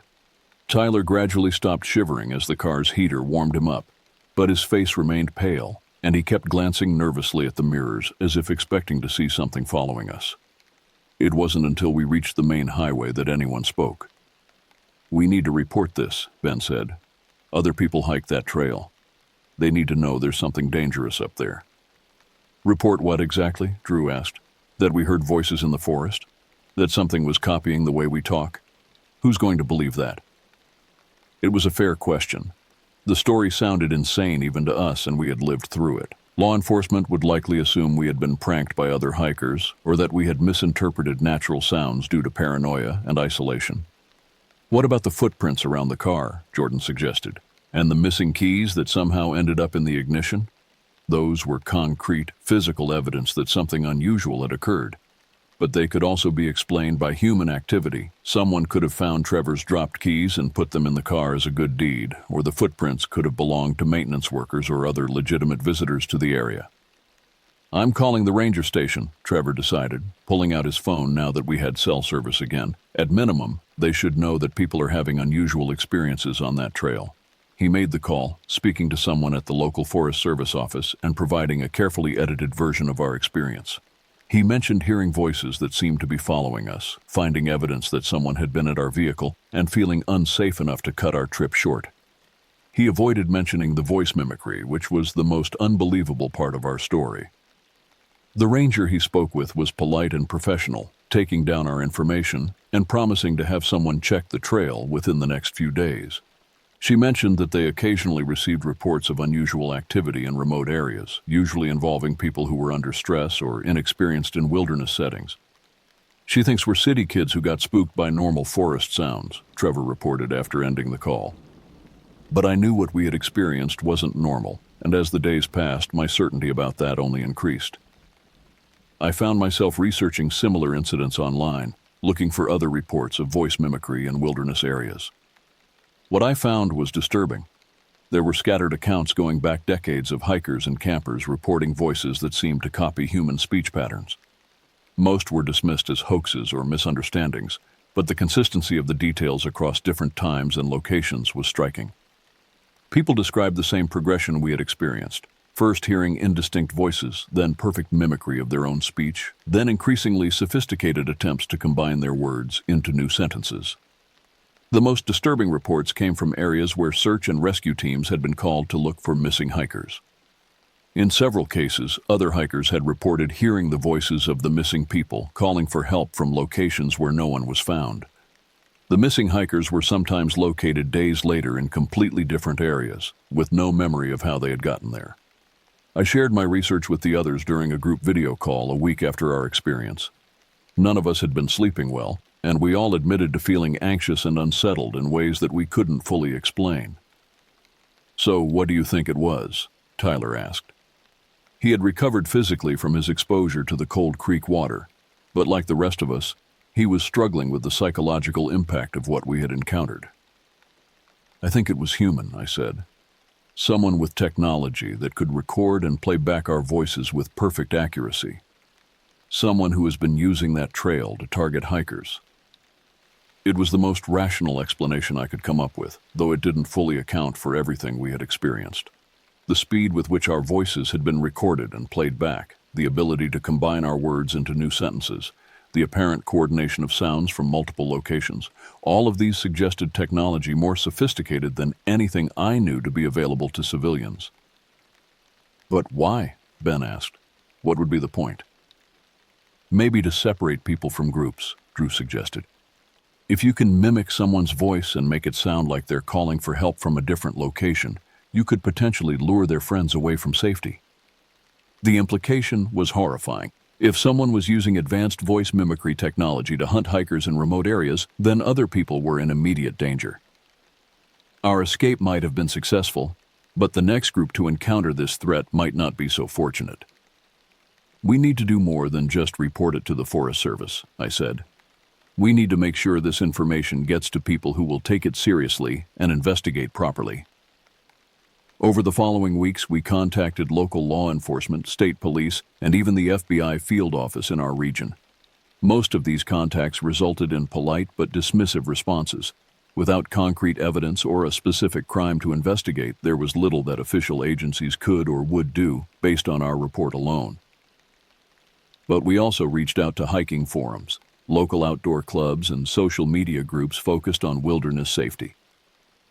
Here, our warnings found a more receptive audience. Other hikers shared similar experiences, adding details that supported our account and filling in gaps in the pattern of incidents. A picture began to emerge of organized predatory activity targeting remote hiking areas throughout our region. The voice mimicry was just one technique being used. Other reports mentioned false trail markers, deliberately damaged bridges and trail infrastructure, and evidence of camps hidden in areas where no camping was supposed to occur. 6 months later, a joint task force of state and federal law enforcement arrested 3 individuals who had been operating an elaborate scheme to rob and kidnap hikers in remote wilderness areas. They had been using military-grade electronic surveillance equipment to monitor hikers' conversations and then employing sophisticated audio technology to play back recorded voices in order to separate people from their groups. When the details of their operation became public, our experience finally made complete sense. We had encountered the early stages of a hunting pattern that had successfully victimized at least a dozen other hikers over a period of several years. Our escape had been successful not because we were particularly clever or brave, but because we had recognized the threat early enough to respond appropriately. The technology they had been using was indeed far more advanced than anything available to typical civilians. Military surplus equipment obtained through black market channels and modified for their specific purposes. Their operation had been sophisticated enough to avoid detection for years, and it might have continued indefinitely if they hadn't eventually targeted a group that included an off-duty police officer who recognized the tactical nature of what they were experiencing. Looking back, I realize how fortunate we were. The voices in the forest that day were not supernatural or unexplainable. They were human predators using advanced technology to hunt other humans in locations where victims would be isolated and vulnerable. Our instinct to flee rather than investigate had literally saved our lives. The wilderness remains a place of beauty and recreation for millions of people, but it's also a place where human predators can operate with relative impunity. The incident taught me that the most dangerous creatures in the forest are not bears or wolves, but the humans who have learned to exploit our assumptions about safety and isolation. I still go fishing with my friends, but we're more cautious now about remote locations. We inform multiple people about our plans, carry reliable communication equipment, and most importantly, we trust our instincts when something feels wrong. The voices in the forest that day were a warning that we were fortunate enough to heed in time. The memory of hearing our own voices calling to us from the darkness between the trees will stay with me for the rest of my life. Not because it was supernatural or mysterious, but because it was human intelligence turned toward predatory purposes, and because I now understand how easily it could have ended very differently for all of us.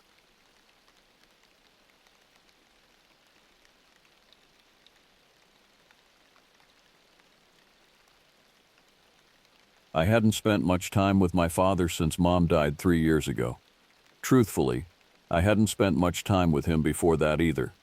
Gerald Brennan was the kind of father you admired from a distance, and that distance usually felt like the span of a continent.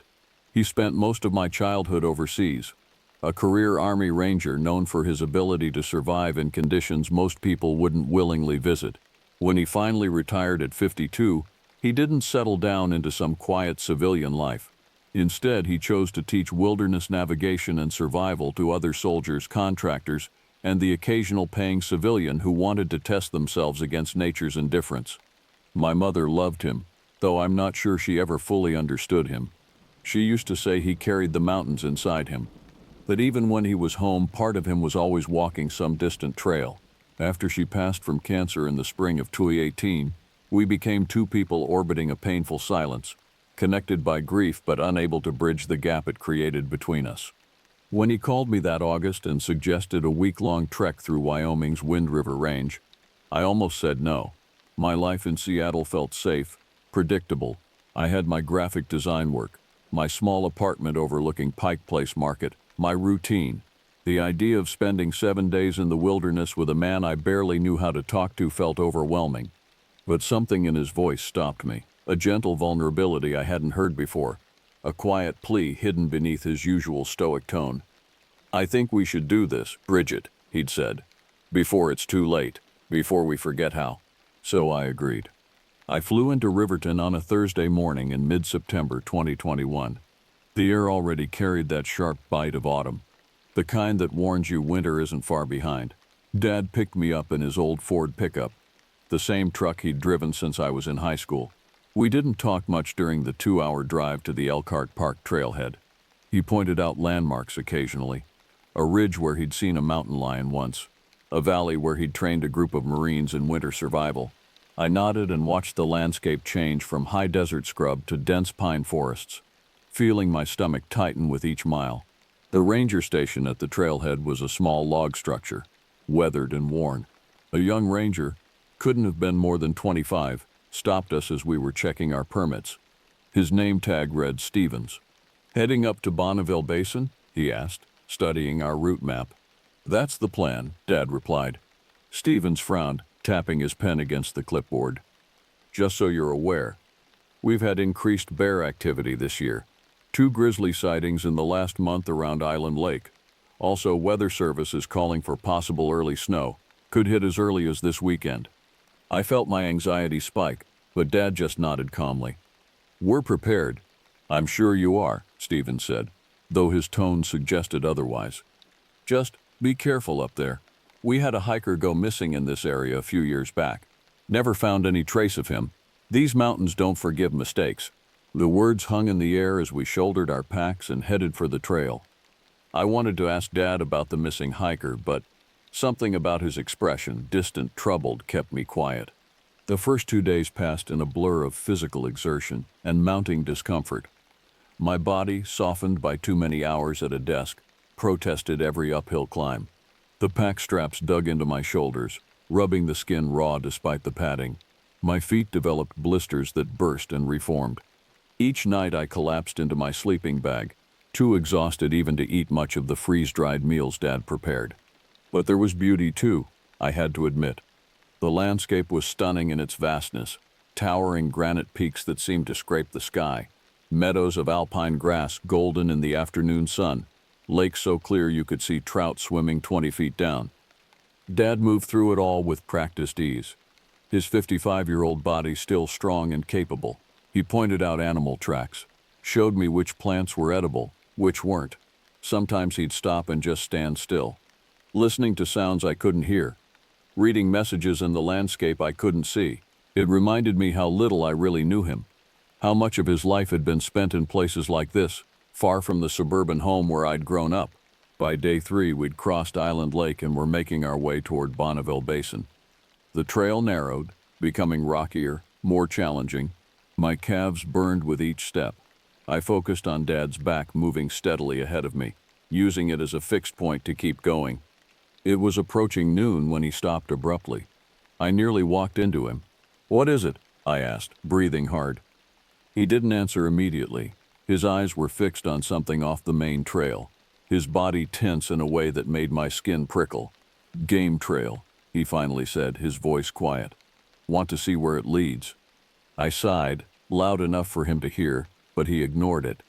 Without another word, he stepped off the established path and into a stand of lodgepole pines so dense the sunlight barely penetrated. The temperature dropped immediately, the air heavy with the smell of rotting wood and damp earth. "Dad, maybe we should stick to the main trail," I called after him. But he was already 20 yards ahead, moving with purpose. I had no choice but to follow. The game trail, we'd gone maybe a quarter mile when Dad stopped again. This time, my breath caught in my throat. There, tucked against a rocky slope beneath a canopy of dying pines, stood a structure that made my stomach turn. Calling it a shelter felt too generous. It was more like a nightmare given physical form. The walls were constructed from elk antlers and bones, dozens of them, maybe hundreds. They'd been lashed together with what looked like sinew and wire, creating a framework about 8 feet tall and equally wide. Between the bones were pieces of rotting wood, branches, and what I realized with growing horror were more bones, smaller ones. Some looked like they might have come from deer or sheep. Others were unmistakably human.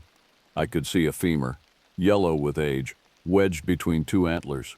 What might have been ribs formed a kind of lattice on one side, and worst of all, scattered throughout like terrible decorations, were skulls, animal and human. The human ones had been placed deliberately, facing outward, their empty eye sockets seeming to watch us. "Oh God," I whispered, taking an involuntary step back. Dad moved closer, his face pale but determined. He knelt by one of the wooden support beams, studying it carefully. His hand reached out, fingers trembling slightly, then jerked back as if he'd been burned. "Dad?" My voice sounded small, childlike. He didn't respond. Instead, he leaned in closer, and I watched his face transform from concern to horror. Slowly, he stood and beckoned me forward. "No," I said. "I don't want to. Bridget, look." The tone of his voice left no room for argument. On shaking legs, I approached and looked where he was pointing. Embedded in the wood grain were teeth, human teeth, not just 1 or 2, but dozens of them pressed into the weathered timber like grotesque ornaments. Some were still white, others yellowed with age. I could see the roots, whole and intact, forced deep into the soft wood. My stomach lurched. I turned away and vomited, the contents of my breakfast splashing onto the forest floor. When I finished, wiping my mouth with the back of my hand, I found Dad standing rigid, his eyes scanning the structure with terrible intensity. "We need to leave," I said, my voice hoarse. "Right now."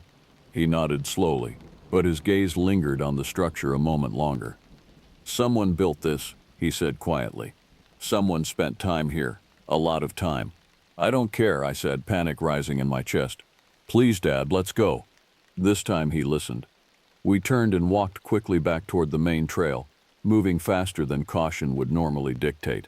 Branches whipped against my face. I stumbled over roots but kept moving, driven by a primal need to put distance between us and that terrible place. Neither of us spoke as we hiked. The afternoon sun seemed too bright after the gloom of those twisted pines. I kept glancing back, convinced I'd see someone following us, but the trail remained empty. We didn't stop until we'd put nearly 2 miles between us and the structure. Dad chose a campsite on a small rise overlooking a glacial stream, the water milky with sediment, rushing fast and cold over smooth stones. The location offered good visibility in all directions, something I now understood was deliberate. We set up camp in tense silence. Every sound made me jump. The snap of a twig as Dad gathered firewood, the cry of a hawk overhead. My own breathing seemed too loud in my ears. As dusk settled over the mountains, painting the sky in shades of purple and orange, Dad finally spoke. "I need to tell you something," he said, feeding another branch into our fire. The flames cast dancing shadows across his weathered face. "About this area." I pulled my jacket tighter, though the cold I felt had nothing to do with the temperature. "What about it?" He was quiet for a long moment, staring into the flames. When he spoke, his voice was heavy with something I'd never heard from him before. Something that might have been fear. 6 years ago, in the fall of 2015, a man named Henry Garrison went missing up here. He was a sergeant in my old unit. One of the best soldiers I ever served with. He'd come out here alone, said he needed time to think, to process some things from our deployment. We'd all done that, used these mountains as a kind of therapy. When he didn't show up for his sister's wedding 2 weeks later, they sent search and rescue teams. Nothing. Not a trace. No gear. No body. Nothing. I watched the firelight play across his features, seeing the pain there. "That's horrible. But that wasn't the only one," he interrupted. "Over the next few years, 3 more men from our unit vanished in these mountains, always alone, always without a trace. Different times of year, different trails, but all within a 20-mile radius of where we are right now." The fire crackled, sending up sparks that disappeared into the darkness. I felt goosebumps rise on my arms. "Why didn't you tell me this before?" "Because I didn't think," he trailed off, shaking his head. "I thought it was coincidence. Bad luck. These mountains are dangerous. People get lost, fall, encounter animals. The official reports all said different things. Exposure, animal attack. One was ruled a probable suicide. I wanted to believe that. And now?" His eyes met mine, and what I saw there terrified me more than the structure had. Now I'm not sure what to believe. We sat in silence after that. The only sounds the rushing water and the occasional pop from the fire. I wanted to suggest we leave immediately, hike out tonight using our headlamps, but I knew that would be even more dangerous. So I stayed quiet, feeding the fire, watching the darkness gather at the edges of our small circle of light. I must have dozed off, because I jolted awake to Dad's hand on my shoulder. His finger was pressed to his lips, his eyes wide and alert. My heart immediately began racing. Then I heard it. Footsteps. Not the light padding of an animal, but heavy, deliberate sounds. Boots on stone and dirt, circling our camp slowly, methodically, staying just beyond the firelight. Crunch, crunch, crunch. I stopped breathing. Dad's hand moved to the hunting knife at his belt. His body coiled and ready. We sat frozen, listening as whatever it was completed one full circle around us, then another. The steps were measured, patient, almost casual. Then they stopped.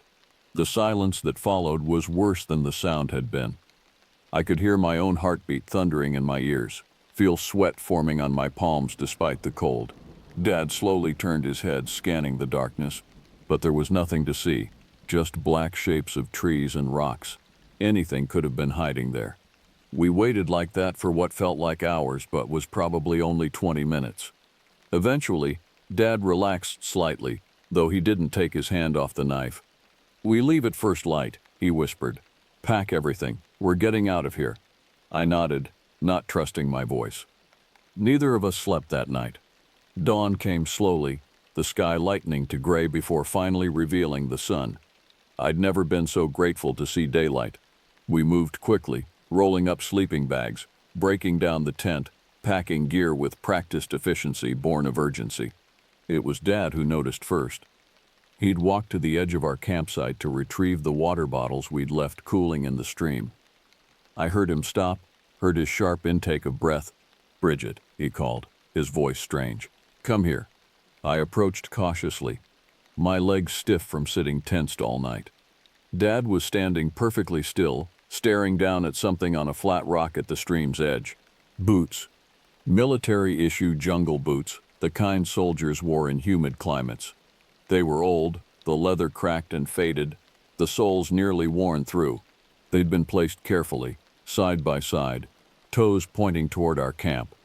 Dad knelt slowly, reaching out with one shaking hand. He picked up the left boot, turning it over. His face went white. "What?" I demanded, my voice shrill. "What is it?"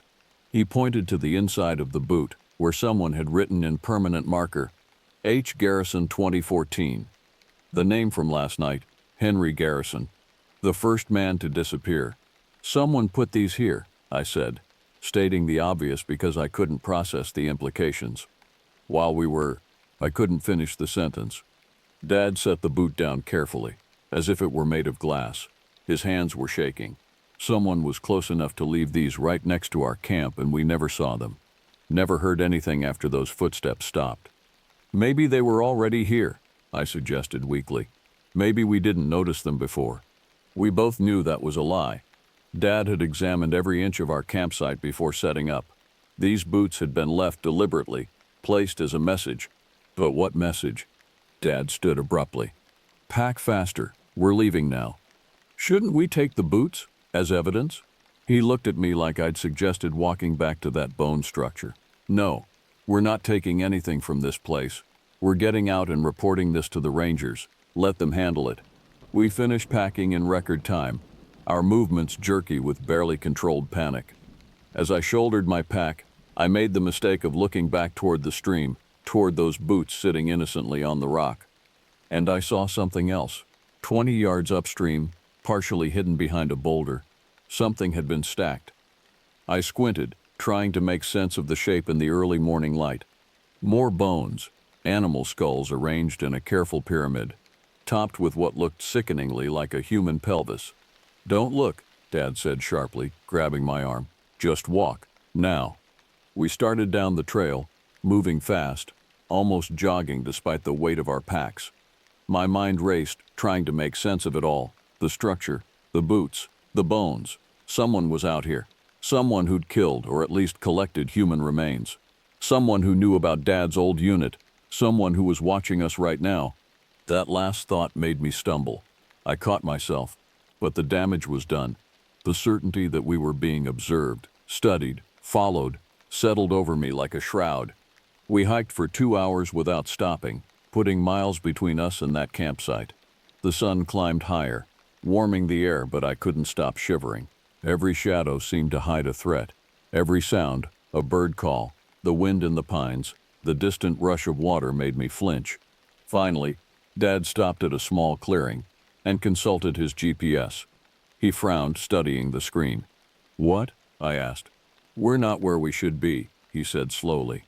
"This trail, I don't recognize this section." "What do you mean? We've been following the marked trail." "I thought we were." He turned in a slow circle, his experienced eyes reading the landscape. "But something's wrong. This isn't right." A cold realization settled over me. "We're lost." "Not lost," he corrected, but his voice held no confidence. "Just turned around somehow." He consulted the GPS again, then pointed to a ridge to our east. "We need to head that direction. Should hit the main trail in about a mile." We started walking again, this time through unmarked terrain. The ground was rougher here, forcing us to navigate around boulders and deadfall. My ankles ached from the uneven footing, sweat soaked through my shirt despite the cool air. That's when we smelled the smoke. Faint at first, just a hint of burning wood on the breeze. We both stopped simultaneously, our heads turning toward the source. There to the north, a thin column of gray smoke rose from somewhere in the valley we'd left that morning. The smoke was coming from the direction of our last campsite. "Could be the Rangers," I said hopefully. "Maybe someone reported." "No." Dad's voice was flat. "That's not a campfire. That's too much smoke. Something's burning." We stood there watching as the smoke thickened, becoming darker, more substantial. Even from miles away, I could tell it was a substantial fire. After several minutes, it began to dissipate, as if whatever had been burning had been consumed. Dad's jaw tightened. Let's keep moving. By mid-afternoon, we'd found our way back to the main trail. Dad's navigation skills, honed by years of training, had gotten us through the confusion, but the relief I felt was short-lived. We stopped for a brief water break, and I walked a short distance from the trail to refill our bottles at a small stream that bubbled up from between rocks. I knelt, unscrewing the cap of my bottle, when movement in my peripheral vision made me freeze. Slowly, very slowly, I raised my eyes to the ridge above us. A figure stood there, silhouetted against the bright afternoon sky. Even at this distance, maybe 200 yards, I could tell something was wrong with its proportions. Too tall, too thin, arms that hung too long at its sides. It stood perfectly still, watching us. "Dad," I breathed, not daring to move. Above us. I heard his footsteps approaching, felt him stop beside me. For a long moment, neither of us spoke. We just stared at the figure on the ridge. Then, in a movement that seemed impossible from something so far away, it lifted one of those two long arms and pointed directly at us. The gesture was deliberate, unmistakable. "Jesus Christ," I whispered, forgetting Dad's preference for God in my terror. "Back to the trail," Dad said quietly, his hand finding my shoulder. "Slowly. Don't run." We backed away together, never taking our eyes off the figure. It remained motionless, that arm still extended, pointing, accusing, claiming. When we reached the trail, Dad risked looking away to check our position on the GPS. "There's a ranger station about 8 miles from here. If we push hard, we can make it before dark." "What about?" I gestured toward the ridge, but when I looked back, the figure was gone. The empty space where it had stood felt worse than its presence had. "We run," Dad said. We didn't actually run. The terrain was too dangerous, the packs too heavy. But we moved faster than was safe, practically jogging down the trail. I barely noticed the burn in my legs or the ache in my shoulders. All I could think about was that figure, those impossible proportions, the way it had pointed at us. The sun began its descent toward the western peaks, shadows lengthening across the trail. The temperature dropped rapidly. My breath came in visible puffs as I struggled to keep pace with Dad. Then we heard them. Whistles. High-pitched, piercing sounds that echoed strangely off the rocks. They seemed to come from multiple directions at once, though that should have been impossible. The sounds weren't quite human, but weren't quite animal either.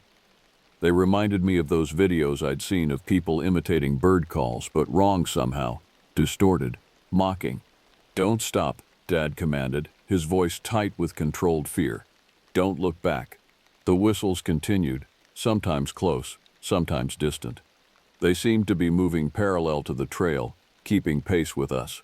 Occasionally, I'd catch a glimpse of movement in the trees, a flash of something pale, too quick to focus on. My lungs burned. My legs felt like they were made of lead, but I kept moving, driven by pure terror. Darkness came faster than it should have, the sun dropping behind the peaks and plunging the trail into deep twilight. Dad pulled out his headlamp, the beam cutting through the gloom. I did the same, my hands shaking so badly I nearly dropped it. The whistles had stopped, replaced by something worse. Footsteps, heavy, rhythmic, matching our pace, sometimes ahead of us, sometimes behind, sometimes to our sides. It felt like we were being herded, driven toward some unseen destination. "There," Dad said suddenly, pointing ahead. "Clearing." I saw it too, an open area maybe 100 yards ahead where the trees thinned. Beyond it, if my memory of the map was correct, should be the ranger station. We pushed harder, ignoring our exhausted bodies. The footsteps behind us grew louder, more urgent. Something was closing in. We broke into the clearing at a near sprint. My pack bounced painfully against my back. My ankle twisted on a rock, sending pain shooting up my leg, but I didn't slow down. Behind us, the forest erupted with sound. Crashing, breaking branches. Something large moving fast. "There," I screamed, seeing the ranger station ahead. A small wooden building with solar panels on the roof and a truck parked outside. Lights were on inside. We covered the last 100 yards in seconds that felt like hours. Dad reached the door first, pounding on it with his fist. "Open up, emergency." The door opened almost immediately. The young ranger from the trailhead, Stevens, stood there in his uniform, his eyes going wide as he took in our appearance. We must have looked insane, covered in sweat and dirt, gasping for breath, our eyes wild with fear. "What happened?" he demanded, ushering us inside. "Are you injured?" Dad was bent over, hands on his knees, trying to catch his breath. I looked back at the forest we'd just escaped from, my headlamp beam sweeping across the trees. For just a moment, I saw it.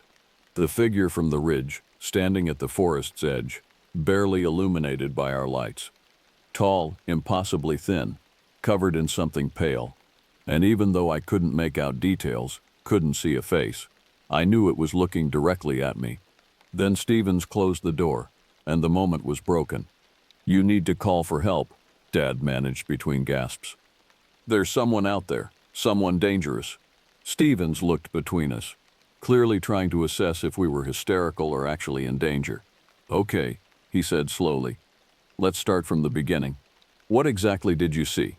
Over the next hour, we told him everything. The bone structure, the boots, the figure on the ridge, the pursuit. Stevens listened carefully, taking notes, his expression growing more serious with each detail. When we finished, he was quiet for a long moment. Then he picked up his radio. "I'm calling this in. Search and rescue needs to know."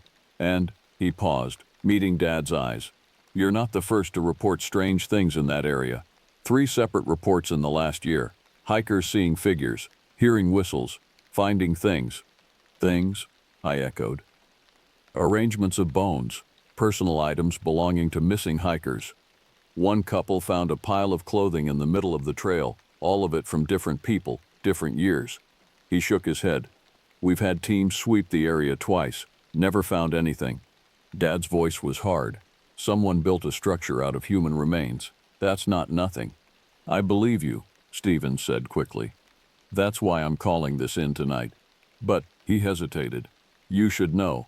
That area where you said you found the structure, it burned last year. Wildfire. Took out about 50 acres. Nothing standing there anymore." I felt the room spin slightly. "That's impossible. We saw it this morning." Stevens looked uncomfortable. "I'm just telling you what the records say. We spent that night in the ranger station, neither of us willing to go back out into the darkness. Stevens let us use spare bunks in the back room, but I couldn't sleep. Every time I closed my eyes, I saw that figure pointing at us, saw those teeth embedded in wood, saw those boots sitting on the rock like an offering." The next morning, a search and rescue team went out to investigate our reports.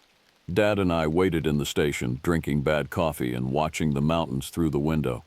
They returned at dusk, their faces grim. "We found evidence of a recent fire," the team leader reported. "Exactly where you described your campsite. Also found the rock where you said the boots were, but no boots, no bones either." "What about the structure?" Dad demanded. "The bone shelter?" The team leader exchanged glances with his colleagues. "We found the location based on your GPS coordinates. The area shows signs of an old burn, probably from that wildfire last year. But," he paused, "there were some strange things. We found several piles of bones scattered around the area, all animal as far as we could tell, but arranged deliberately, and we found this." He held up an evidence bag.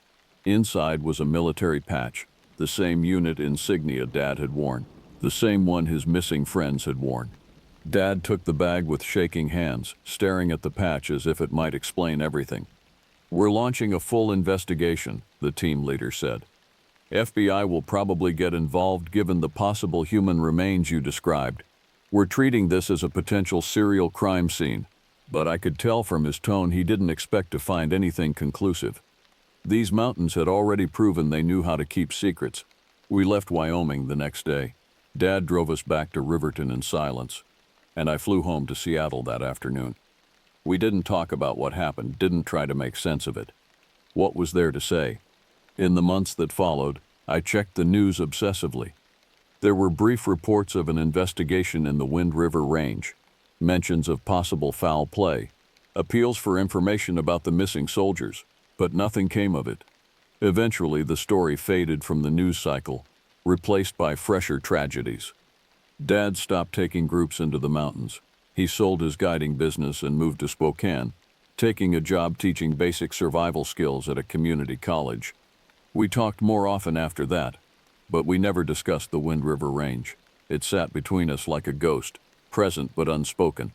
Sometimes, late at night when I can't sleep, I think about that figure on the ridge. I try to convince myself it was just a hiker, that the perspective and distance distorted its appearance.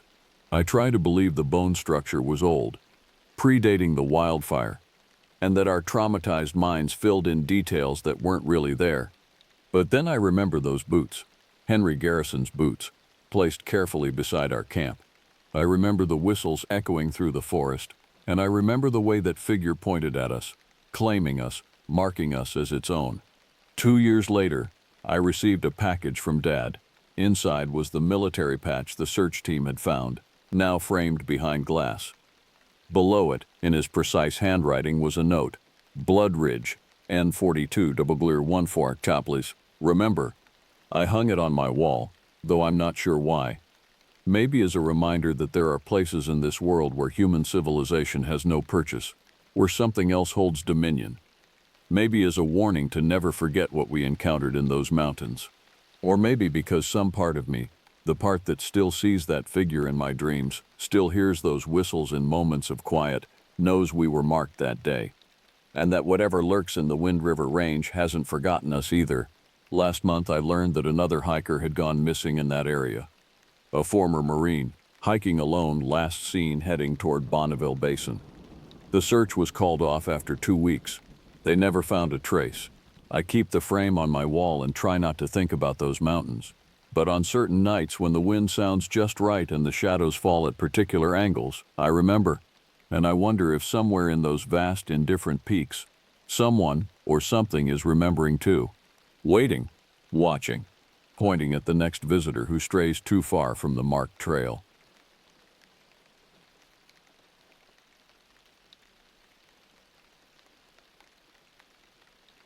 For 15 years I'd been leading hiking groups through those mountains, and I thought I'd seen everything the wilderness had to offer.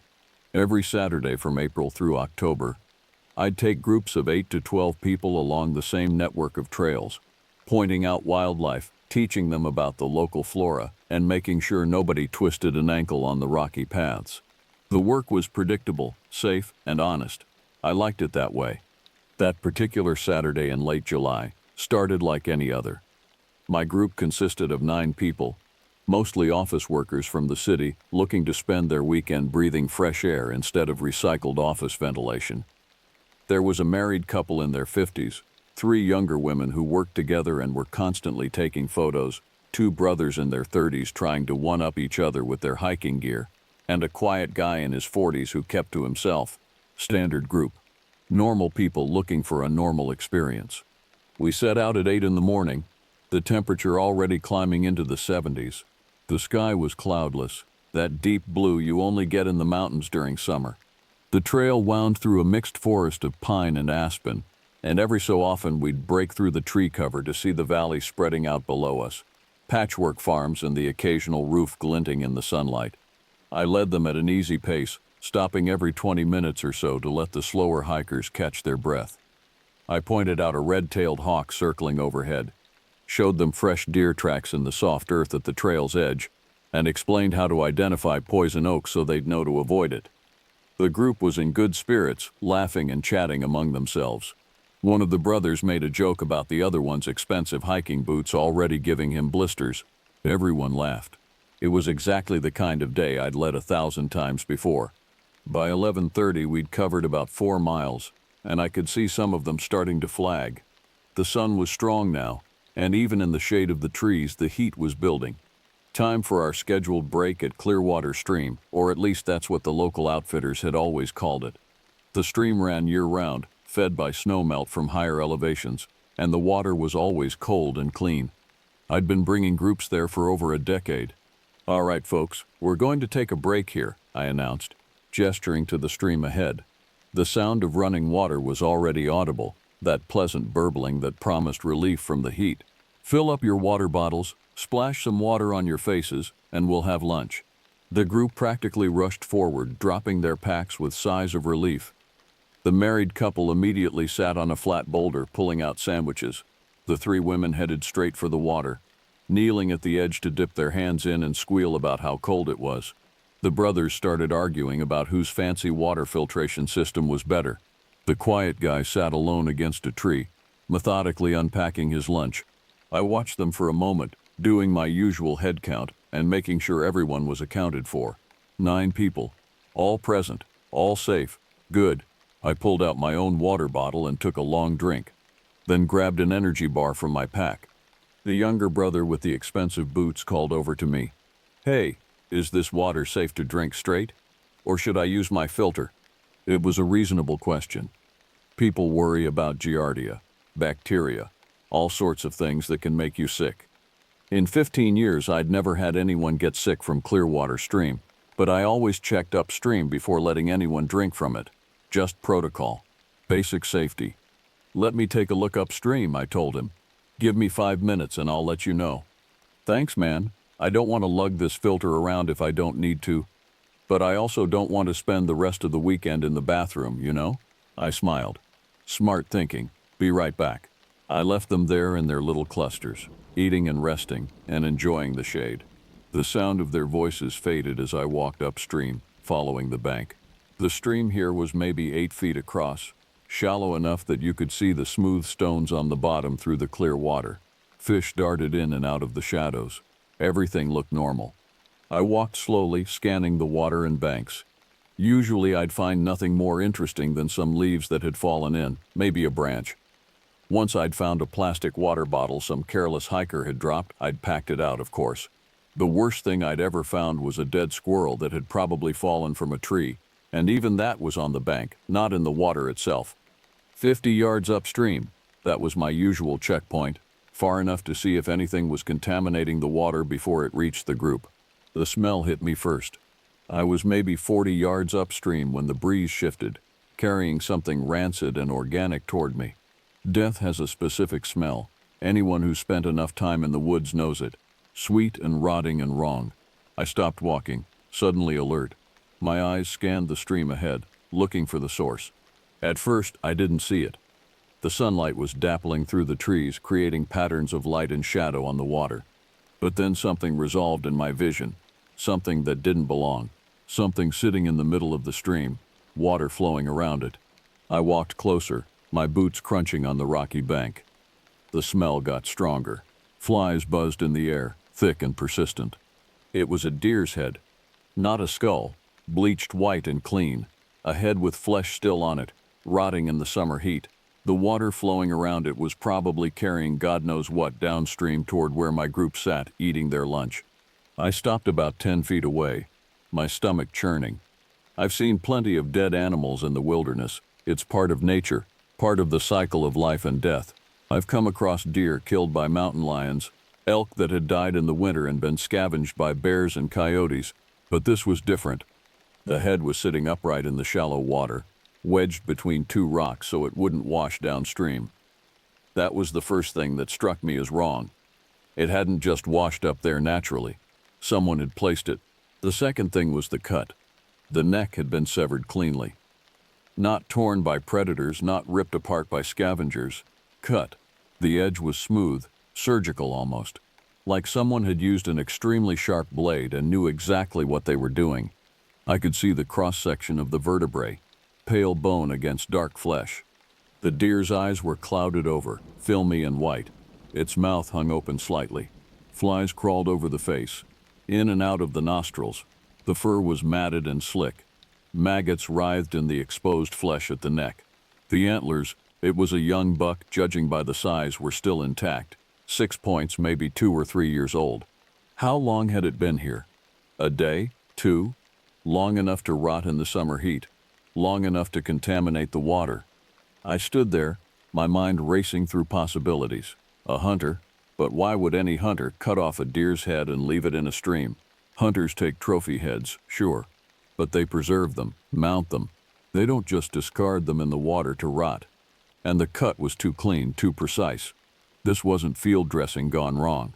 Teenagers messing around? Maybe some kids had found a roadkill deer and thought it would be funny to leave the head where hikers would find it. But we were 4 miles from the nearest road. That's a long way to carry a rotting deer head just for a prank. And again, That cut. That wasn't something kids with a pocket knife could do. Someone with experience. Someone who knew what they were doing. Someone who had access to the right tools and knew how to use them. Someone who had deliberately placed this here, in this stream, where people came regularly. A warning? But a warning of what? And to whom? I looked around, scanning the forest. The trees pressed in close on both sides of the stream. Anyone could be watching from the shadows. The birds had gone quiet. I hadn't noticed until that moment, but the cheerful chirping from earlier had stopped. The only sounds were the water and the buzzing of flies. My skin was crawling. Not from fear exactly, but from the profound wrongness of what I was looking at. This was deliberate. This was someone sending a message. I just didn't know what the message was or who it was meant for, and I couldn't tell my group the truth. I had 9 people sitting 50 yards downstream, drinking water, eating lunch, completely unaware. If I told them what I'd found, if I explained that someone had butchered a deer and left its head to rot in the water they'd been about to drink from, they would panic. Some of them would want to leave immediately. Others might insist we call the police, which would mean waiting here for hours while authorities came out to investigate. And what if whoever did this was still around? What if they were watching us right now? My job was to keep these people safe. That was my first priority, my only priority. Getting them out of here calmly and quickly. I walked back downstream, forcing my expression into something neutral and calm. Years of experience guiding groups had taught me how to mask my emotions, how to project confidence even when I was uncertain. The group looked up as I approached, their faces relaxed and content. "All right, folks, I need you to pack up your things," I said, keeping my tone even and authoritative. "We're going to head back to headquarters." The married couple looked confused. "Already? We just got here." "Yeah, I know, and I'm sorry about that. But I've spotted signs of bear activity upstream." I gestured vaguely in the direction I'd come from. Fresh tracks, some disturbed ground. And this time of year, late July, it's breeding season. The males get aggressive and unpredictable. It's not safe to be in this area right now. That got their attention. The 3 women stood up immediately, looking around nervously. One of them asked, "How close is it?" "Hard to say," I replied, which was true enough in a sideways kind of way. "Could be a mile away, could be closer. Point is, I don't want to take any chances. We're going to pack up calmly and efficiently, and we'll head back the way we came. Stay together, no wandering off, and we'll be fine. Bears don't typically attack groups." The brothers started shoving their gear back into their packs with urgent movements. The quiet guy had already stood up, his lunch half-eaten, his face expressionless. The married couple looked disappointed but began gathering their things. "What about our water?" the younger brother asked. "We still need to fill up." "Use what you have," I told him.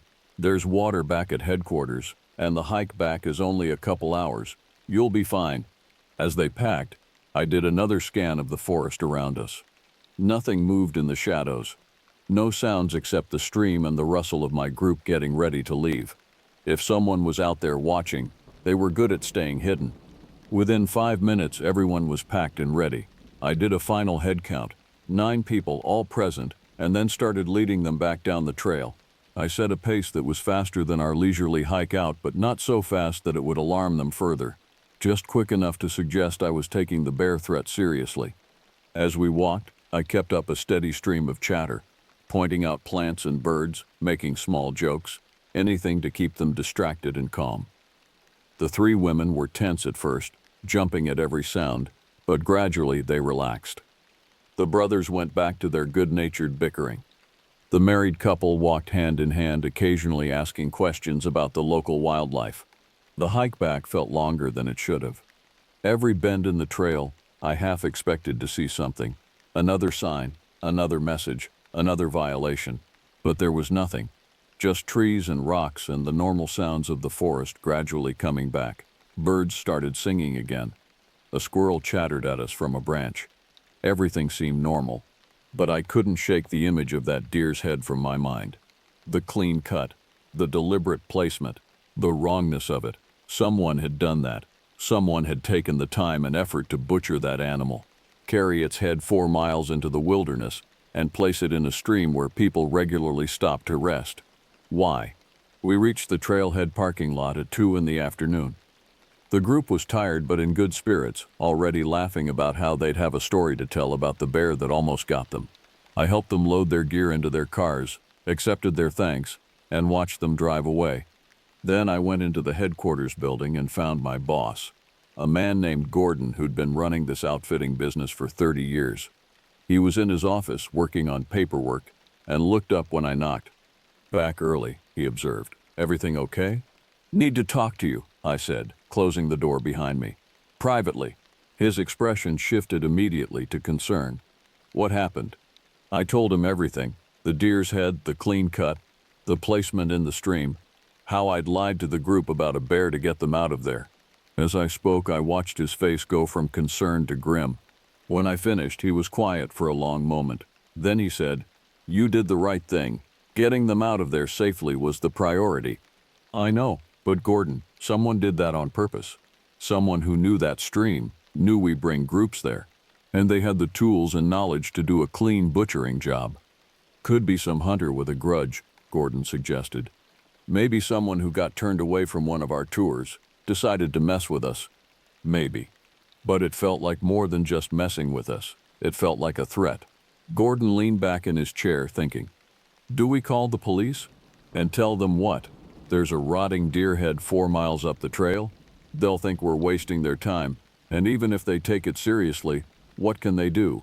Whoever did it is long gone. So what do you want to do?" I thought about it. "I want to go back up there tomorrow, early, take some photos, document what's there, and I want to avoid that section of trail for a while. Tell the other guides to use the eastern route instead, at least until we know what we're dealing with." Gordon nodded slowly. "All right, but you don't go alone. Take someone with you. And if you see anything else weird, anything at all, we call it in." I went home that evening, but I couldn't settle. My small cabin on the edge of town felt too quiet, too isolated. I kept thinking about that deer's head sitting in the stream, water flowing around it. Kept thinking about the clean cut, the precision of it. I made dinner but barely ate, tried to watch television but couldn't focus. Finally, I pulled out my laptop and started researching. Animal mutilations, hunting practices, ritual killings. The internet was full of theories and speculation, most of it nonsense. But buried in the noise, I found some things that made my skin crawl. There were reports from other areas, other states of similar incidents. Not common, but not unheard of either. Animals butchered with unusual precision and left in places where people would find them. Sometimes in streams or rivers, sometimes on trails, sometimes right near campsites. In most cases, the authorities never caught whoever was responsible. The incidents would happen a few times, then stop, then maybe start up again months or years later. Some people thought it was hunters showing off their skills. Others suggested it was people with psychological problems working out their issues on animals. A few even suggested organized groups, though that seemed far-fetched to me. What struck me most was that in several of the cases, the incidents had escalated. Started with small animals, rabbits, squirrels, then moved to larger ones, deer, dogs, and in one case in the Pacific Northwest 5 years ago, a hiker had disappeared. They'd found her backpack by a stream 3 days later, but never found her body. That case was still unsolved. I closed the laptop, my hands shaking slightly. I was probably being paranoid. One deer head didn't mean there was some kind of serial killer operating in these mountains. It was most likely just some disturbed individual who'd done something grotesque and would never be seen again. But probably wasn't the same as certainly, and my job was to keep people safe. I tried to get some rest, lying in bed with all the lights in the cabin turned off, but my mind wouldn't stop racing. Every sound outside, the wind in the trees, an animal moving through the brush made me tense. I found myself straining to hear footsteps, to catch the sound of someone approaching. Nobody came, nothing happened, but I barely slept, and when I finally did drift off near dawn, my dreams were filled with images of sharp blades and blank staring eyes. The next morning, I met Gordon and another guide named Phil at the trailhead at 6 a.m. We hiked up to Clearwater Stream in silence, making good time in the cool morning air. The forest was beautiful in the early light, peaceful and serene. It was hard to believe anything bad could happen in a place like this. When we reached the stream, the deer's head was gone. We stood there, staring at the empty water. The rocks where it had been wedged were still there, but the head itself had vanished. No sign of it anywhere. No drag marks on the bank. No blood. Nothing. "Are you sure this is the right spot?" Phil asked, though his tone suggested he knew it was. "Positive," I said. "Right there, between those two rocks." Gordon waded into the stream, examining the area closely. "Could an animal have taken it? Bear or mountain lion?" "Possible," I admitted. "But usually they'd drag it onto the bank to feed, leave some trace. This is clean, too clean." We searched the area for half an hour, looking for any sign of what had happened. We found nothing. Whoever had placed the head there had come back and removed it, covering their tracks completely. As we hiked back down, I couldn't shake the feeling that we were being watched, that somewhere in the trees someone was observing us, pleased that we'd found their message and understood it, or maybe frustrated that we'd gotten people out before anything worse could happen. Gordon agreed to shift all tours to different trails for the next month. We'd monitor the situation, watch for any other unusual activity.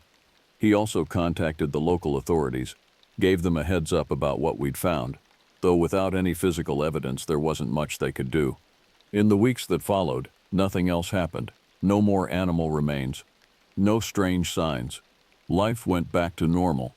I kept leading tours, kept taking groups into the mountains, kept teaching them about the wilderness and how to stay safe in it. But I never went back to Clearwater Stream, and I never told anyone the whole truth about what I'd found that day, except Gordon and Phil. The people on that hike still think they were saved from an aggressive bear. They have no idea how close they came to something potentially much worse. Sometimes, late at night, I still think about it, about the precision of that cut, about someone skilled and deliberate enough to leave that message and then remove all evidence, about the fact that they're still out there, somewhere, maybe doing the same thing on different trails, in different places. But mostly I think about the 9 people I kept safe that day. I think about how I made the right call, got them out before they saw something that would haunt them, before something worse could happen. In 15 years of guiding, that's always been my job, keeping people safe no matter what. And that's what I did. That's all that really matters in the end.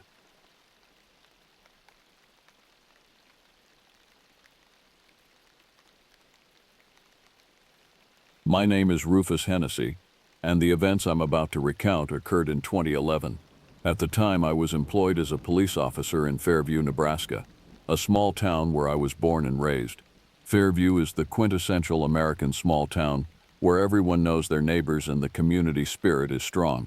Prior to the incident I'm about to describe, I believed I had seen everything there was to see in our quiet corner of the world. However, one night changed my perspective entirely, altering the course of my life and the fabric of our community. I had been serving on the Fairview Police Force for approximately 15 years, having joined immediately after graduating high school. The decision to forego college and pursue a career in law enforcement was driven by my desire to make a tangible difference in my community.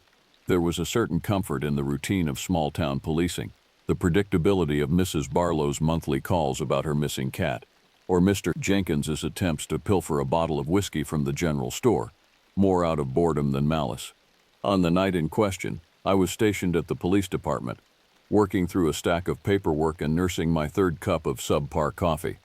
The clock on the wall read 11 p.m., and the quiet of the night was broken only by the occasional crackle of the police radio and the hum of the ancient air conditioning unit. Suddenly, the phone rang, its shrill tone cutting through the silence. I answered promptly, recognizing the voice of Millie, our dispatcher. Her tone immediately put me on alert. Millie was typically unflappable, but now her voice trembled with barely contained panic. "Rufus, you need to get over to the old Miller place," she said, her words rushed and breathless. "What's the situation, Millie?" I inquired, already reaching for my jacket and car keys. "Just get over there, Rufus. It's bad," she replied cryptically before abruptly ending the call. The Miller property had been abandoned for several years following the death of its owner. The deceased children had shown no interest in maintaining or selling the property, leaving it to fall into disrepair. Over time, it had become a popular spot for local teenagers to test their bravery, daring each other to spend the night in the decaying farmhouse. As I drove through the quiet streets of Fairview, my mind raced with possibilities. Millie's uncharacteristic behavior suggested that this was no ordinary call. The knot of apprehension in my stomach tightened as I approached the outskirts of town where the Miller property was located. Turning onto the long, overgrown driveway, I immediately noticed something amiss. Despite the property's abandoned status, there were lights visible through the grimy windows of the farmhouse. The flickering quality of the illumination suggested candles or flashlights rather than functioning electricity. I brought my cruiser to a stop and radioed in my location to dispatch. As I exited the vehicle, the cool night air carried the scent of decaying wood and damp earth. The silence was oppressive, broken only by the crunch of gravel under my boots as I approached the house. Drawing my flashlight and sidearm, I cautiously made my way to the front porch. The wooden steps creaked ominously under my weight, and I noticed that the front door was slightly ajar, swaying gently in the night breeze. "Hello?" I called out, pushing the door open further with my foot. "This is the police. Is anyone here?" My voice echoed through the empty house, met only by silence. Steeling myself, I crossed the threshold, the floorboards groaning in protest. The flickering light I had observed from outside seemed to be emanating from the living room. As I turned the corner, the beam of my flashlight illuminated a scene that would haunt me for years to come. In the center of the room stood a makeshift altar, surrounded by candles whose flames cast eerie, dancing shadows on the walls. Atop the altar lay a sight that turned my blood to ice. The body of a young woman, bound and gagged, her lifeless eyes staring vacantly at the ceiling. As I approached, my training kicking in despite the horror of the situation, I checked for a pulse, knowing even as I did so that it was futile. The woman's skin was cool to the touch, indicating that she had been dead for some time. With shaking hands, I reached for my radio. "Millie, I need backup at the Miller place, now, and send an ambulance." I fought to keep my voice steady as I relayed the grim discovery. As I waited for backup to arrive, a sound from upstairs caught my attention. It was a subtle noise, barely perceptible, the sound of movement, of someone trying to remain undetected. Every instinct told me to wait for assistance, but a combination of duty and a burning need to understand what had transpired in this house propelled me towards the staircase. With my heart pounding in my chest and my weapon at the ready, I began to ascend the stairs, each step bringing me closer to a confrontation that would change my life forever. The second floor of the Miller house was in even worse condition than the first. Years of neglect had taken their toll, with peeling wallpaper and warped floorboards creating an atmosphere of decay and abandonment. The beam of my flashlight cut through the darkness, revealing closed doors lining a narrow hallway. The shuffling sound I had heard from downstairs was more pronounced now, emanating from behind one of the closed doors. I approached cautiously, my police training warring with the primal fear that threatened to overwhelm me. Positioning myself to the side of the door, I called out, "Police, come out with your hands up." My voice sounded unnaturally loud in the oppressive silence of the house. For a moment, there was no response. Then, slowly, the door began to creak open. I tightened my grip on my weapon, prepared for whatever might emerge. The figure that stepped out of the room was unlike anything I had encountered in my years of police work. It was a man, or at least it had once been a man. He stood unnaturally tall, his gaunt frame accentuated by tattered, dirty clothing. But it was his face that sent a chill down my spine. Wild, sunken eyes that seemed to glow with an inner madness, and a rictus grin that stretched his features into a grotesque mask. In his hand, he clutched a long, wicked-looking knife. The blade gleamed dully in the beam of my flashlight, its edge stained with what I feared was blood. "Drop the knife," I commanded, my voice steady despite the fear coursing through me. "Drop it now." The man's grin widened impossibly further, and a low guttural sound emerged from his throat. Not quite a laugh, not quite a growl. Then, with a speed that belied his emaciated appearance, he lunged towards me. I fired my weapon, the sound of the gunshot deafening in the confined space of the hallway. The man staggered, the knife clattering to the floor, before he crumpled in a heap at my feet.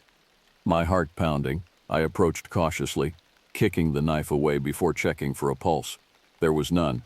The man was dead. As the adrenaline began to subside, I became aware of the sound of sirens in the distance. Backup was finally arriving. I made my way back downstairs, my mind reeling from the events of the past few minutes. The house was soon swarming with officers and crime scene technicians. The body of the young woman was carefully removed from the makeshift altar, and a thorough search of the premises began. As the senior officer on the scene, I oversaw the initial investigation. The woman was identified as Emily Larkin, a 22-year-old student at the local community college who had been reported missing 2 days prior. The man I had shot was identified through fingerprints as David Halstead, a drifter with a history of mental illness and minor criminal offenses. As we combed through the house, more disturbing details emerged. In what appeared to be Halstead's living space, we discovered journals filled with rambling entries about dark rituals and sacrifices.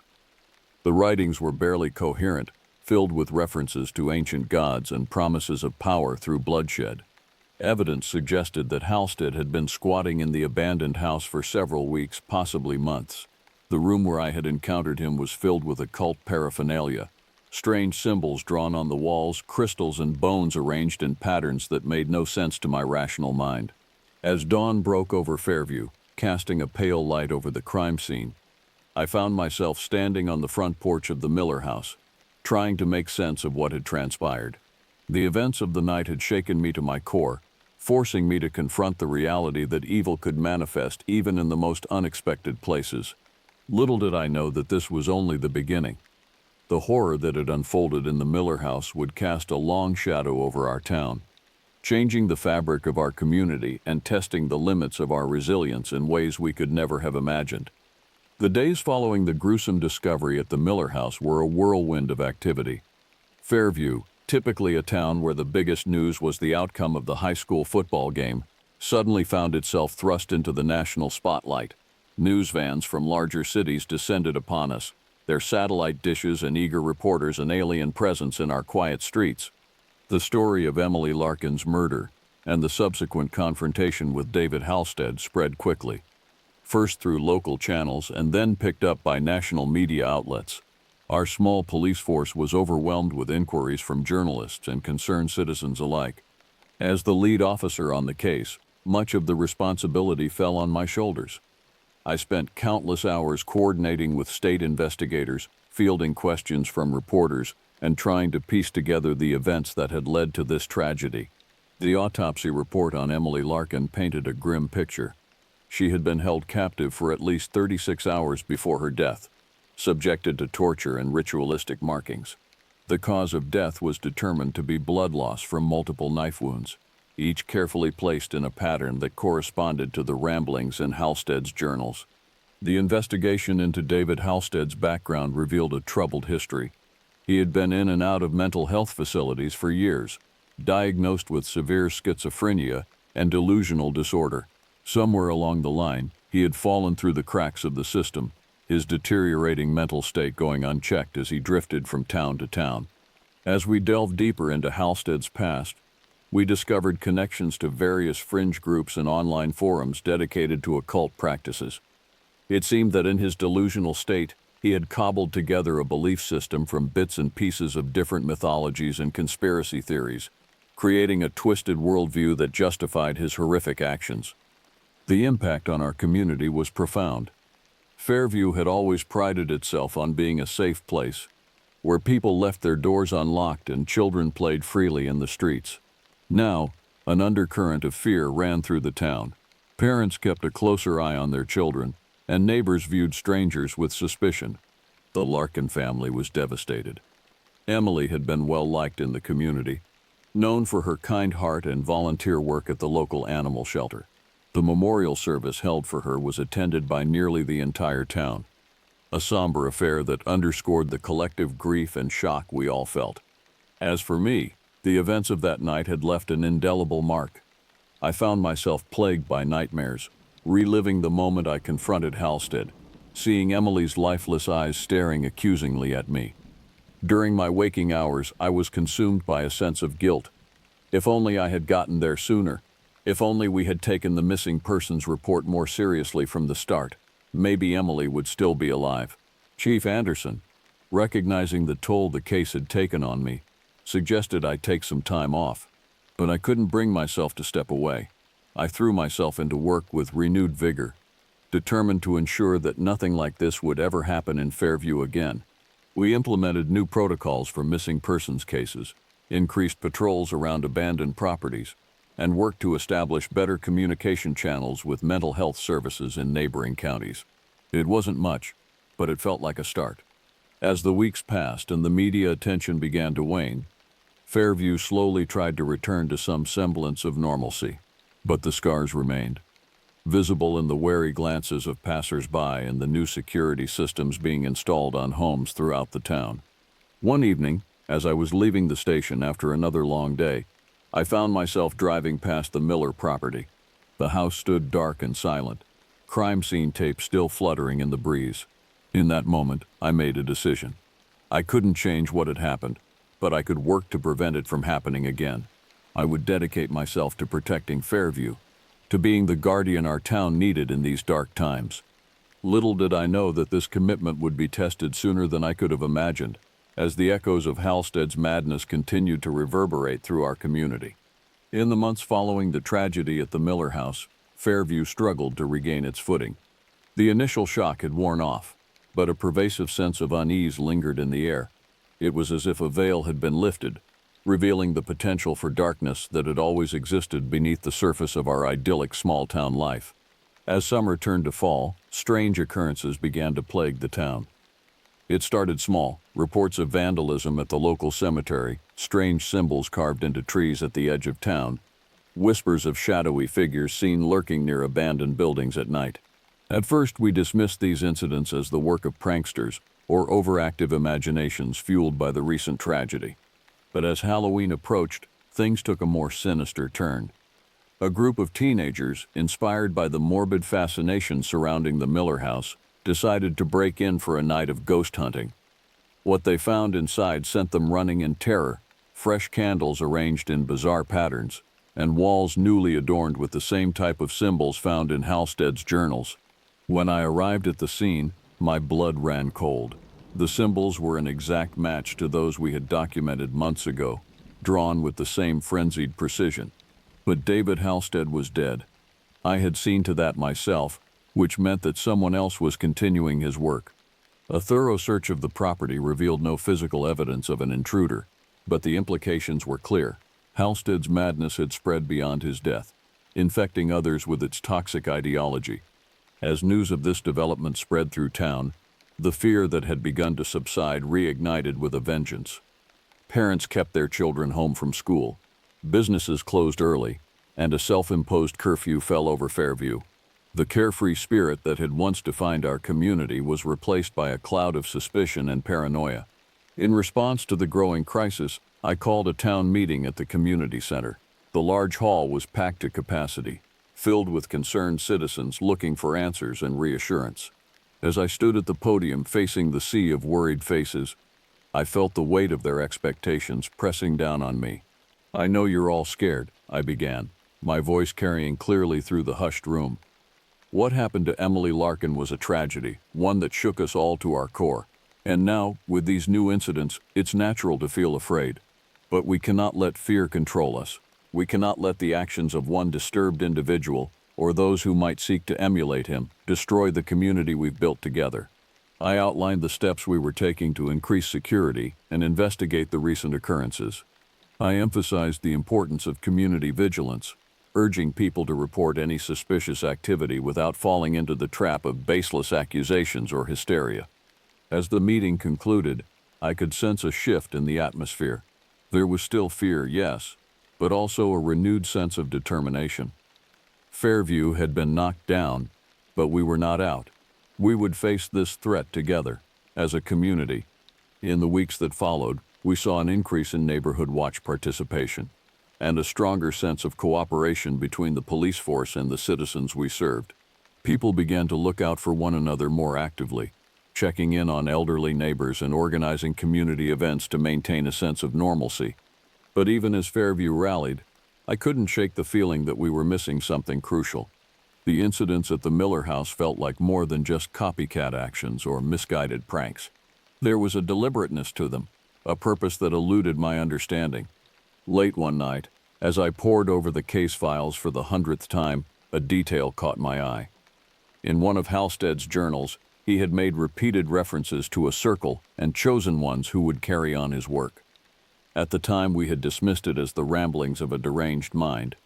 But now, in light of recent events, I began to wonder if there was more to it. As I delved deeper into Halstead's writings, a disturbing pattern began to emerge. His references to a circle and chosen ones were more frequent and detailed than we had initially realized.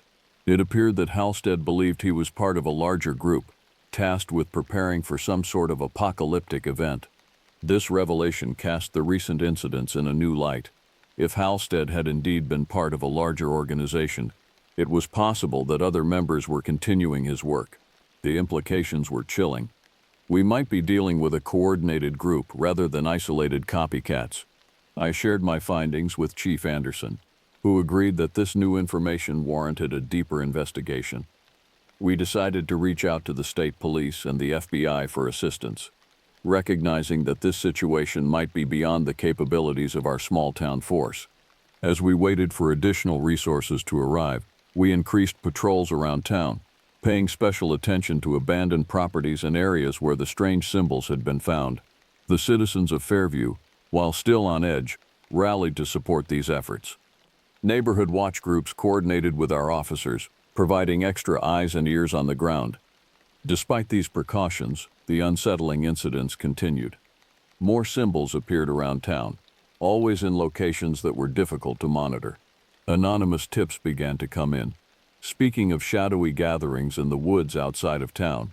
Each new development added to the growing sense of unease that permeated Fairview. With the arrival of state police and FBI resources, our investigation took on a new level of intensity. Agents combed through Halstead's personal effects, analyzed his online activities, and began to piece together a network of contacts that stretched far beyond the borders of our small town. As the lead local officer on the case, I found myself working closely with FBI agent Sarah Reeves. Agent Reeves was a no-nonsense professional with a background in cult activity and fringe religious groups. Her expertise proved invaluable as we delved deeper into the twisted ideology that had driven Halstead. Based on what we've uncovered, Agent Reeves explained during one of our briefings, it appears that Halstead was involved with a loosely organized group that calls itself the Circle of the Eternal Night. They believe in hastening the arrival of some sort of cosmic entity through ritual sacrifice and the creation of what they call nodes of power. The more we learned about this group, the more concerned I became. It seemed that the Miller House incident, as horrific as it was, might have been just the beginning of their plans for Fairview. Our breakthrough came when we managed to identify one of Halstead's online contacts, a local man named Michael Thornton. Thornton had a history of mental health issues and had been in and out of treatment facilities over the years. More importantly, he had been seen in the vicinity of several locations where the strange symbols had appeared. We obtained a warrant to search Thornton's residence, a small apartment on the outskirts of town. What we found there confirmed our worst fears. The walls were covered in the same symbols we had found at the Miller house, and we discovered journals that mirrored Halstead's writings in their fervor and delusion. But Thornton himself was nowhere to be found. It appeared he had fled shortly before our arrival, tipped off perhaps by some unknown source. This development added a new urgency to our investigation. We now had a name and a face to pursue, but also the knowledge that our quarry was aware of our interest. As we expanded our search for Thornton, we also focused on identifying other potential members of the circle. This proved to be a challenging task, as the group operated with a high degree of secrecy and paranoia. However, bit by bit we began to uncover a network that stretched throughout the region, with Fairview as its epicenter. The citizens of Fairview, already on edge from the previous incidents, reacted to these new developments with a mixture of fear and determination. Many volunteered to assist in the search for Thornton, while others worked to support the law enforcement efforts in any way they could. As the investigation progressed, I found myself working long hours, often late into the night. The case had become more than just a professional obligation. It was personal. I felt a deep responsibility to the people of Fairview. a need to protect them from the darkness that threatened to engulf our town. Little did I know that our efforts were about to come to a head in a confrontation that would test the limits of our resolve and forever change the face of Fairview. Our search for Michael Thornton and other members of the Circle of the Eternal Night came to a dramatic climax on a cold November night. An anonymous tip led us to an abandoned warehouse on the outskirts of town, where a gathering of the group was supposedly taking place. As we approached the location, the tension was palpable. A joint task force of local police, state troopers, and FBI agents had been assembled for the operation. The warehouse loomed before us, a hulking silhouette against the night sky. Agent Reeves and I led one of the entry teams. As we breached the main entrance, the scene that greeted us was like something out of a nightmare. The interior of the warehouse had been transformed into a macabre temple, with strange symbols covering the walls and floor. Candles flickered in intricate patterns, casting eerie shadows that seemed to move of their own accord. In the center of this grotesque display stood Michael Thornton, surrounded by a group of robed figures. They were in the midst of some sort of ritual, their chanting rising to a fever pitch as we entered. "FBI, everybody freeze," Agent Reeves shouted, her voice cutting through the chanting. For a moment, everything seemed to stand still. Then, chaos erupted. Some of the cultists attempted to flee, while others, including Thornton, turned to confront us. The ensuing struggle was intense but mercifully brief. Our superior numbers and training quickly overwhelmed the cultists. As the dust settled and we began to process the scene, the true scope of what we had uncovered became clear. Documents found at the site revealed plans for a series of ritual killings intended to create a network of power nodes throughout the region. Fairview, it seemed, was to be the epicenter of this dark design. The interrogations that followed painted a picture of a group driven by a mixture of mental illness, desperation, and a twisted ideology that promised power and purpose to its adherents. Many of the cultists were local residents, people I had known for years. The realization that this darkness had taken root so close to home was deeply unsettling. In the days following the raid, Fairview was once again thrust into the national spotlight. The exposure of a cult operating in the heart of small-town America captured the public imagination, bringing a fresh wave of media attention and curiosity seekers to our community. The aftermath of the cult's exposure and the subsequent arrests left Fairview reeling. The knowledge that friends and neighbors had been involved in such dark activities shook the foundations of trust within the community. People looked at each other with new eyes, wondering who else might be hiding terrible secrets. As the legal proceedings began, I found myself spending long hours testifying and assisting in the prosecution of the cult members. The trials were a grueling process, forcing us to relive the horrors we had uncovered and confront the human cost of the cult's activities. Throughout this period, I struggled with my own feelings of guilt and responsibility. Could I have done more to prevent this? Should I have seen the signs earlier? These questions haunted me, even as I worked to help the community heal. The recovery process for Fairview was slow and painful. Support groups were formed for those affected by the cult's activities, including family members of the arrested cultists. The town held numerous community meetings and events aimed at rebuilding trust and a sense of security. As the months passed, I noticed a gradual shift in the town's atmosphere. The initial fear and suspicion began to give way to a renewed sense of community spirit. People seemed more aware of their neighbors, more willing to reach out and offer support to those in need. 5 years have passed since the events that shook Fairview to its core. In that time, our town has undergone a profound transformation. The scars remain, but they have become a part of our shared history, a reminder of the darkness we faced and overcame together. I have since been promoted to Chief of Police, a position that allows me to continue working to protect and serve the community I love. The experiences we went through have shaped my approach to law enforcement, emphasizing the importance of community engagement and mental health awareness. Fairview itself has become something of a case study in community resilience. Researchers and law enforcement professionals from around the country have visited to learn from our experiences and the measures we've put in place to prevent similar incidents in the future. As I reflect on the events of that fateful year, I am struck by the complexity of human nature, its capacity for both great evil and tremendous good. The cult members, driven by delusion and desperation, caused immeasurable harm, But the response of the community, the way people came together to support one another and rebuild, revealed the inherent strength and goodness that exists within us all. The Miller House, once a symbol of the terror that gripped our town, has been demolished. In its place stands a community garden, a place of growth and renewal. It serves as a fitting metaphor for Fairview itself. From the ashes of tragedy, we have cultivated new life and hope. As I walk the streets of Fairview today, I see a town forever changed but not defeated. We carry the memory of those dark days with us, but we do not let it define us. Instead, we have chosen to learn from our past and use that knowledge to build a stronger, more compassionate community. The events of 2011 taught us that evil can lurk in the most unexpected places, but they also showed us the power of unity and resilience.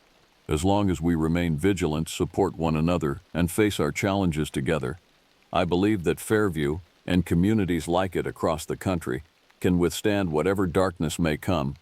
In the end, this is not just a story about a crime or a cult. It's a story about a town that looked into the abyss and emerged stronger for it.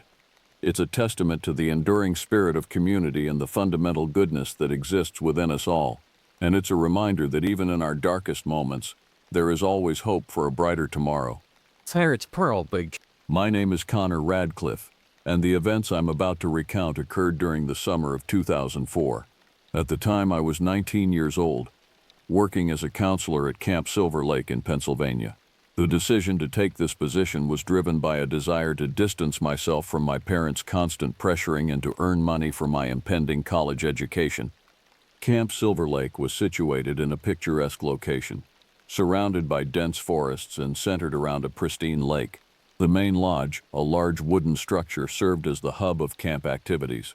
Surrounding it were numerous cabins for campers and staff, as well as various activity areas for sports, crafts, and outdoor pursuits. Upon my arrival at the camp, I was struck by the serene atmosphere.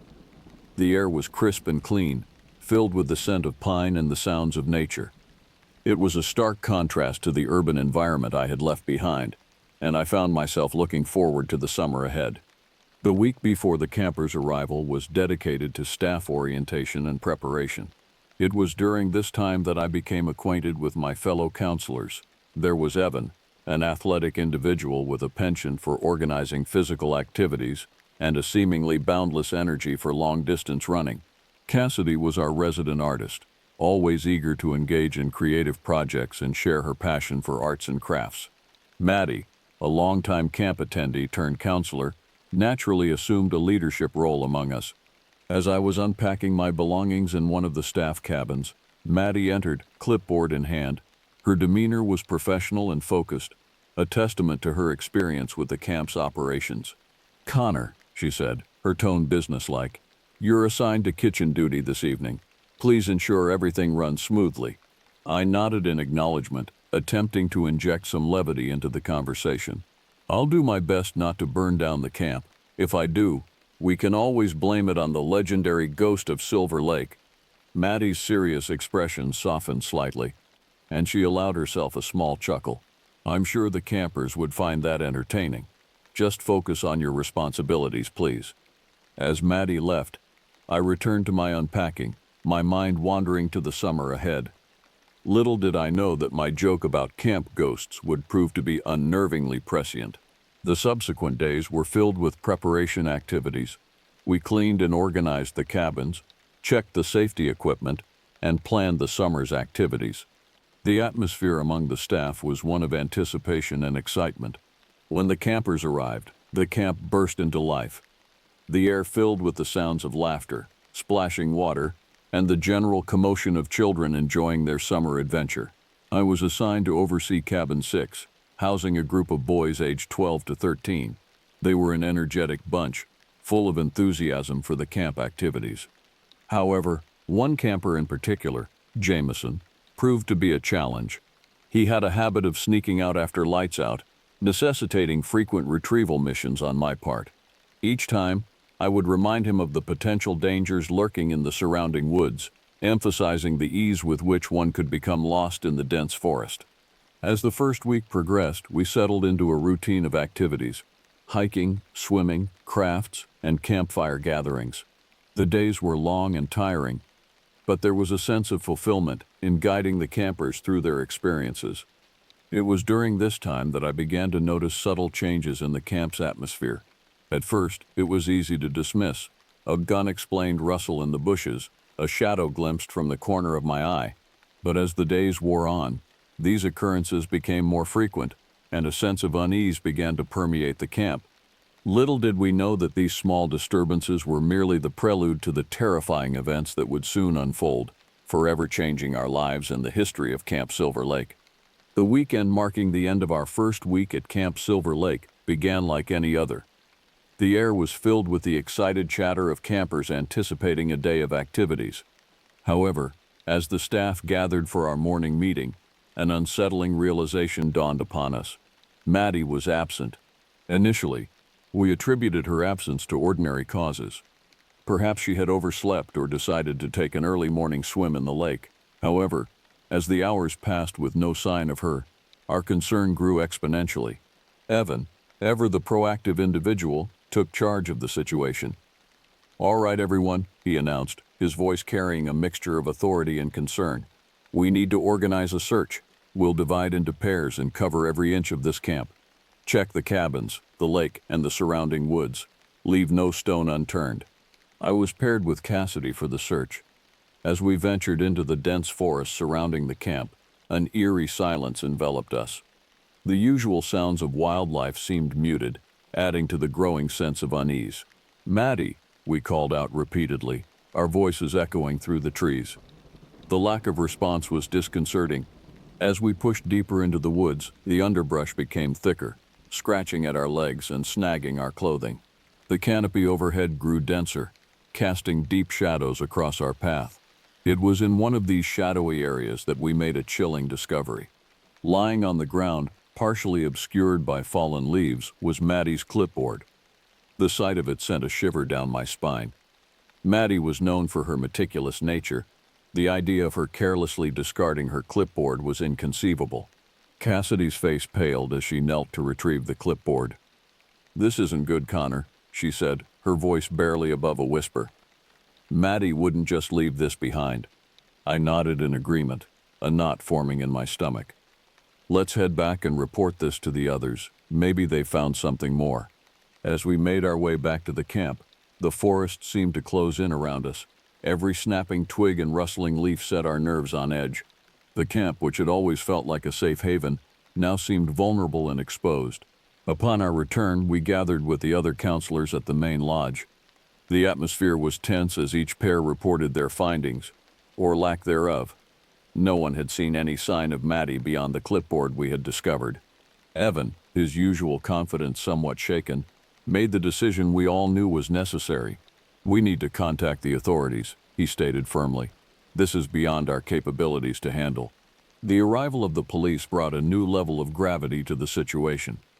As they took our statements and began their own search, the reality of Maddie's disappearance began to sink in. The campers, sensing the adults' distress, became anxious and fearful. For days, the police scoured the area, utilizing search dogs and even a helicopter. But as the search wore on with no results, a sense of hopelessness began to set in. After a week of fruitless searching, the police were forced to scale back their efforts, leaving us with more questions than answers. In the wake of the police departure, we attempted to restore some semblance of normalcy to the camp. Activities resumed, but there was an undercurrent of tension that permeated every aspect of camp life. Every unexpected sound, every shadow, seemed to hold the potential for danger. It was against this backdrop of fear and uncertainty that the next shocking event occurred. One night, during my routine bed check, I discovered Jameson's bunk empty. The realization that another person had vanished hit me like a physical blow. With a sense of dread, I roused Evan and Cassidy, and we embarked on another search. As we ventured into the woods calling Jameson's name, the darkness seemed to press in around us, filled with unseen threats. It was then that I noticed a faint light in the distance, barely visible through the dense foliage. "Look," I said, pointing towards the light. "Over there."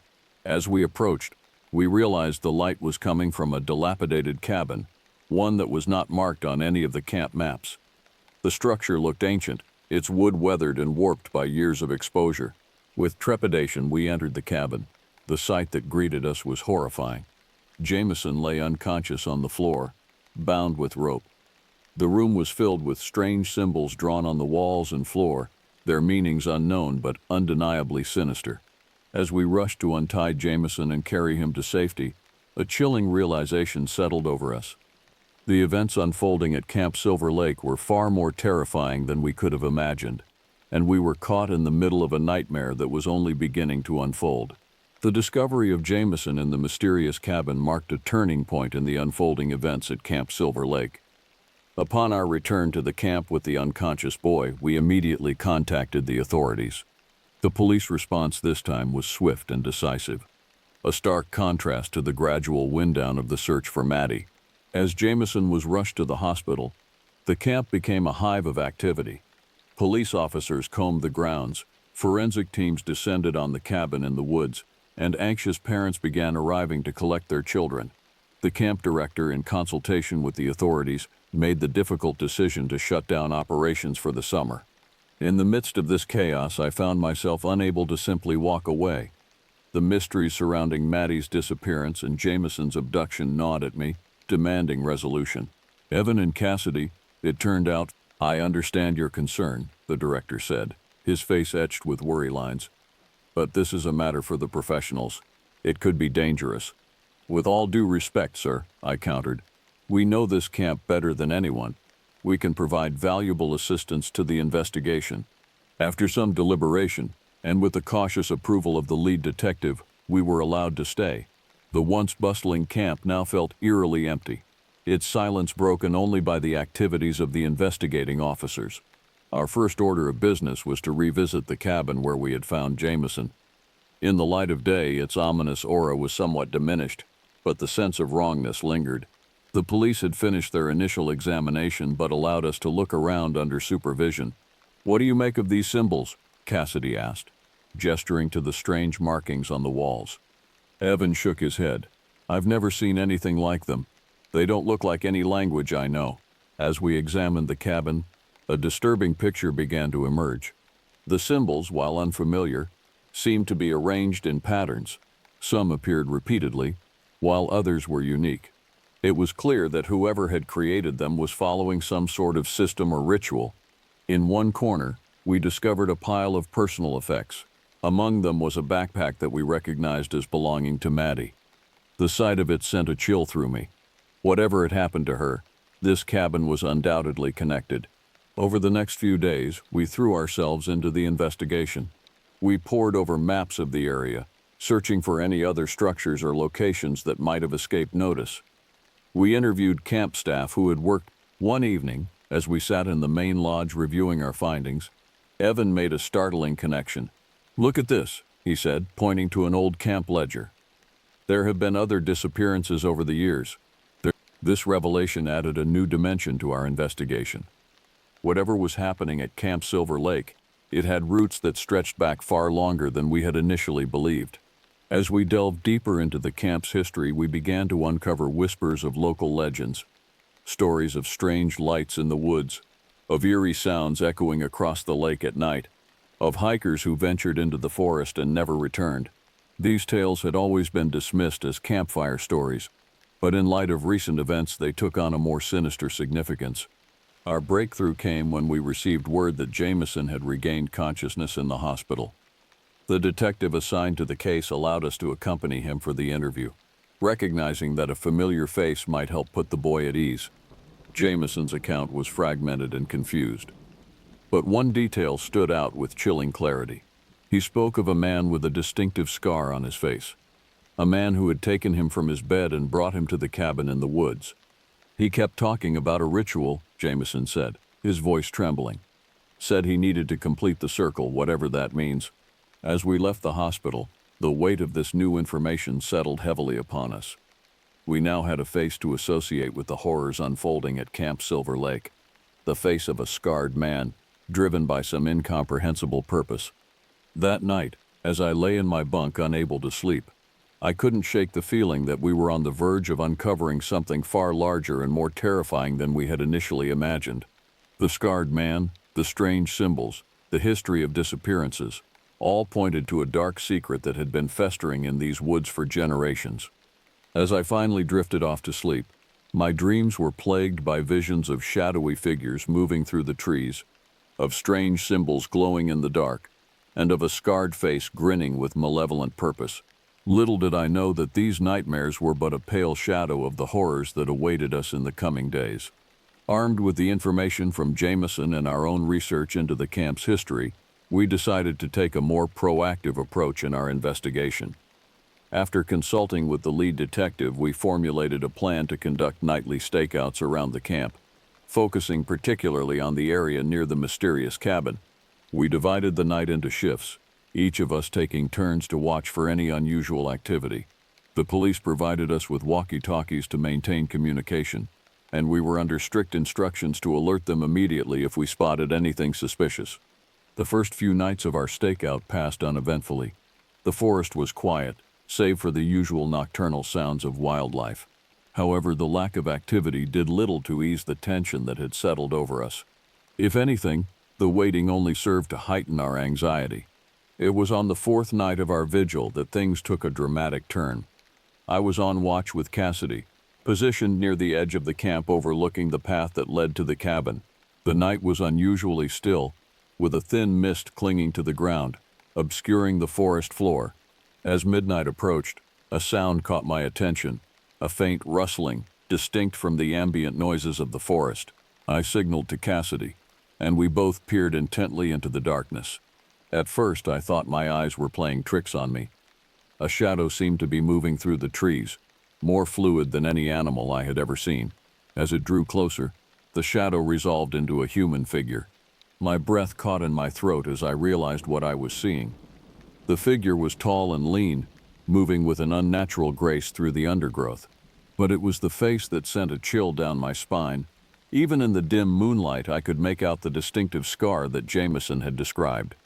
"It's him," I whispered to Cassidy, my hand shaking as I reached for the walkie-talkie. The scarred man. Before I could radio for backup, the figure stopped. For a heart-stopping moment, I thought he had spotted us. But then I realized he was carrying something, or someone, over his shoulder. "He's got another victim," Cassidy hissed, her voice tight with fear and anger.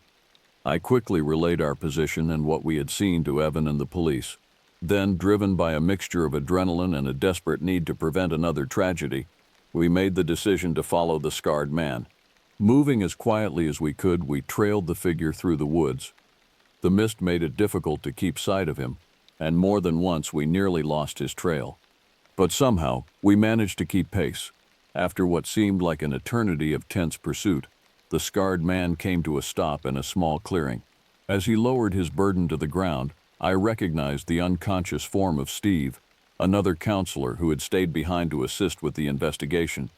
My mind raced as I tried to formulate a plan. We were unarmed, save for my pocket knife, Evan's baseball bat, and Cassidy's heavy-duty flashlight. The police were on their way, but I knew we couldn't wait for them to arrive. Every second counted.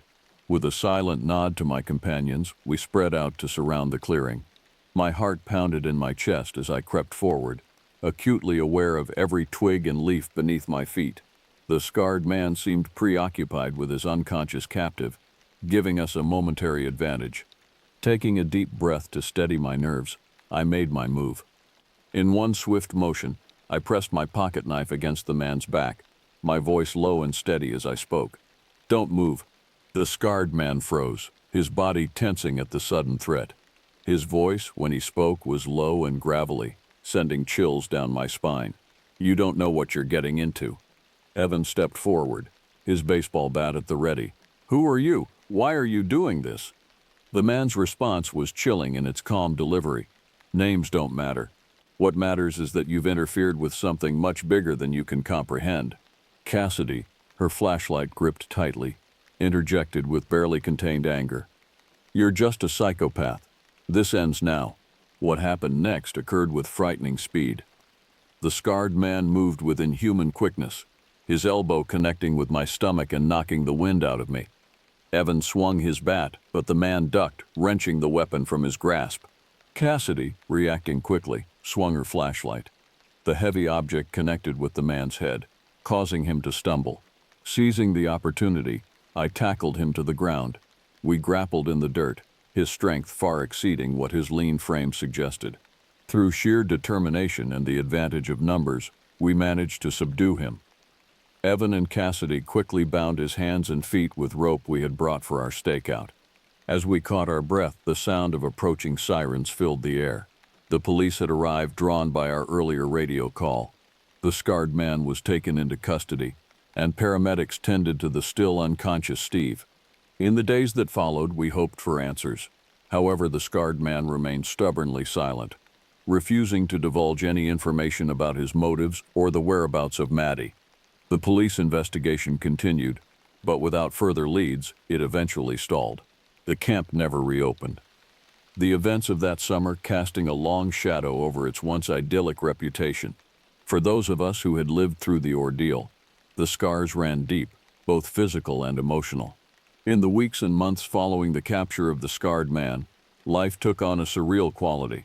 The events at Camp Silver Lake had shaken us to our core, leaving us grappling with questions that seemed to have no answers. The authorities conducted a thorough investigation, combing through every inch of the camp and the surrounding forest. Despite their efforts, no trace of Maddie was ever found. The symbols in the cabin were analyzed by experts, but their meaning remained elusive, adding another layer of mystery to the already perplexing case. The scarred man, identified through fingerprints as Jared Blackwood, had no prior criminal record. His background check revealed a disturbingly normal life up until a few years before the incidents at the camp. What had triggered his descent into madness and violence remained unclear. As summer faded into fall, we each tried to come to terms with what had happened in our own ways. I found myself plagued by nightmares, reliving the terrifying moments in the forest clearing. The sound of rustling leaves or an unexpected shadow was enough to send my heart racing. Evan threw himself into physical activities with even greater fervor than before, as if trying to outrun the memories. Cassidy turned to her art, producing dark, unsettling pieces that seemed to capture the essence of our shared trauma. We stayed in touch, bound by the experiences we had shared. Our conversations often circled back to that summer, each of us trying to make sense of what had happened. The unanswered questions gnawed at us, particularly the fate of Maddie and the true nature of Blackwood's motivations. As time passed, we gradually began to rebuild our lives. I enrolled in college as planned, though my chosen field of study shifted to psychology, driven by a desire to understand the human mind and perhaps gain some insight into the events we had experienced.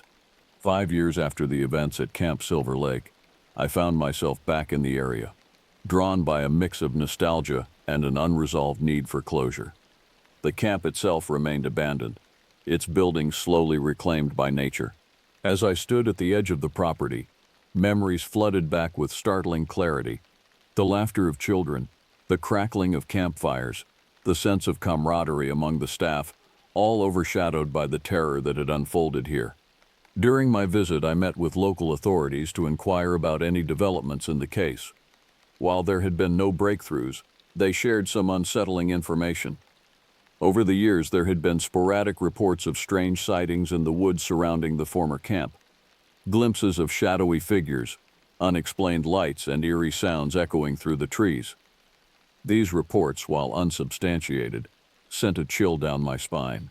They hinted at the possibility that whatever dark forces had been at work during that fateful summer might still be active, lurking just beyond the edge of civilization. A decade after the Camp Silver Lake incident, Evan, Cassidy, and I reunited for a weekend getaway. As we sat around a campfire, notably far from any dense forests, the conversation inevitably turned to the events of that summer. Evan, now a physical education teacher, spoke of his ongoing struggles with hypervigilance. "I can't shake the feeling of being watched," he admitted, his eyes darting to the shadows beyond our circle of light.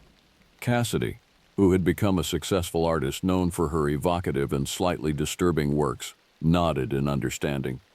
"I see his face sometimes," she said quietly. "The scarred man. In crowds, in my dreams. I know it's not real, but..." As we talked, we realized that each of us had been drawn to careers and lifestyles that in some way reflected our experiences.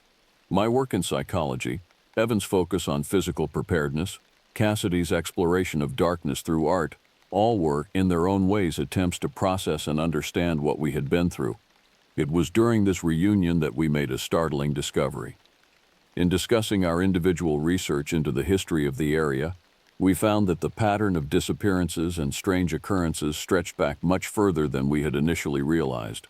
Generations of locals had whispered about the curse of Silver Lake, a legend we had dismissed as campfire stories but now took on a more ominous significance. As our weekend came to a close, we made a pact. We would continue to investigate, to seek answers to the questions that had haunted us for so long, not out of a desire for adventure or closure, but out of a sense of responsibility to those who had been lost, and to prevent future tragedies. In the years that followed, we maintained our connection, sharing any new information we uncovered. We created a network of contacts, local historians, paranormal researchers, and even a few sympathetic law enforcement officers, all dedicated to unraveling the mysteries surrounding Camp Silver Lake. While we never fully solved the puzzle, our efforts were not in vain. Our vigilance and willingness to speak out about our experiences led to increased awareness and safety measures in wilderness areas across the region. The legend of the scarred man became a cautionary tale, reminding people to remain alert and prepared in the great outdoors. As I reflect on the events of that summer and the journey it set us on, I am struck by the resilience of the human spirit. We faced unimaginable horrors, yet we emerged not broken but determined. The scars remain, both physical and emotional, but they serve as a reminder of our strength and the bonds forged in adversity. The mystery of Camp Silver Lake may never be fully resolved, but in our continued quest for answers, we honor the memory of those lost and stand guard against the darkness that lurks at the edges of our world.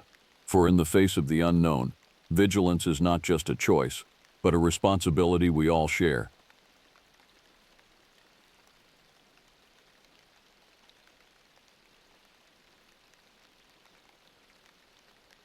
My name is Quinn Lenadair, and until recently, I thought I knew everything there was to know about my quiet life in Goldfield, Nevada. I run a small auto repair shop, a place my father handed down to me, where everyone knows everyone. I never imagined I'd be telling this story, but recent events have compelled me to share my experience.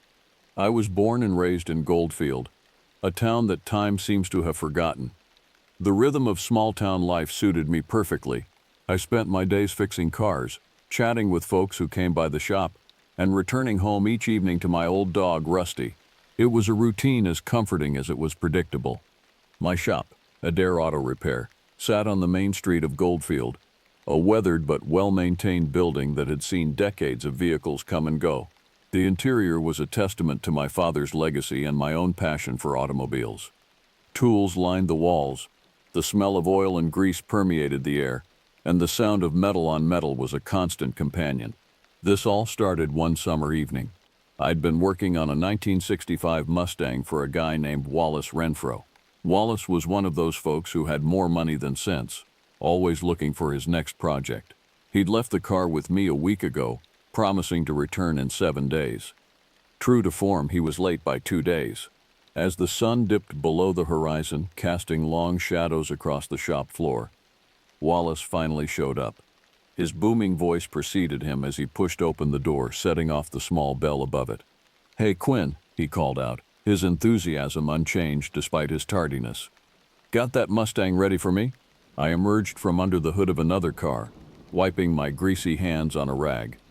"Just about, Wally," I replied, nodding towards the gleaming blue Mustang. "Few more tweaks and she'll be purring like a kitten." Wallace clapped me on the shoulder, his grin wide beneath his bushy mustache. "Good man," he said, his eyes roving appreciatively over the car.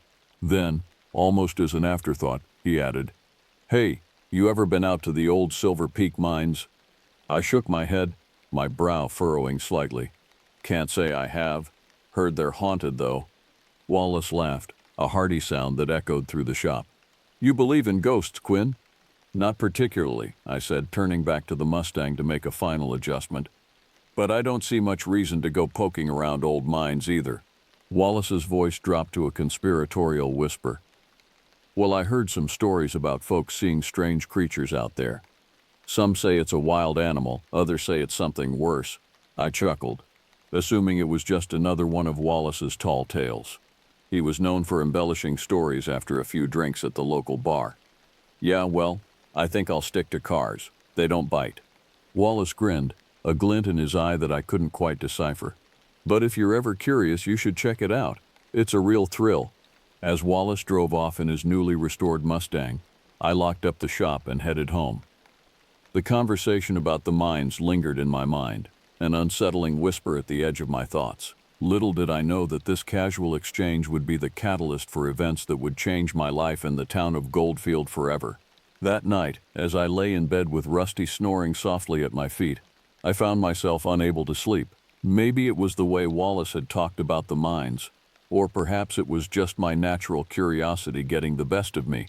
Either way, I tossed and turned, unable to shake the idea from my head. The old Silver Peak mines had been abandoned for decades, a relic of Nevada's mining boom. They'd always been there, a constant presence on the outskirts of our lives, but never something I'd given much thought to. Now they loomed large in my imagination, filled with shadows and whispered secrets. As the first light of dawn began to creep through my curtains, I made a decision that would set in motion a chain of events I could never have anticipated. I would drive out to Silver Peak, just to see what all the fuss was about. It was just curiosity, I told myself, nothing more than a quick look to put my mind at ease. Little did I know that this simple decision would lead me into a nightmare beyond anything I could have imagined. A confrontation with something that defied explanation and threatened not just my life but the very fabric of our quiet town. The next morning, I woke early, my mind still buzzing with thoughts of the mines. I went through my usual routine, feeding Rusty, having a quick breakfast, and getting ready for the day. But instead of heading to the shop, I found myself packing a small bag with water, some snacks, and a flashlight. I told myself it was just a precaution, that I was only going for a quick look. But deep down, I knew I was preparing for something more. The anticipation of the unknown tugged at me, a mixture of excitement and dread that I couldn't quite shake. The drive to Silver Peak took about an hour, the road winding through arid landscapes and scrubby hills. The farther I got from Goldfield, the more isolated I felt. The radio signal faded to static, leaving me alone with my thoughts and the hum of the engine. As I approached the old mining site, the landscape became increasingly desolate. Rusty machinery lay scattered about, half buried in sand and dirt. The entrance to one of the mines yawned open like the mouth of some ancient beast, a dark void against the stark desert backdrop. I parked my truck and stepped out, the crunch of gravel under my boots seeming unnaturally loud in the stillness. The air was heavy with heat and the scent of dust and creosote. A light breeze stirred, carrying with it a faint, unpleasant odor that I couldn't quite place. Standing there, looking at the mine entrance, I felt a chill despite the desert heat. Every instinct told me to turn back, to get in my truck and drive away. But curiosity, that dangerous human trait, pushed me forward. I approached the mine entrance, flashlight in hand. The beam seemed feeble against the yawning darkness ahead. I took a deep breath, steeling myself, and stepped inside. The temperature dropped immediately. The cool, damp air a stark contrast to the heat outside. The smell was stronger here, a musty organic scent that reminded me of decay. My flashlight beam cut through the gloom, revealing jagged walls and abandoned tools. I walked deeper into the mine, my footsteps echoing off the walls. The further I went, the more oppressive the silence became. It was as if the very air was thick with secrets, the weight of years of abandonment pressing down on me. Just as I was about to turn back, convinced that Wallace's stories were nothing more than fanciful tales, I heard it, a low guttural sound, like a growl, but deeper, more primal. It echoed through the tunnels, seeming to come from everywhere and nowhere at once. I froze, every muscle in my body tensing. The sound came again, closer this time. My heart pounded in my chest, the rush of blood in my ears almost drowning out the eerie growl. I swung the flashlight around wildly, the beam dancing across the rocky walls. And then I saw it, a glimpse of something that made my blood run cold. It was a figure, hunched over in a side tunnel. For a split second, The light caught its eyes, reflecting back with an unnatural, yellowish glow. The rest of its form was indistinct, a mass of matted fur and misshapen limbs. My brain struggled to process what I was seeing. It was like nothing I'd ever encountered, a nightmarish amalgamation of man and beast, standing on two legs but covered in thick, coarse hair. The creature moved, a fluid motion that belied its bulk. It was coming towards me, those glowing eyes fixed on mine with a terrifying intelligence. Every fiber of my being screamed at me to run, but my feet seemed rooted to the spot. I stood there paralyzed with fear as the creature advanced. It let out another growl, louder this time, the sound reverberating through the tunnel and shaking me to my core. That's when my survival instinct finally kicked in. I turned and ran, my feet slipping on the damp stone floor. I could hear the creature behind me, its heavy breathing and the sound of claws scraping against rocks spurring me on. I burst out of the mine entrance, the sudden brightness momentarily blinding me. I didn't stop, didn't look back. I ran to my truck, fumbling with the keys, my hands shaking so badly I could barely get the door open. As I finally managed to start the engine and tear out of there, I caught a glimpse in my rearview mirror. The creature stood at the mine entrance, its form silhouetted against the darkness behind it. Even from a distance, I could feel the weight of its gaze. I drove back to Goldfield in a daze, my mind reeling from what I'd seen. I knew I had to tell someone, but who would believe me? How could I even begin to describe what I'd encountered in those dark tunnels? As the familiar buildings of Goldfield came into view, I made a decision. I would go to Sheriff Marta Lang. If anyone would listen, it would be her. Little did I know that this was just the beginning, that the horror I'd witnessed in the mine was about to spill out into our quiet town, changing everything forever. I drove straight to the sheriff's office, my hands still shaking on the steering wheel. The small, sand-colored building sat on the corner of Main Street, its windows reflecting the late afternoon sun. I parked haphazardly, not bothering to straighten out, and rushed inside. Sheriff Marta Lang was a no-nonsense woman in her late 40s, with short-cropped gray hair and eyes that missed nothing. She looked up from her desk as I burst in, her expression shifting from surprise to concern. "Quinn, what's wrong?" "You look like you've seen a ghost," she said, standing up. I took a deep breath, trying to calm myself. "Marta," she gestured for me to sit down. Her brow furrowed. "Start from the beginning," she said, her voice calm and steady. So I did. I told her about Wallace's stories, about my trip to the mines, and about the creature I'd encountered. As I spoke, I could see the doubt creeping into her eyes. When I finished, Marta leaned back in her chair, studying me. "Quinn," she said slowly, "are you sure you didn't hit your head or something? Maybe the heat got to you?" I shook my head vehemently. "I know what I saw, Marta. There's something out there. Something not natural." She sighed, rubbing her temples. "Look, Quinn, I've known you a long time. You're not the type to make up stories, but what you're describing is just not possible." "I know how it sounds," I insisted, leaning forward, "but I'm telling you, it's real, and it's dangerous." Marta stood up, walking around her desk to put a hand on my shoulder. "You need to get some rest. You look like hell. Go home, get some sleep. If you still feel the same way tomorrow, we'll talk again." I nodded, knowing I wouldn't get anywhere by pushing. As I stood to leave, Marta added, "And Quinn, maybe lay off the late-night horror movies for a while, okay?" I managed a weak smile and left, feeling deflated and alone. As I walked back to my truck, I could feel eyes on me. A few of the townsfolk were watching, curiosity and concern evident on their faces. News traveled fast in Goldfield, and I knew my frantic visit to the sheriff wouldn't go unnoticed. That night, sleep eluded me. Every time I closed my eyes, I saw those glowing yellow orbs staring back at me. The growl echoed in my ears, sending shivers down my spine. Rusty seemed to sense my unease, staying closer than usual, his warm presence a small comfort in the darkness. The next few days passed in a blur. I went through the motions at the shop, fixing cars and chatting with customers, but my mind was elsewhere.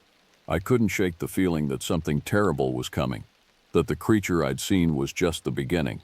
And then, slowly but surely, strange things started happening around town. It began with missing livestock. Old Man Johnson reported that 2 of his sheep had vanished overnight, with no signs of predators. Then the Wilkins family lost a cow, again with no explanation. People began to talk. At first, it was just whispers, theories about coyotes or mountain lions. But as the incidents increased, the rumors grew wilder.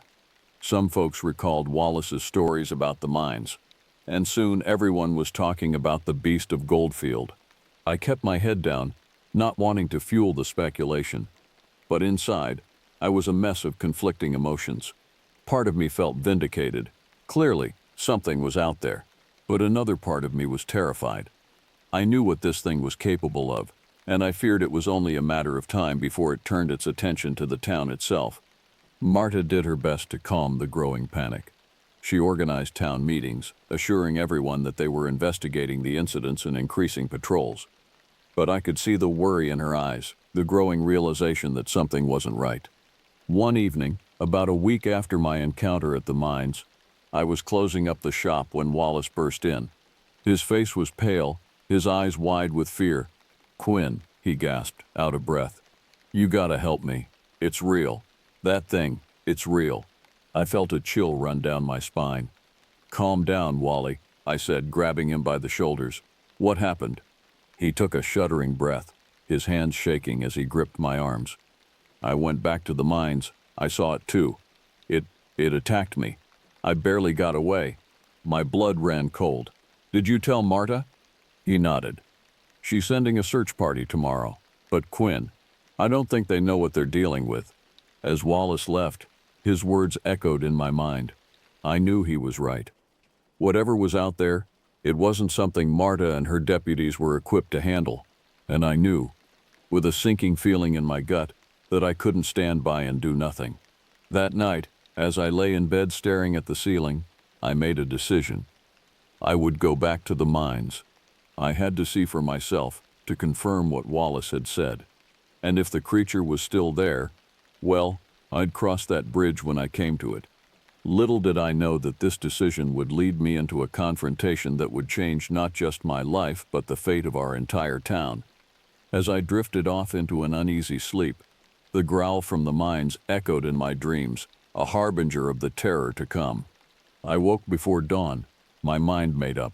I moved quietly through the house, not wanting to wake Rusty. I packed a bag with essentials, water, energy bars, a first aid kit. Then, after a moment's hesitation, I retrieved my father's old shotgun from the closet. I hadn't fired it in years, but its weight in my hands was reassuring. The drive to Silver Peak seemed shorter this time, the landscape blurring past as my mind raced with possibilities. What if I couldn't find anything? What if Marta and the others were right, and it had all been in my imagination? But even worse, what if the creature was still there? I arrived at the mines just as the first rays of sunlight were peeking over the horizon. The area was eerily quiet, the only sound the crunch of gravel under my boots as I approached the mine entrance. Standing there, staring into the darkness, I felt a moment of doubt. Was I really going to do this? Go back into those tunnels where I'd encountered that thing? But then I thought of Wallace, of the fear in his eyes, and I knew I had no choice.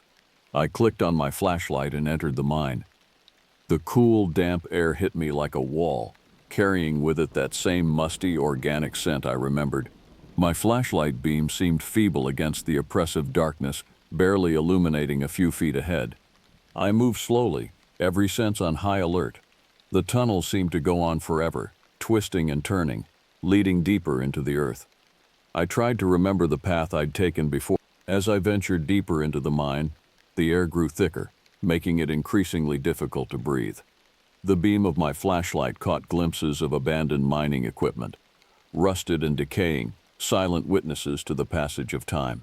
The walls seemed to close in, the tunnels becoming narrower and more claustrophobic. Suddenly, I heard a sound that made my blood run cold, a low, guttural growl echoing through the tunnels. It was the same sound I had heard during my first encounter, a noise that defied explanation and sent shivers down my spine. I gripped my shotgun tighter, my palms sweating despite the cool air. The growl came again, closer this time. I swung my flashlight around, trying to locate the source of the sound. That's when I saw it. The creature stood at the end of the tunnel, its eyes reflecting the light with an eerie yellowish glow. It was just as I remembered, a nightmarish amalgamation of man and beast, covered in matted fur with limbs that seemed too long and jointed in unnatural ways. For a moment we stood frozen, staring at each other. Then, with a roar that shook dust from the tunnel walls, it charged. I raised the shotgun and fired, the blast deafening in the confined space. The creature stumbled but didn't fall. It kept coming, moving with a speed that belied its bulk. I fired again, and again, until the gun clicked empty. The creature howled in pain, blood matting its fur, but it didn't stop. It lunged at me, claws outstretched. I ducked and rolled, feeling the rush of air as its claws barely missed my head. Panic overtook me. I scrambled to my feet and ran, not caring which direction I was going. I could hear the creature behind me, its labored breathing and the sound of claws scraping against rock spurring me on. I burst out of the mine entrance, gasping for air. The sudden brightness momentarily blinded me, but I didn't stop. I ran to my truck, fumbling with the keys, my hands shaking so badly I could barely get the door open. As I started the engine and sped away, I caught a glimpse in my rearview mirror. The creature stood at the mine entrance, its form silhouetted against the darkness behind it. Even from a distance, I could feel the weight of its gaze. I drove back to Goldfield in a daze, my mind reeling from what had just transpired. The adrenaline was wearing off, leaving me shaky and nauseous. As I neared the town, I saw flashing lights ahead. A group of vehicles was gathered at the edge of town, sheriff's cars, an ambulance, and a crowd of onlookers. I pulled over, my heart sinking. Something had happened while I was at the mines. As I approached the crowd, I heard whispers and saw people pointing at me. Sheriff Marta broke away from the group and walked towards me, her face grim. "Quinn," she said, her voice tight with suppressed emotion. "Where have you been?" I opened my mouth to explain, but she cut me off. "Never mind, we've got bigger problems. Wallace is dead." The words hit me like a physical blow. "What? How?" Marta's eyes were hard as she replied. "Something attacked him in his home, tore him apart. We've never seen anything like it." The implication was clear in her voice. She suspected that whatever had killed Wallace was the same thing I had been ranting about days earlier. The same creature I had just encountered in the mines. Over the next few days, the town was in a state of panic. More attacks followed. Livestock at first, then people. The local paper dubbed it the Beast of Goldfield, and the name stuck. People were afraid to go out at night, and many families left town altogether. Marta organized patrols and brought in help from neighboring counties, but it seemed futile. The creature was always one step ahead, striking and disappearing without a trace. I threw myself into research, digging through old newspaper archives and local legends. I found whispers of similar incidents stretching back decades, even centuries. Stories of a creature that haunted the desert, preying on the unwary. The Native American tribes of the area had their own legends of a malevolent spirit that walked between worlds. The more I learned, the more I became convinced that what we were dealing with was something ancient, something that had been a part of these lands long before humans arrived. But knowledge didn't make me feel any safer. If anything, it only heightened my sense of dread. As the attacks continued, the atmosphere in Goldfield grew increasingly tense. The once friendly faces of my neighbors now looked at me with suspicion and fear. Many blamed me for bringing this terror upon the town, believing that my initial trip to the mines had somehow awakened the creature. One evening, as I was closing up the shop, I heard a commotion outside. A group of townspeople had gathered, led by Brad Thompson, the local hardware store owner. Their faces were grim, their eyes hard. "Quinn," Brad called out, his voice carrying a note of barely suppressed anger. "We need to talk." I stepped outside, acutely aware of the hostile atmosphere.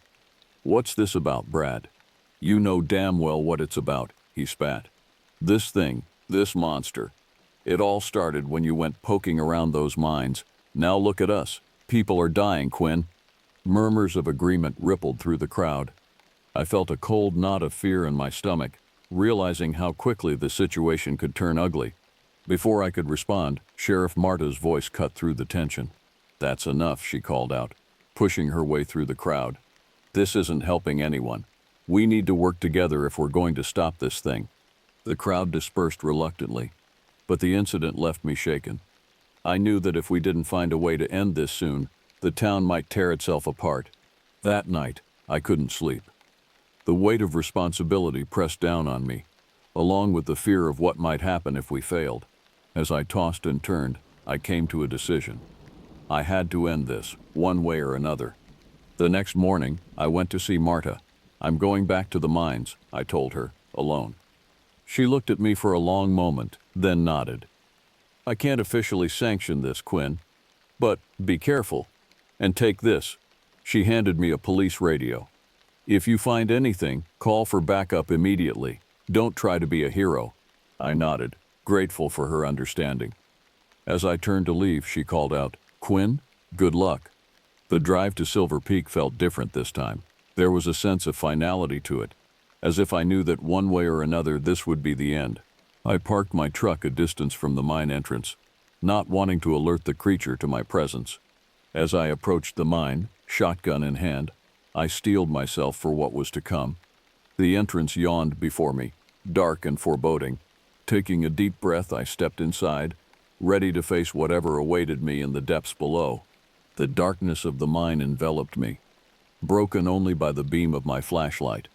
The air was thick with dust and the lingering scent of decay. Every step echoed ominously, and I found myself straining to hear any sign of the creature's presence. As I ventured deeper into the tunnels, I began to notice strange markings on the walls. They looked ancient, predating the mining operations by centuries. Crude pictographs depicted a beast-like figure, surrounded by what appeared to be cowering humans. A chill ran down my spine as I realized these might be depictions of the very creature I was hunting. How long had it been here, preying on the people of this land? Suddenly, a low growl echoed through the tunnels. I froze, my heart pounding in my chest. The sound came again, closer this time. I raised my shotgun, eyes darting around the darkness. Then I saw it. The creature emerged from a side tunnel, its eyes glowing with an otherworldly light.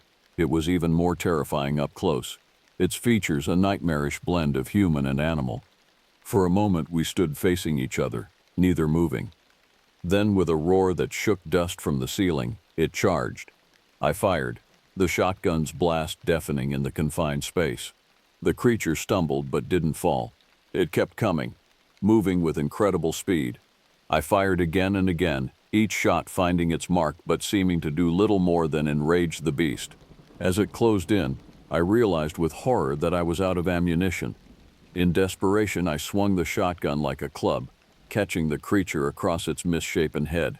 It howled in pain and fury, lashing out with claws that raked across my arm. I stumbled back, pain searing through me. The creature advanced, its eyes burning with inhuman hunger. This was it, I thought. This is how it ends. But as the creature prepared to strike, something unexpected happened.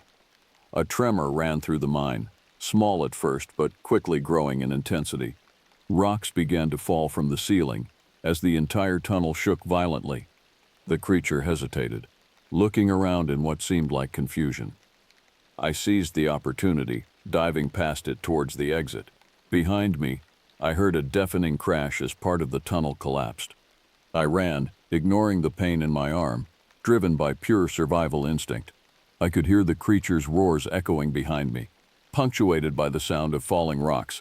Finally, I burst out of the mine entrance, gasping for air. The ground was still shaking, and I realized with a jolt that this was no localized cave-in. It was an earthquake. As I watched, the mine entrance collapsed in on itself in a cloud of dust and debris. The roars of the creature were abruptly cut off, replaced by an eerie silence. I stood there, breathing heavily, trying to process what had just happened. Had the creature been buried in the collapse? Was it finally over? As the dust settled and the tremors subsided, I became aware of the sound of sirens in the distance. Help was coming. But as I looked at the now sealed mine entrance, I couldn't shake the feeling that this wasn't truly the end. Somehow, I knew that the creature, or others like it, were still out there, waiting in the dark places of the world. The days following the incident at the mine were a blur of police interviews, medical examinations, and town meetings. The official story, as reported in the local paper, was that a previously unknown fault line had caused a localized earthquake, collapsing part of the old Silver Peak mine. The mysterious attacks that had plagued Goldfield ceased, and slowly, life began to return to normal. People who had fled the town started to come back, and the atmosphere of fear that had gripped the community began to dissipate. But for those of us who knew the truth, things would never be the same. Marta kept the real story under wraps, citing the need to prevent panic and protect the town's reputation. But I could see in her eyes that she believed me now, that she had seen enough to know that what we had faced was beyond ordinary explanation. As for me, I threw myself back into my work at the auto shop, finding solace in the familiar routines. But the memories of what I had seen and experienced haunted me. I found myself jumping at shadows, always half expecting to see those glowing eyes staring back at me from the darkness. Nights were the worst. I would lie awake, replaying the events in my mind, wondering if I could have done something differently. And always, there was the nagging fear that the creature had somehow survived, that it was out there somewhere, waiting. Months passed, and life in Goldfield settled into a new normal. But there were changes. People were more cautious, especially after dark. The old mines, once a source of local pride and occasional teenage dares, were now strictly off-limits, sealed up and patrolled regularly. I found myself becoming something of a local celebrity, though not always in a positive way. Some people looked at me with respect, seeing me as the one who had faced the terror and lived to tell the tale. Others regarded me with suspicion, as if I had brought the horror upon the town. One evening, as I sat on my porch watching the sun set over the desert, Marta came by. She sat down next to me, and for a while, we just sat in companionable silence. Finally, she spoke. "You know, Quinn, I've been thinking about what happened, about what you saw in those mines." I turned to look at her, waiting. She continued, "I've been doing some digging. Turns out there have been stories like this all over the country. Strange creatures, unexplained attacks. Most get brushed off as animal encounters or hoaxes. But now, I'm not so sure." I nodded slowly. "So what does that mean?" Marta sighed. "I don't know, but I think it means we need to be more aware, more prepared. Whatever that thing was, I don't think it was alone, and I don't think we've seen the last of them." As she left, her words echoed in my mind. I looked out at the darkening desert, feeling a mix of dread and determination. If Marta was right, if there were more creatures out there, then someone needed to be ready to face them. Maybe that someone was me. I had seen the beast, faced it, and survived. I had knowledge that others didn't. Perhaps that gave me a responsibility. As night fell over Goldfield, I made a decision. I would be vigilant. I would watch and listen and be ready. Because in the vast empty spaces of the desert, in the abandoned mines and forgotten places, who knew what other horrors might be lurking, waiting for their chance to emerge into our world. The beast of Goldfield might be gone, but I knew now that there were things in this world beyond ordinary understanding, and as long as I lived, I would do whatever it took to protect my town, my home, from the terrors that lurked in the shadows.